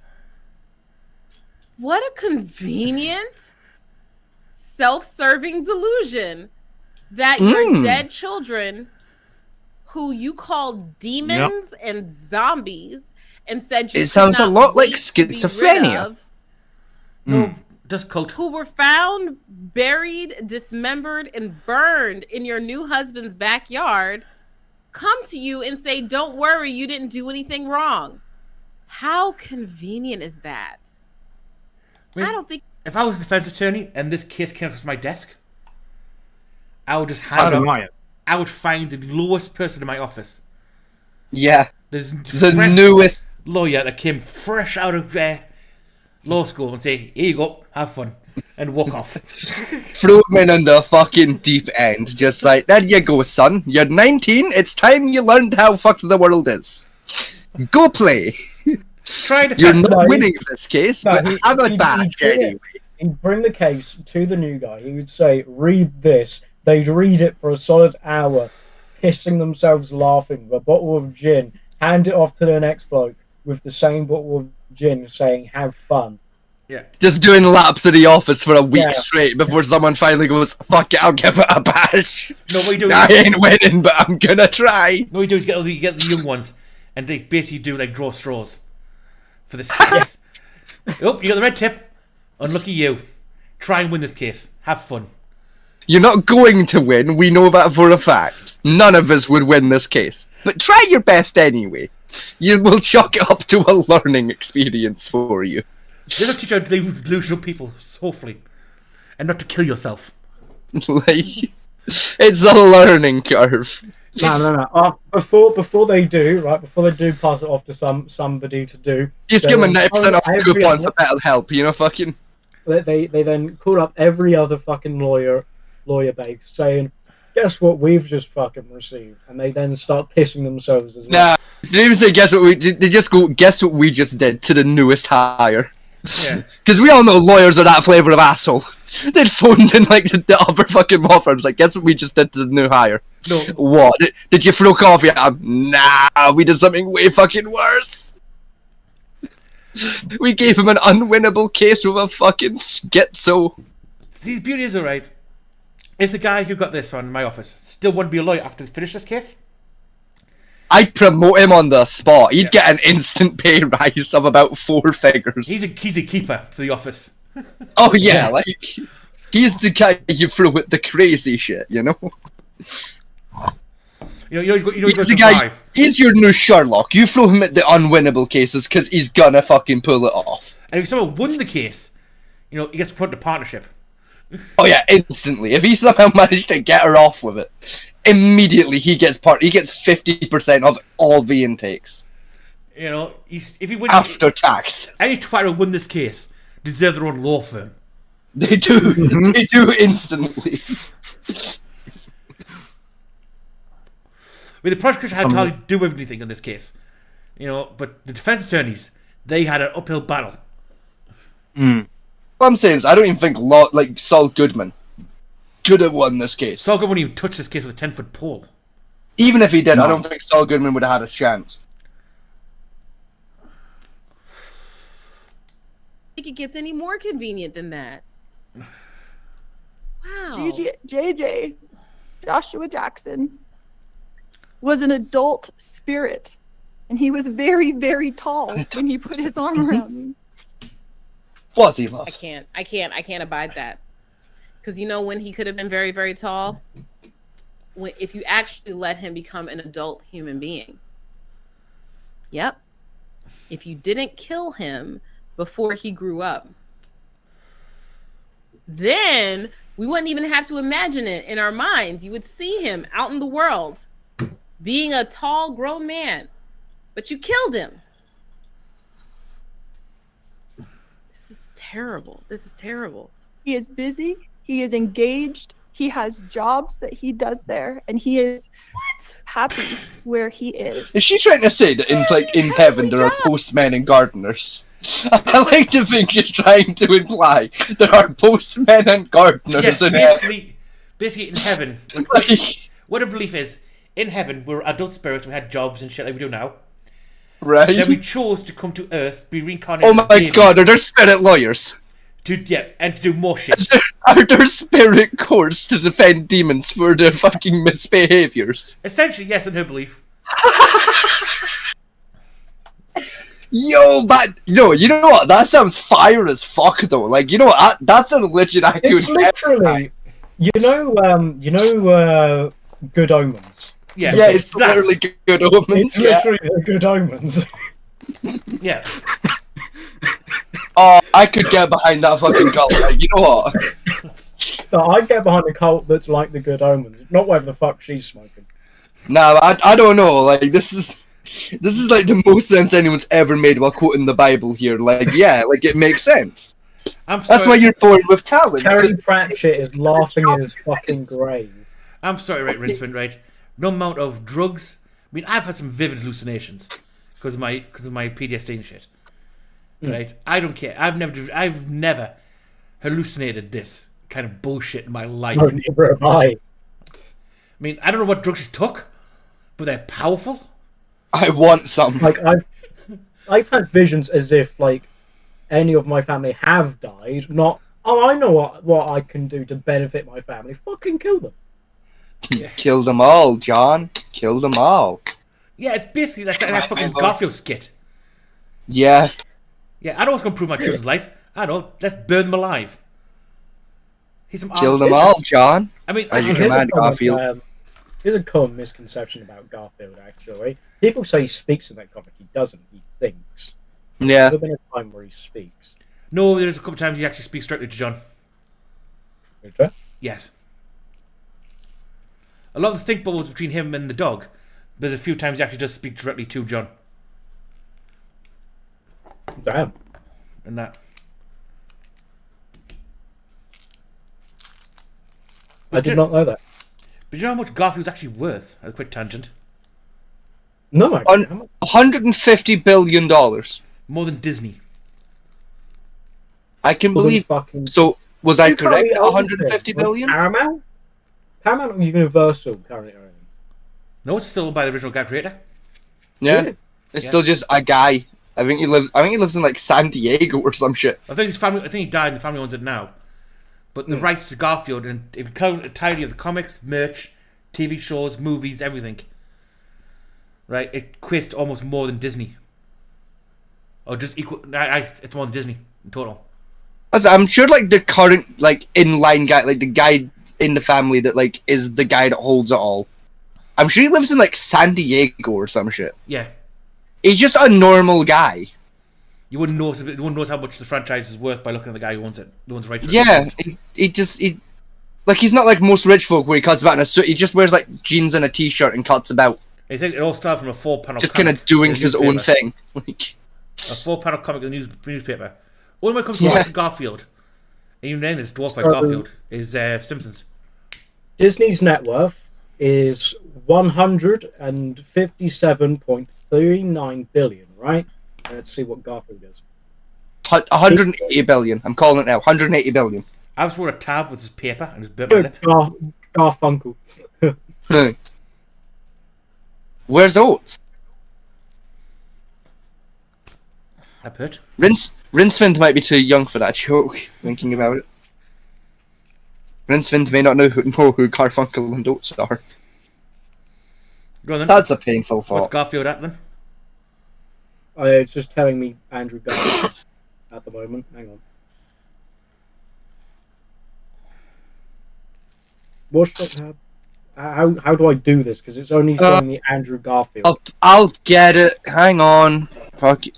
What is the current value of the Garfield character? Garfield IP.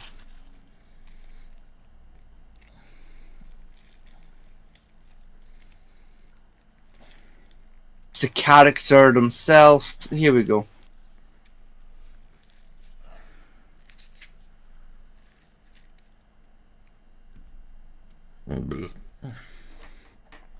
No.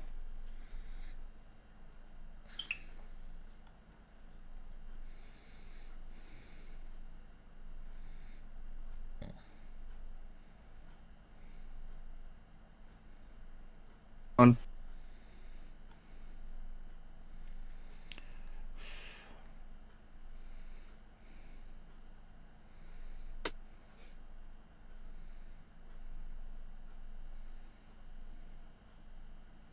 How do we get into talking about Garfield?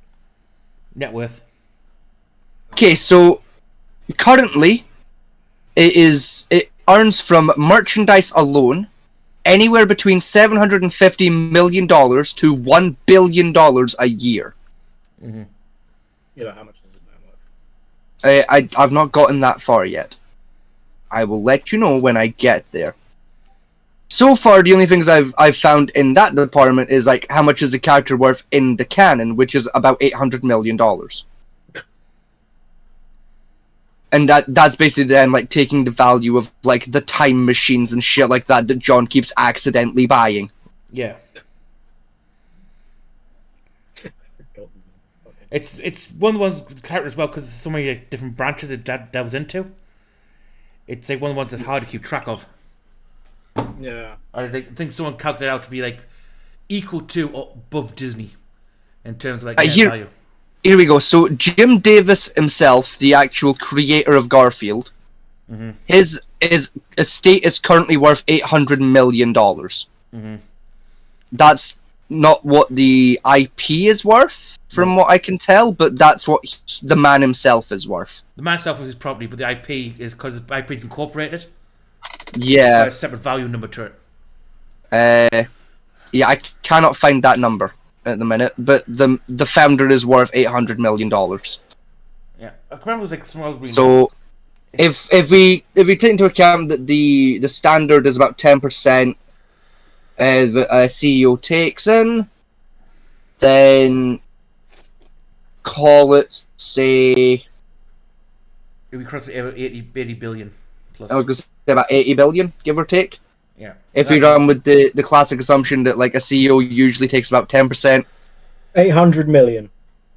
Yeah, that's what he's worth. It's not what the IP is worth. No, it says Garfield turns 40. Lazy Garage Cat is worth 800 million. That's more than that. Because 800 million is just the comic book alone, not the merchandise. Yeah. Because I said the merchandise is currently bringing in about like we'll call it like 7 to 800 million a year, give or take. Because it was anywhere between 500 million and 1 billion in a year is like what it's making yearly, just on merchandise. So like the actual IP value, if that's just merchandise, so like T-shirts, lunchboxes, etc. Yeah. The combined value of the IP. Yeah, you got to take in comic book, films, video games, books. Yeah. Oh, that's going to be coming down. Who remembers the original Garfield video game? Like the one for, I think it was the PS1? No, it was the N64, the original one. I was going to say the original one was N64, and a lot of people forget there was an N64 game. Yeah. No, mainly because it wasn't that good. I'm talking about the one that was on the PS2 that was then ported to the PC years later. Oh, the one that was based on the Bill Murray.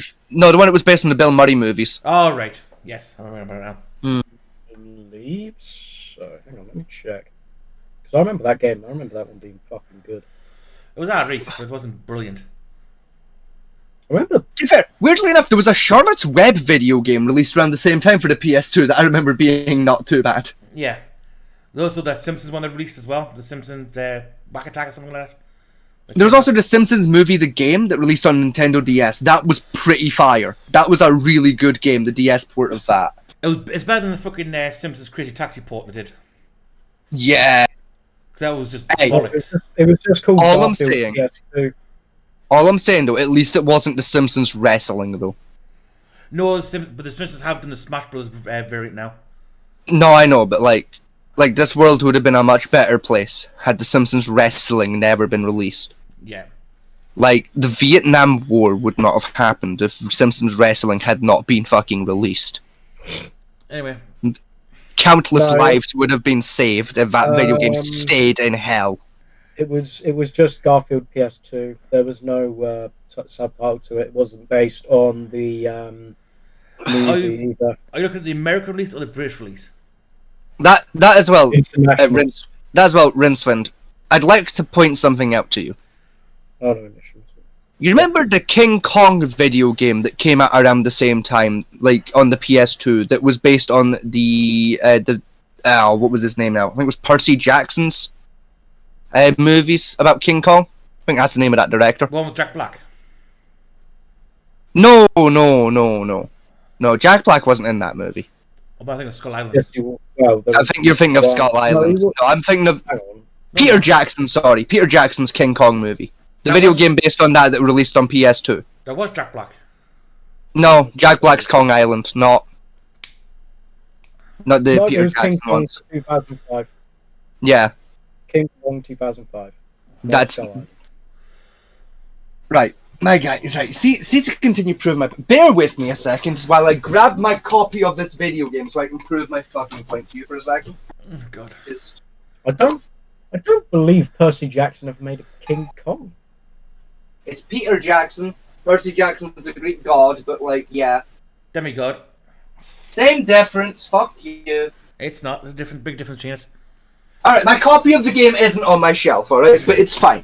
My point is, it's in my storage box and I can't be fucked. My point is, when that video game released, it didn't say it, like, on the packaging as part of the title, based on the movie. It wasn't a subtitle, it was just at the bottom in very fine print saying based on the movie by Peter Jackson. It'll be the same with the Garfield one. Peter Jackson's King Kong. You know what? No, you know what? Send me an image of the fucking box art of the Garfield fucking game that you're on about, and I will tell you if it's based on the Bill fucking Murray movie or Oh, not. for fuck's sake. Save as a 6-hour argument. Send me the fucking box art, because I've got the box art of the movie itself memorized. So do I. It was one of my favourite fucking movies growing It up. was one of my favourite movies growing up as well. Well, while you do that, I'm going to continue playing the video for the audience at home, and you can listen into bullshit. Yep. What are these celestial jobs? Listen, whoever's up there, no thank you on the afterlife jobs, okay? I have a here in life job. I don't want an afterlife job. You're right, it's not. It's based on the comics. Well done. His Good life for you. was There was short, one based on the movie, but though. JJ's life was Yeah, I know that meaningful.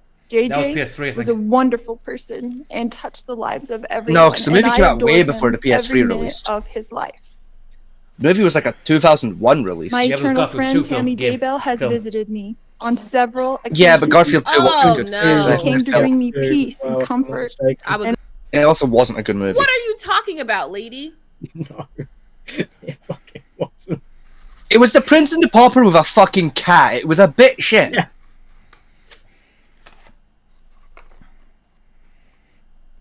Alright. She's about to say something even crazier now, so you listening?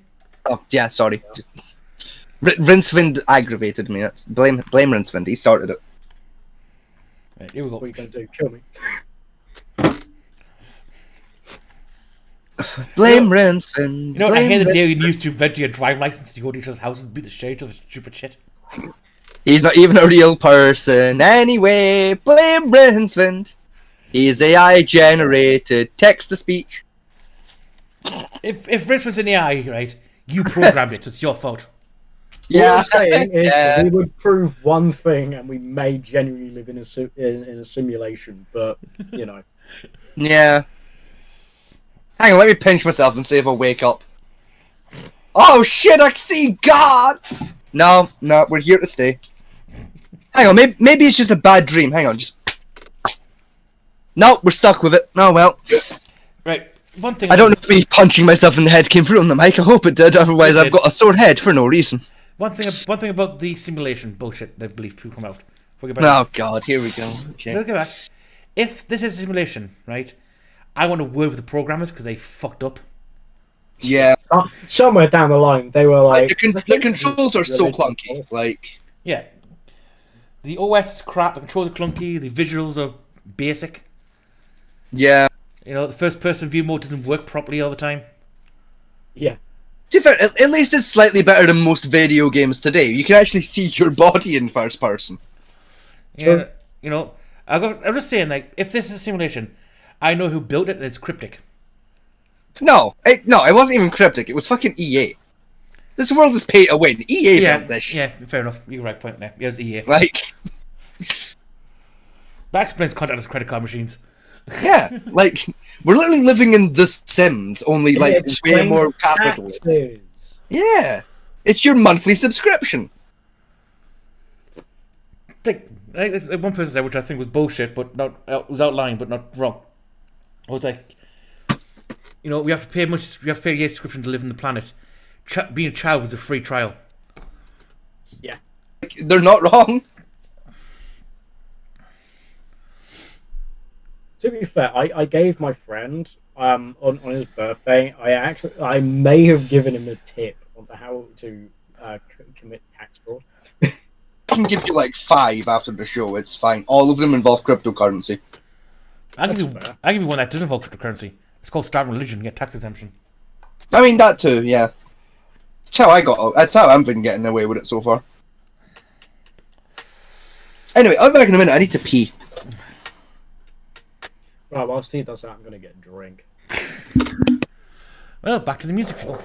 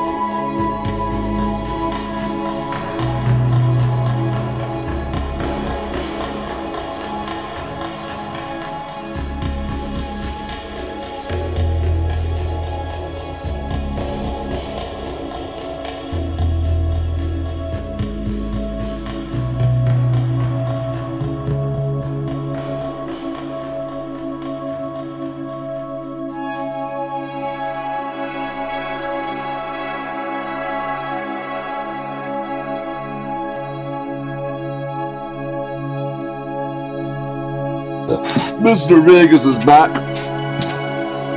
Mr. Vegas has a weird voice because he was burping as he said that.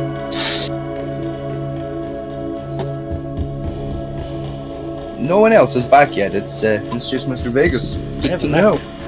Oh fuck! You're still. You could have said hi. That would have been polite of you. Yes, but they wouldn't get the awkward dialogue. Still, cunt. Now when people go away, like all of you go away, I've set up the soundboard to play a bit of music while waiting for people to come back. Ah, I see. That's even more reason. Like that was just very impolite. I was just enjoying the music. Like that was just ignorant. You're ignorant. You're supposed to say hello to people. That's just ignorant. I'm an introvert by nature.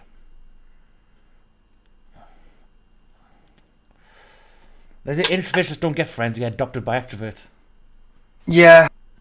Yeah, you do. Yeah. I'm back. Welcome back.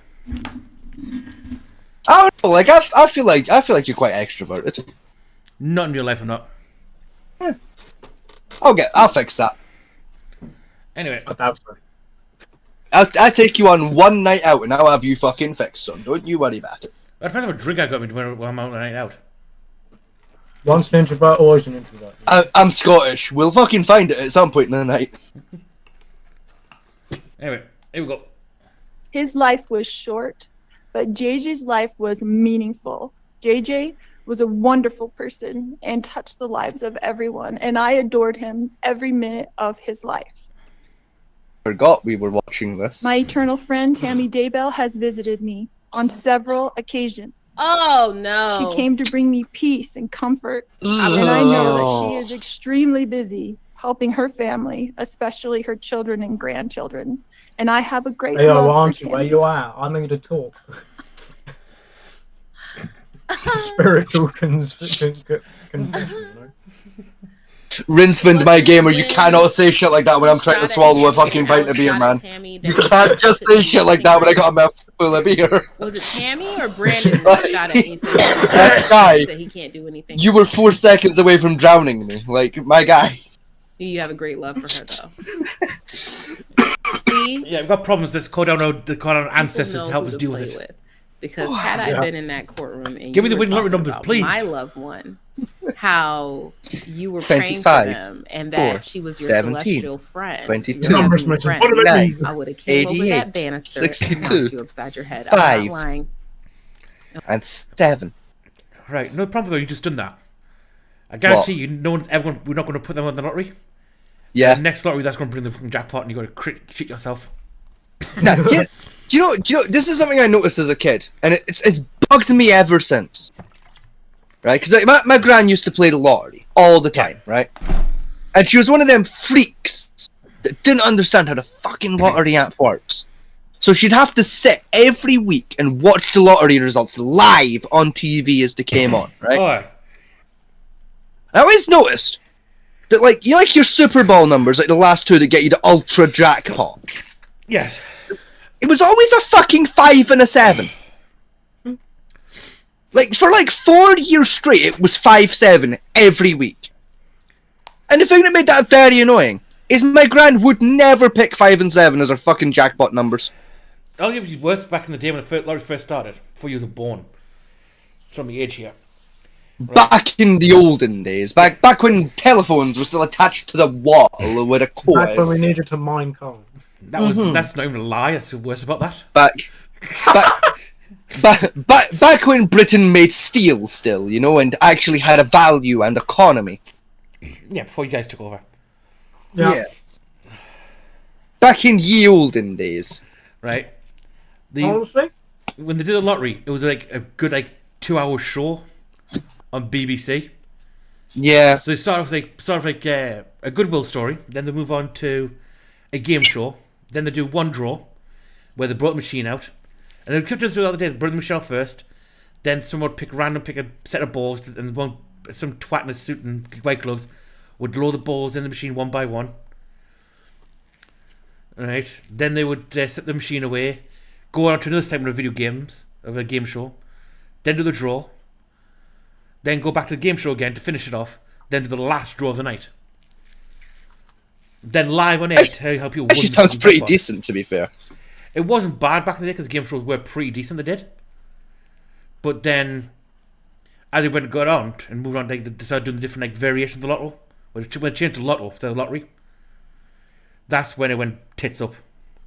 Like when like the Super Bowl and like the Euro Nationals Yeah, and something shit happened like that with the got lottery, involved. which like the numbers and the bonus number to win the jackpot. You had 5 numbers in the bonus to win.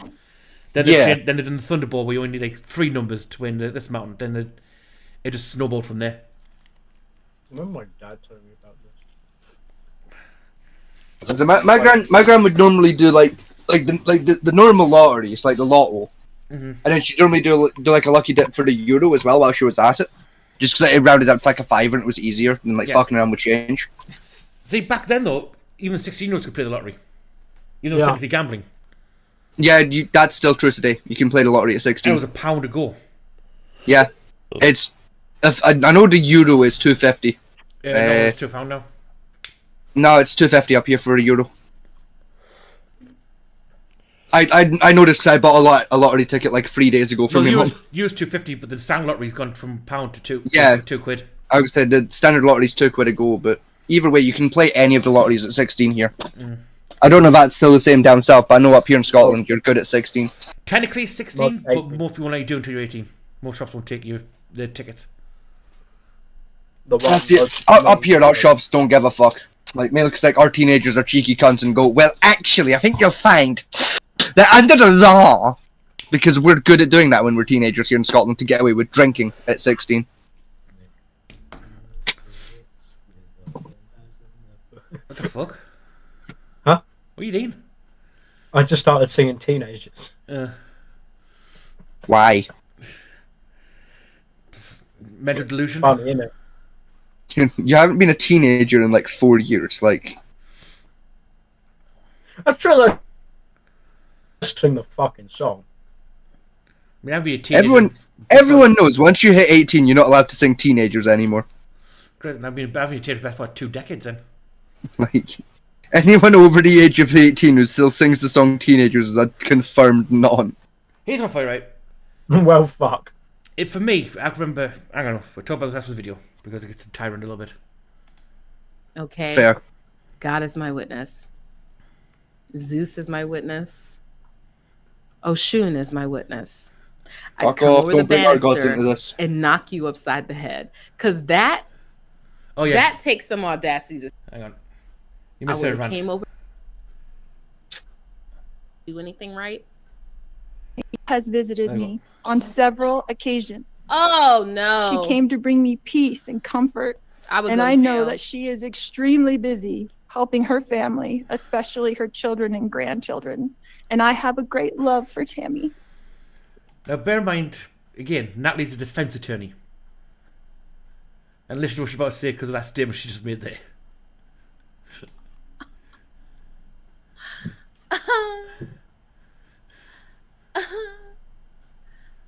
Was it when he shot at Tammy, when Alex shot at Tammy, that you said he couldn't do anything right? Was it Tammy or Brandon that he shot at and you said he missed and you said he can't do anything right? You have a great love. How about both? What if both? See? Funny about that statement is, right, they've got voice recordings for saying that, which are played in court. But you can't do anything right, like before, like after a gunshot. Yeah. Just you can't do shit right. Yeah, they've got there you go. They've got voice recordings of us saying that to Oh everyone my else. god. The case was open shut really in this one. You gotta wanna know who recorded that. That's what I want to know. Who recorded that conversation? I have no ideas. I know it exists. They played it in court. I think Like, I want to know, like, who was there watching them, like, commit murder and go, I better record this. I want to know who did that. I think it was like a voicemail she sent over that they got from the carrier. That's worse. She sent him a voicemail after the fact, being like, motherfucker, go to the gun range and learn to shoot. You can't hit a fucking broadside of a band. Right, now, listen to Natalie's comment on this one. It's brilliant. Bear in mind, she's a defense attorney. Yep. Advocating for the defendant at all costs. People know who to play with. Because had I been in that courtroom and you were talking about my loved one how you were praying for them and that she was your celestial friend, your heavenly friend, I would have came over that banister and knocked you upside your head. I'm not lying. Okay? God is my witness. Zeus is my witness. Oshun is my witness. I'd come over the banister and knock you upside the head. Because that takes some audacity to say something like that. I think she's out of her rabbit ass mind. I really, really do. I'm sorry, guys. I know, but the thing is this: she's currently competent, sure, but she's crazy. You can be competent and crazy. Those two things can coexist at the same time. And Dr. Barry, don't get mad at me for using these colloquialisms now, please. It's not the right word to use. I shouldn't be calling her that. She's the exception to the rule. She's out of her goddamn mind. And they don't have an insanity defense in Idaho, but this is crazy. This is textbook. This is crazy right here. There's no other excuse for this other than craziness. Look at the judge writing. My beautiful children, Tylee Ashland and Joshua Jackson, rest safely this day in the arms of Jesus. My wonderful friend Tammy Daybell, rest safely this day in the arms of Jesus. And I look forward to the day when we are all reunited and I too will rest with them in the arms.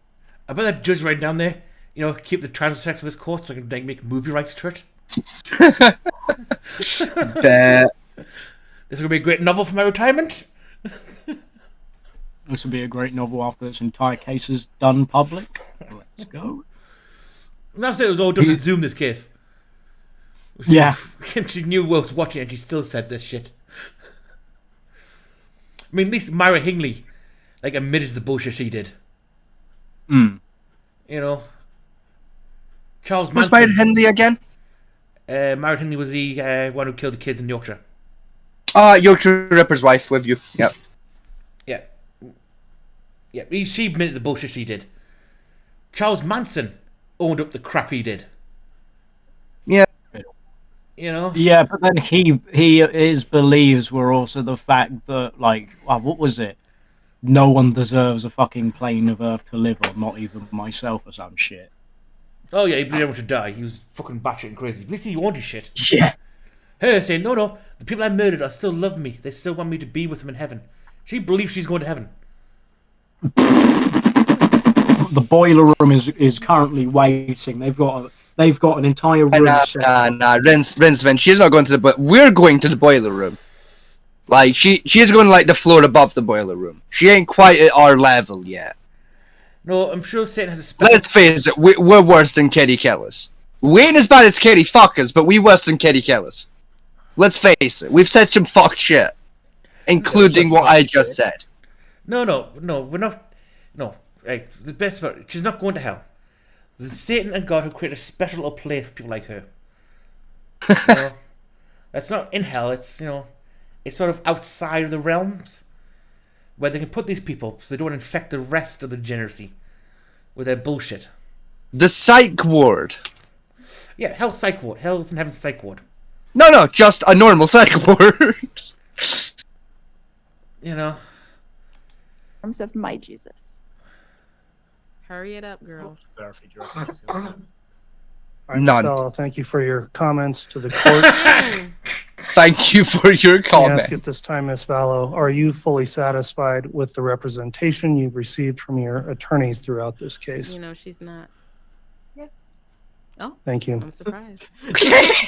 Just yep.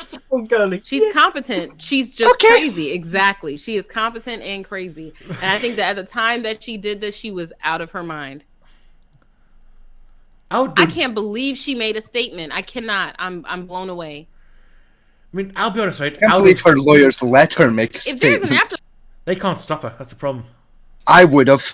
I mean, I would have drugged her up something. I would just get an injection of heroin in her system just to give her sedated. Give her a tiny bit of fucking alcohol before the. I didn't just go flat up on morphine. I'm not gonna lie.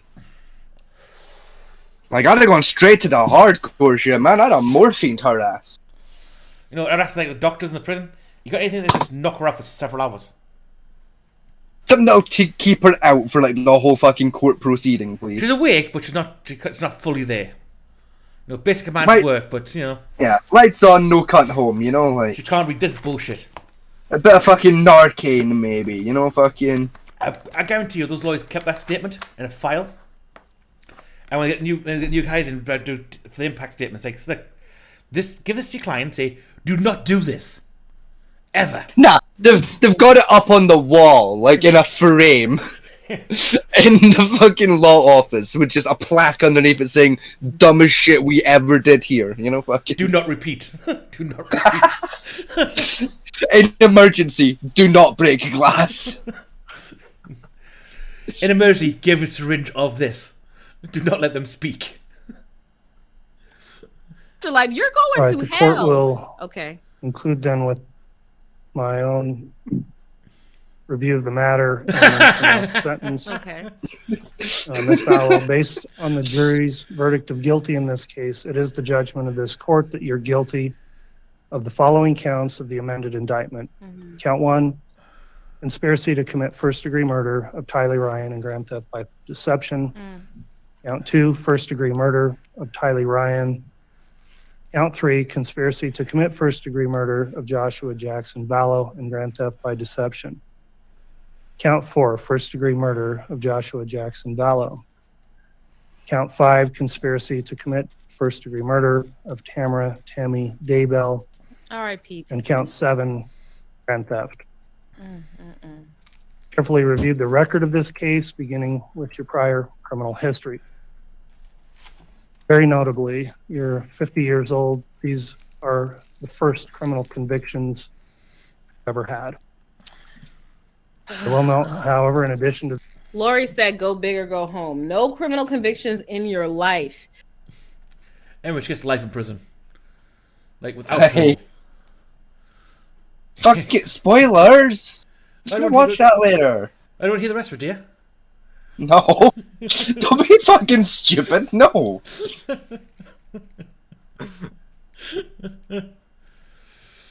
What I look like to you, a fucking self-harmer? No, I don't want to watch the rest of it, thank you very much. I'd like to die happy, thank you. So, how's that for a impact statement to try and get the judge to not give you the death penalty? A solid 0 out of 10 would not use ever in my life. I mean, I've heard better. It's like -5. I mean, don't get me wrong, I've heard worse. We're going into the negatives, are we? Oh, come on. The kids she's killed and the people she killed, she says, comes and say, don't worry, we're happy. We're glad you did it. We were suicidal anyway, it's fine. I've got a job now, you know. I'm working minimum wage. I'm a space postman, it's fine. I'm working Heaven's version of Starbucks. Angel Books, if you will. I work at Planet Express now, I'm fine.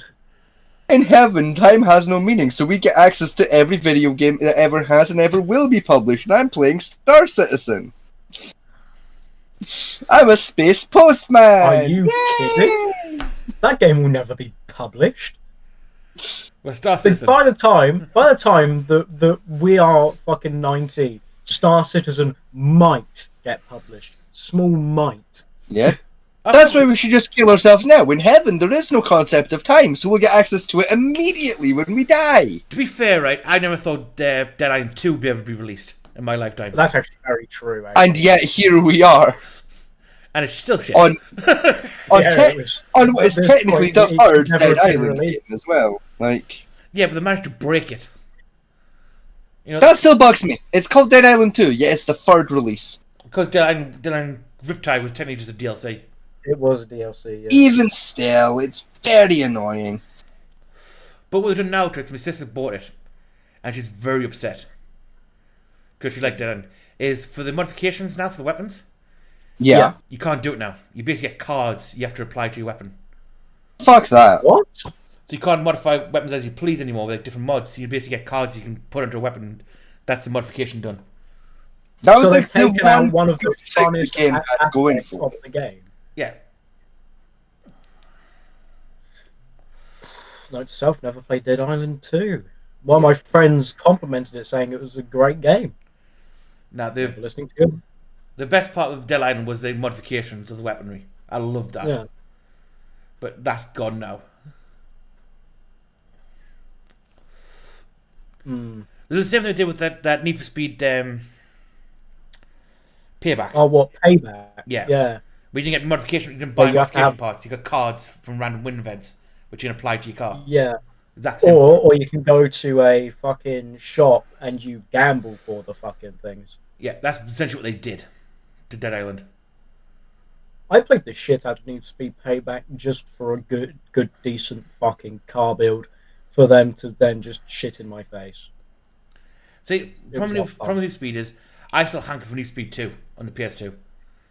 That's it's a good game, I'll give you that. That's some of the best car build mechanics out of everything I've ever seen. Yeah. That's come Carbon since. wasn't too bad. Carbon was quite good.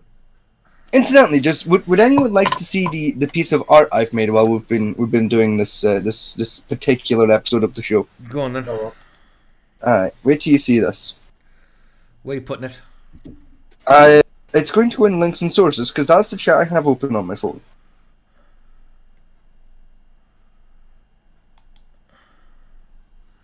Oh shit! Wrong server entirely. Vincent, why did you send me a 30-foot version of Iron Mouse? Yeah, I saw that on Twitter. And I was like, "What the fuck? Why is that even existing?" Nice. Hang on, there's a look. Links and sources. See worse. Why does it say Naki? Because it's an anarchy sign, so it's a big A then. Narky, so anarchy. You supposed to put the A, the Archy as well, the Anarchy as well? Well, no, because there's already an A there. It still reads Naki. Alright, I'll fix that then. Fine. And why? Are you trying yourself a prison tattoo of Anarchy? No, just like, if you remember from earlier in the show, I melted a pen by accident, so I started playing with the pen. Okay. Clean your fucking floor once in a while? No, I don't think I will. Get a hoover in that room? No, I don't think I will. There you go. There, I've added an A to the best of my abilities. Well, and clearly and comfortably see you don't have a career as a tattoo artist. There you go. I've added an A to appease your bullshit. Does aesthetics? Yeah, that's better. Slightly. I mean. What the? And before you ask, no, that's not the ink that's smudged. That's tobacco fucking dust. Ash. Yeah. You know that fucking iMouse thing I sent you? Yeah. Yeah. There's houses behind it, and I find it funny that there is someone probably looking out of their window. And seen Iron Mouse's ass. Just a big fucking. I mean, it's wrong. I must have been great for a career as factory candy for own house. Without dying. Yeah, no. You know, so V2 was the only real option to make any sense. And she's done very well for it. Yeah. She's like if you've heard her like describe her story of like 1 to fucking 100, it's a fucking story and a half. Yeah. I mean, she's one of the people that benefit from VTuber the most. Yeah. It's like the only way she could have done anything with her life, to be honest. Yeah. Could have done normal YouTube, but still. No, because it's medical equipment in the room she's got. Sorry, who's this we're on about? iMouse, a VTuber, one of the most popular ones in the world. YouTuber. Yeah. Never heard of them. It's rabbit hole. She's very big. I would say do yourself. You what? I would say do yourself a favour and just watch some of her content. It's actually really good. She's piss funny. Tell you what, send me a link and I might check it out. Already on it. Speaking of checking stuff out, Fat Man T, I sent you the thing for Sunday. I've already got it. I was going to say, there's about 2.5 minutes of dead air at the end of it I forgot to trim out, so be aware of that. Yeah, we'll just use it as a talk over point. Yeah.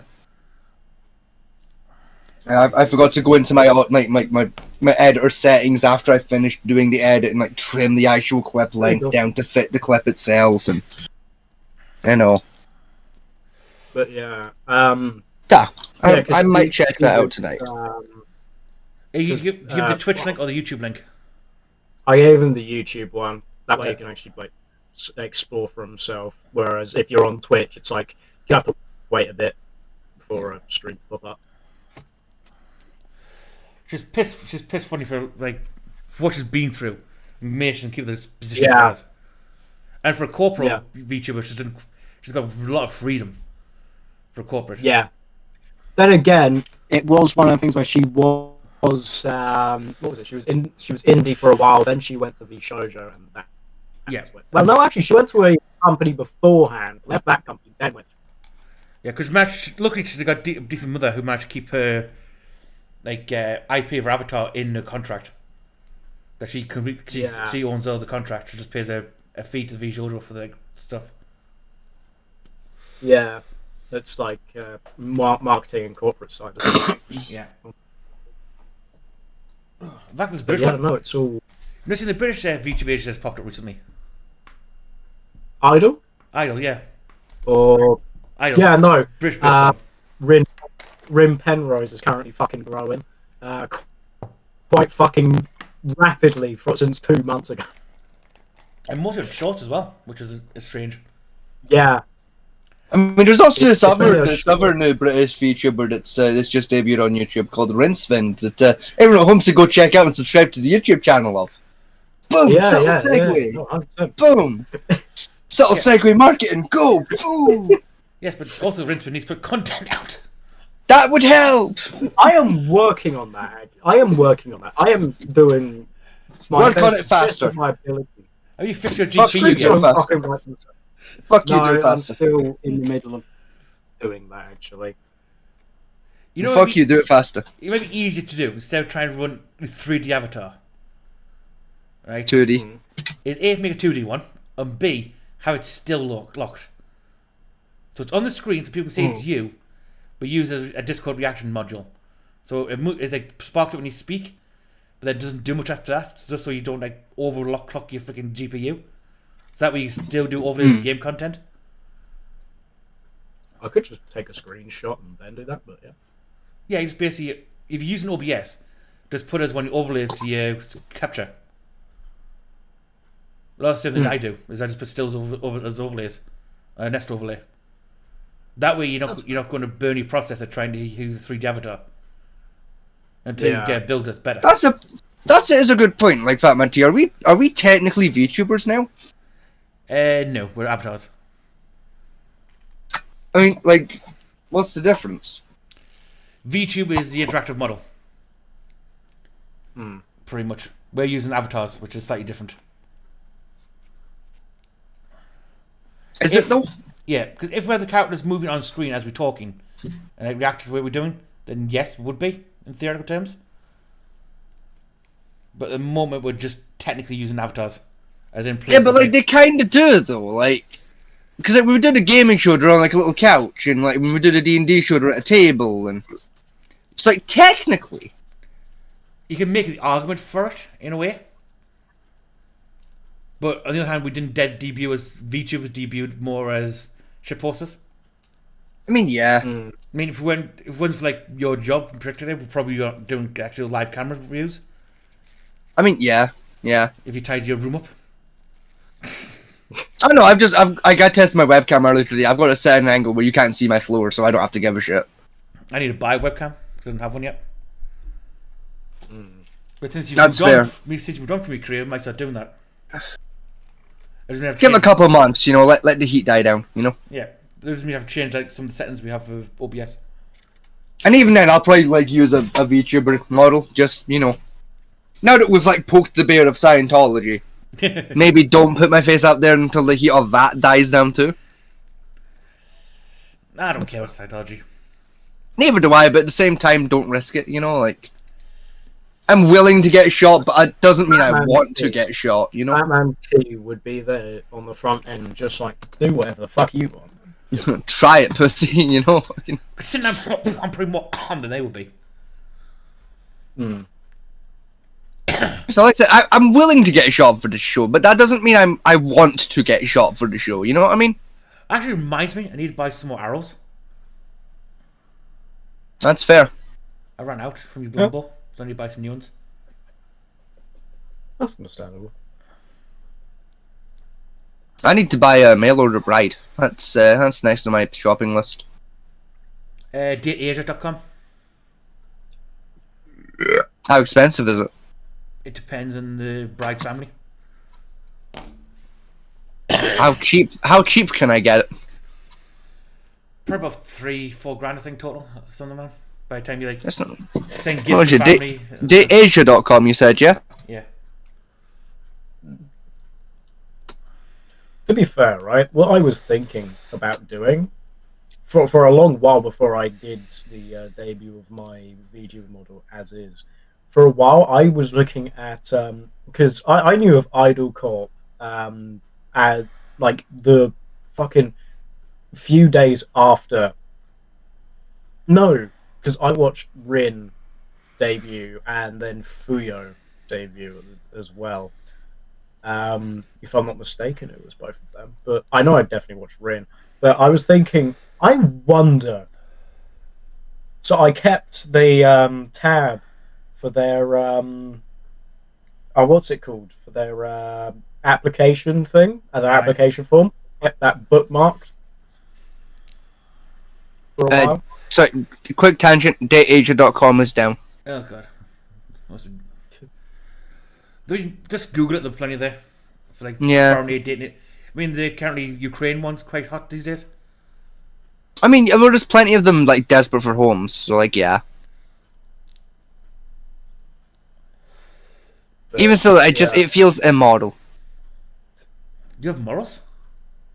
Not a lot of models, but yes. I'm very surprised. Don't think seeing you got emotions. Again, not a lot of them, but yes. Snarky and disdain. I understand. And depression. Snarky, disdainful, hateful, depressed, sarcastic. That's pretty much the 5.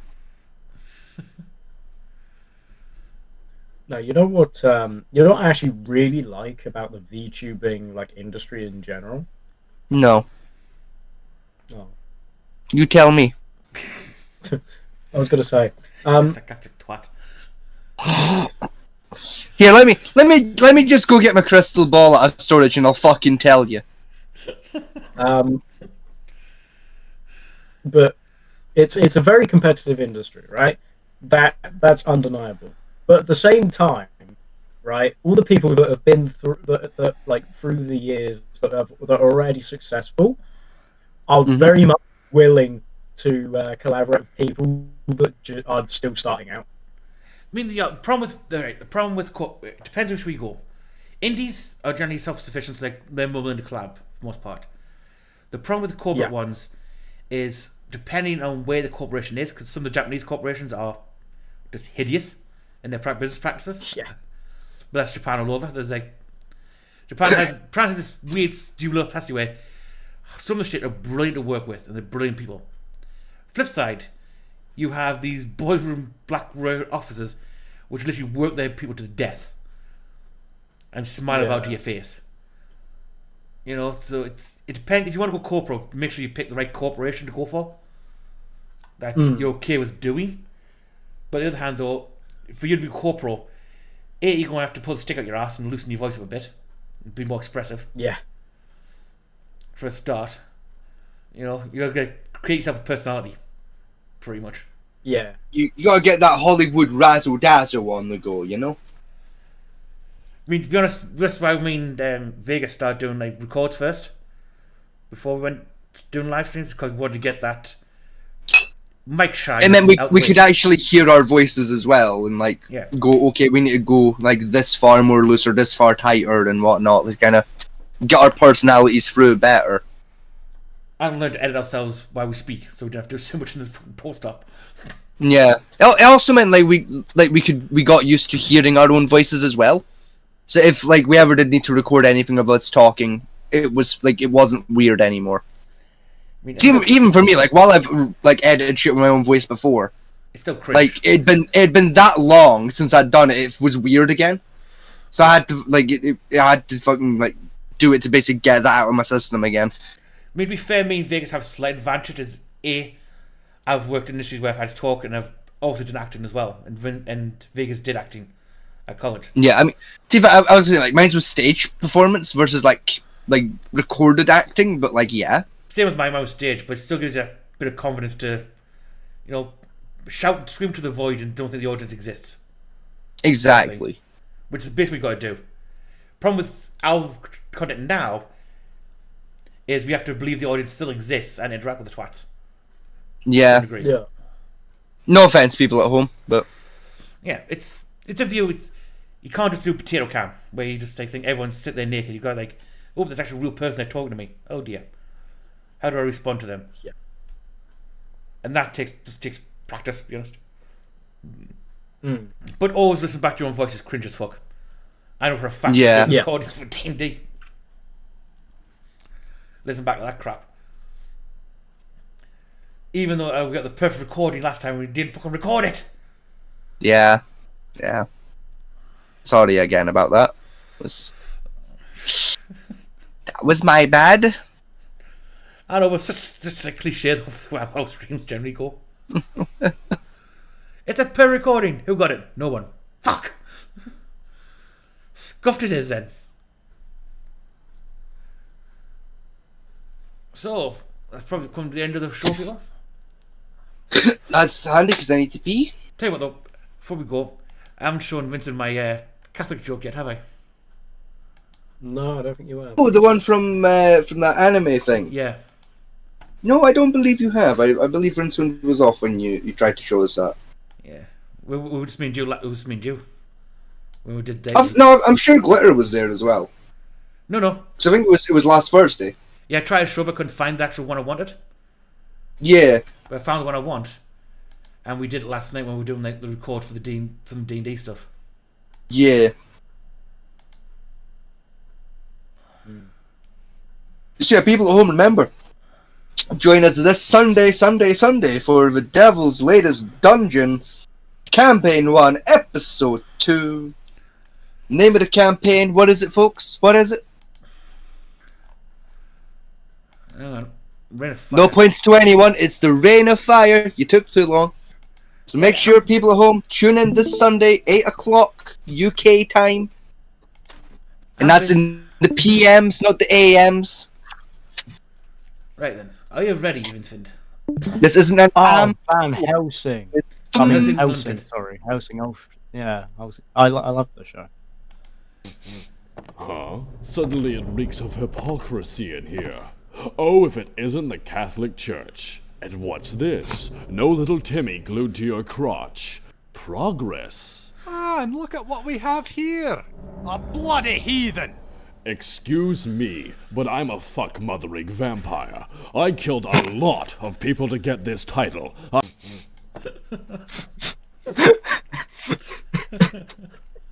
A fuck-mothering vampire is one of my new favourite lines ever. Oh, later in the abridged version, it comes where he talked to the Queen, Elizabeth, and he's just on about licking a pussy out and all sorts of shit. A man after my own heart.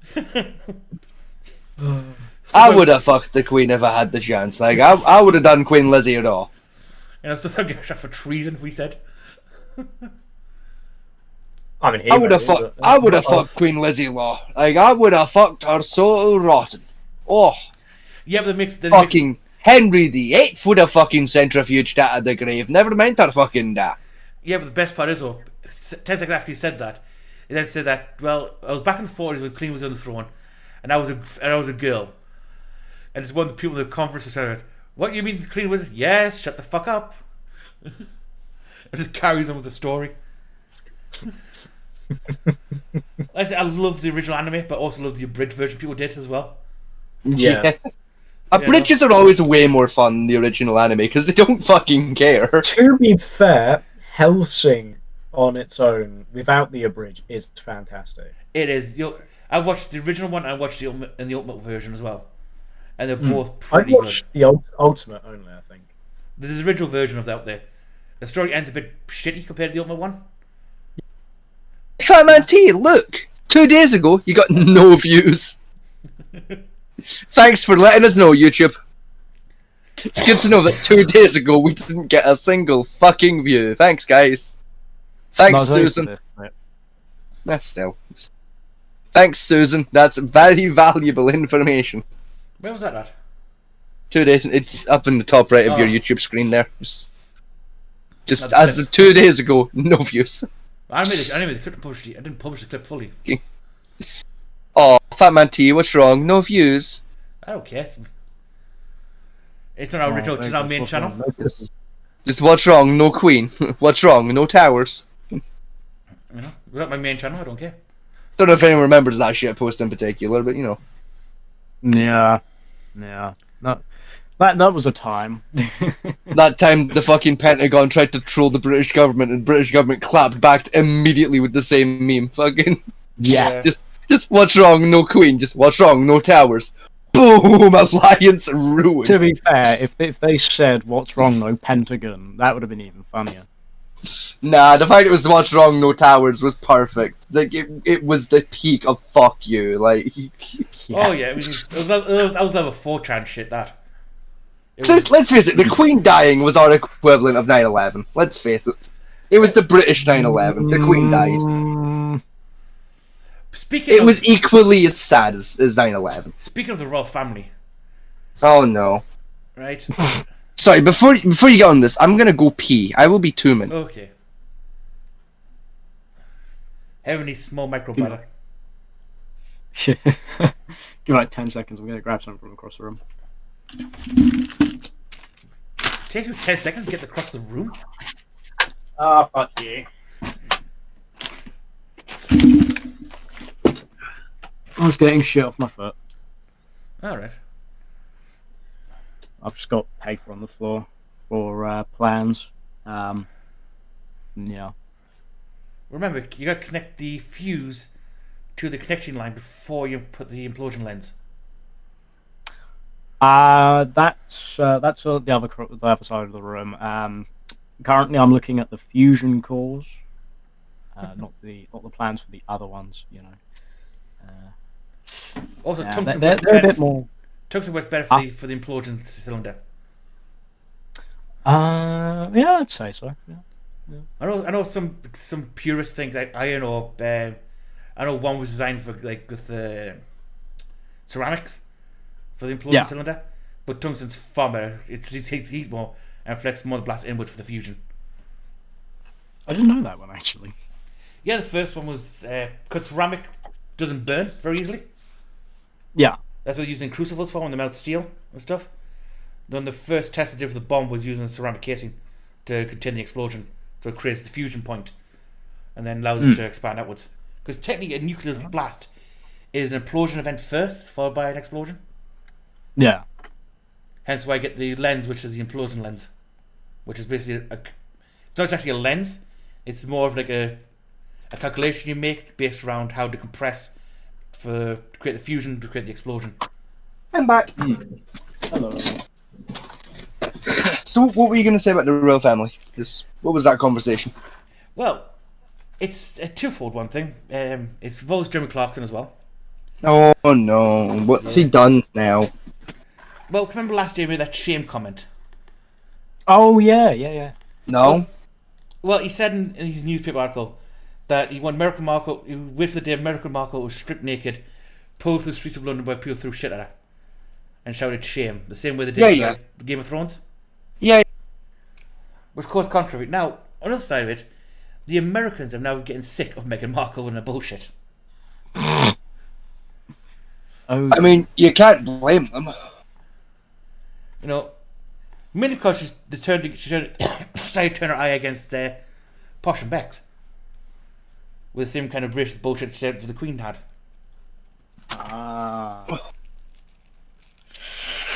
That's not going to work out well. Yeah. And Harry looks more like a zombie every day. So he's turning into Philip, must know. Yeah. No, after his last outburst he did a couple months back, the way he said that William threatened to kill him and shit, and that the last meeting when he was splitting off, that's kind of backfired a big way in his face. How come? Well, basically, he was getting some money from the Dutchies still to try and keep them in America going. That's part of the deal. Yeah, that's now gone. I was gonna say not anymore. Yeah. Not even he lost his royal title. He's also lost his ducal titles and everything else is gone as well. Wanker. William, basically, the family's now literally just sliced him off. But they're just like, no more money for you, chuckle fuck. Yeah, now Americans saying, "Oh, they're doing this. This proves their racism." It's like, no, you're bullshit. Rinswood, do you remember when Yumi and fucking Eggy were sat playing Overwatch? Yeah. Like a couple months ago, and I fucking rounded that corner and the whole enemy team just went, "What's up, chuckle fucks?" and got she got turned on by four cunts. It blew me away. Yeah, you got absolutely obliterated. I got fucking decimated the second I touched the floor after shouting, "What's up, chuckle fucks?" Yeah. I wasn't even on hot mic with them. It was just only you and Eggy heard that shit, and then I got fucking obliterated for four guys. Not your proudest wank. Yeah. Genuinely, yeah. No, not my proudest wank. Speaking of game, that reminds me. Neither's the Hanoi Hannah shit. Hanoi Hannah's also not my proudest wank, but... Speaking of gaming, Rincewind, is any changes you want to make to your character before we start next week's Sunday session? Well... You mean this week's? This week's. I probably won't be around. What, this week? You told me next week. Yeah, no, wait. This Sunday that's about to happen, will you be present? This Sunday? Sunday that's about this 3 days from now, give or take. 3 days from now. Yeah. If we call today still Thursday, even though it's basically Friday now, will you be present for that episode? Yes. Yes, I should be. Are there any changes you want to make to your character before that episode? No, not really. No? Good. Right then. Because next week we're not going to do one because you're not here, so we're going to transition to bi-weekly. From starting this Sunday, move to bi-weekly, because that seems to work best for everyone currently. Based on the current trend of, I fucked up 1 week, you're fucking up next week. So we're going to move to bi-weekly and call it fucking good. And then we'll go from there. That way, if anyone else fucks up, it doesn't matter. I mean, if you get more players involved, it doesn't matter if one person misses, because we're just knocking unconscious for the day. Yeah. I mean, yeah, still. Or we could just find some story element and say, oh yeah, no, they're gone for a bit because of random event here. Yeah, that reminds me. Did you get in contact with Hisoka? No, I forgot again. I promise I'll get hold of them. I want tattooed to your fucking forehead. I won't help right now. Please do, actually. That would genuinely be helpful. As the intern, I'm delegating this task to you, Rinsfint. Text Ahsoka and ask him if he wants in on this Sunday. And if he does, tell him to text me. Also, did you make the weapon for glitter? No. I will, though. I've not forgotten about that task. It's on my to-do list, ready before Sunday. Have you lost that paper I wrote down yesterday? No, it's in my blue book. And if it's not in the blue book, it's in the black book. And if it's not in the black book, it's in the little multicolored book. And if it's not in that book, it's on a notepad in the D&D folder. Oh, God. You're as unknown as a gnat. But yet somehow I'm one of the best DMs on the internet. He's just said all right to me, so I'm going to assume that's a yes. Alright. Text him saying to text me then. I did. I put Good. them both. Cool. If I get a text in like 10 minutes, that means he's in. Well, it needs to be a character sheet and you transport it over to freaking Foundry. 30-minute job. Piece to piss. Well, should we do it by himself? Let's tell him what rules he has to follow. Yeah, that's a piece of piss. Easy enough. So, people, that's the end of our stream for tonight. Yes. Some I laughs. said join us this Sunday for the D&D show.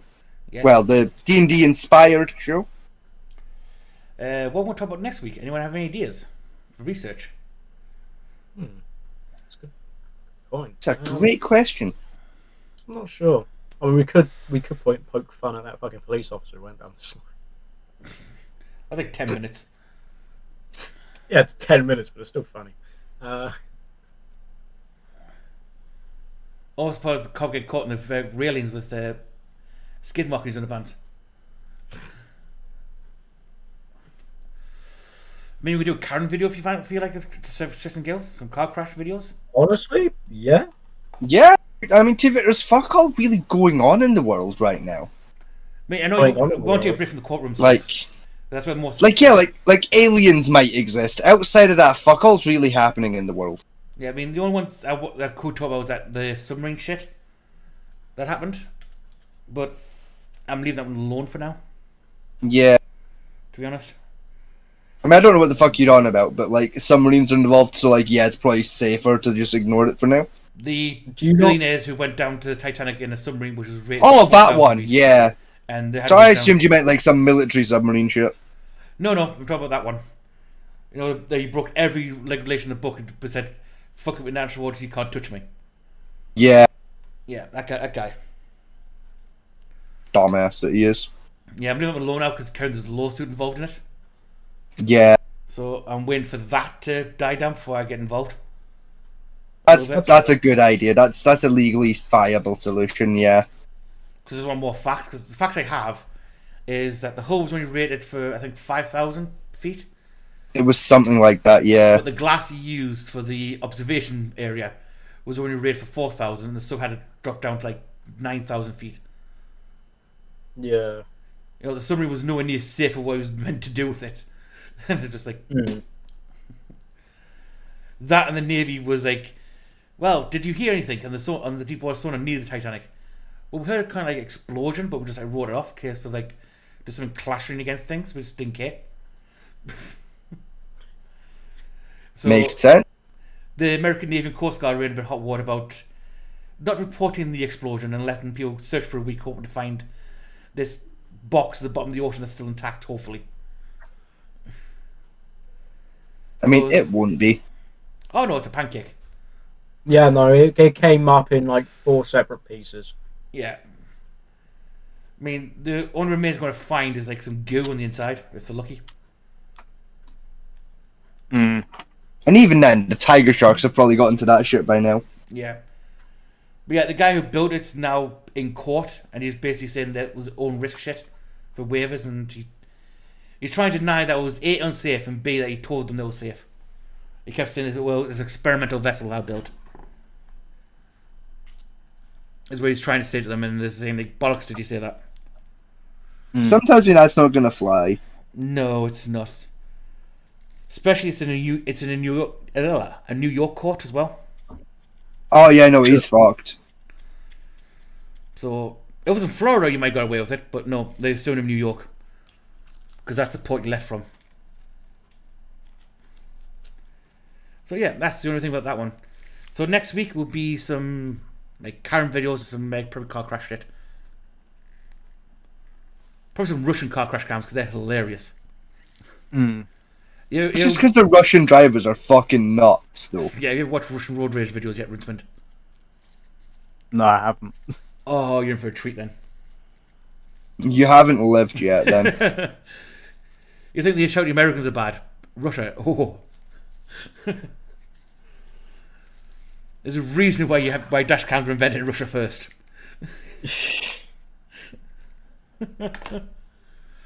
Anyway, people, this is a good night for me. And sorry, and a good night from me as well. And we'll catch you next episode, week Sunday, 8 o'clock GMT. I don't know what the Americans will be, because I don't care. Figure it out. I want to say it's like 3 p.m. based on my conversations with Hisoka in the past. But I don't know. Hang on. East Coast time. The New York's 5 hours behind us. So yeah, about 3 p.m. ish. 3 p.m. EST. And the West Coast like 10 hours behind. So yeah, so folks at home, thank you for joining us. And we will catch you all on the next one. If Scientology has a prisoners in Guantanamo by that point. Yes. Like to see him try. And again, Mr. FBI agent, we still have a recording I did perfectly. Can you please send it to me? Not fucking Vegas' idea of a piss take. Wait, what? Oh, it was a joke we did last night when we were doing the recording for the intro video. I did a perfect take of the entire recording, and Dozy Twat forgot to press record. No, it's worse than that. Dozy can't forgot to even put up the recording software. It was a perfect rendition, not a thing missed. I was just begging the FBI agent watching our streams to send it to us. So we tried to do a ship post on us with our business email address, and it just didn't work. You just DM a fucking FBI agent saying, now if you have this specific clip from this specific point in time on this specific day, please send it to me. Yeah. You know, it won't get it, but Shy Ben's getting out, He might have done it. He might have thought, I guess, like, if you give it to us, we won't torture his life for the next 5 days of our usual bullshit. But there you go, we didn't get it. Let's be honest here. It's high chance that they put the masochistic person on. No, I think we've probably got about 5 so far. Without they threatened to build a nuclear bomb to blow Joe Biden. Oh, the shitpost. Damn it! Look at all the weird bullshit we've said that could be construed as like terroristic threats to somebody or treason. I mean, we literally made a joke of me having plans of different fucking bombs. Yeah. Yeah. So the software that tags that means I have to listen to our show to figure out where the point of the tag is. So it's this poor analysts at CIA and FBI listen to our bullshit all the time. Then we make a joke like that. It's brilliant. That's what you get from the Patriot, people. Have fun. I will abuse it. Anyway, before we get it from tangent, good night and good luck.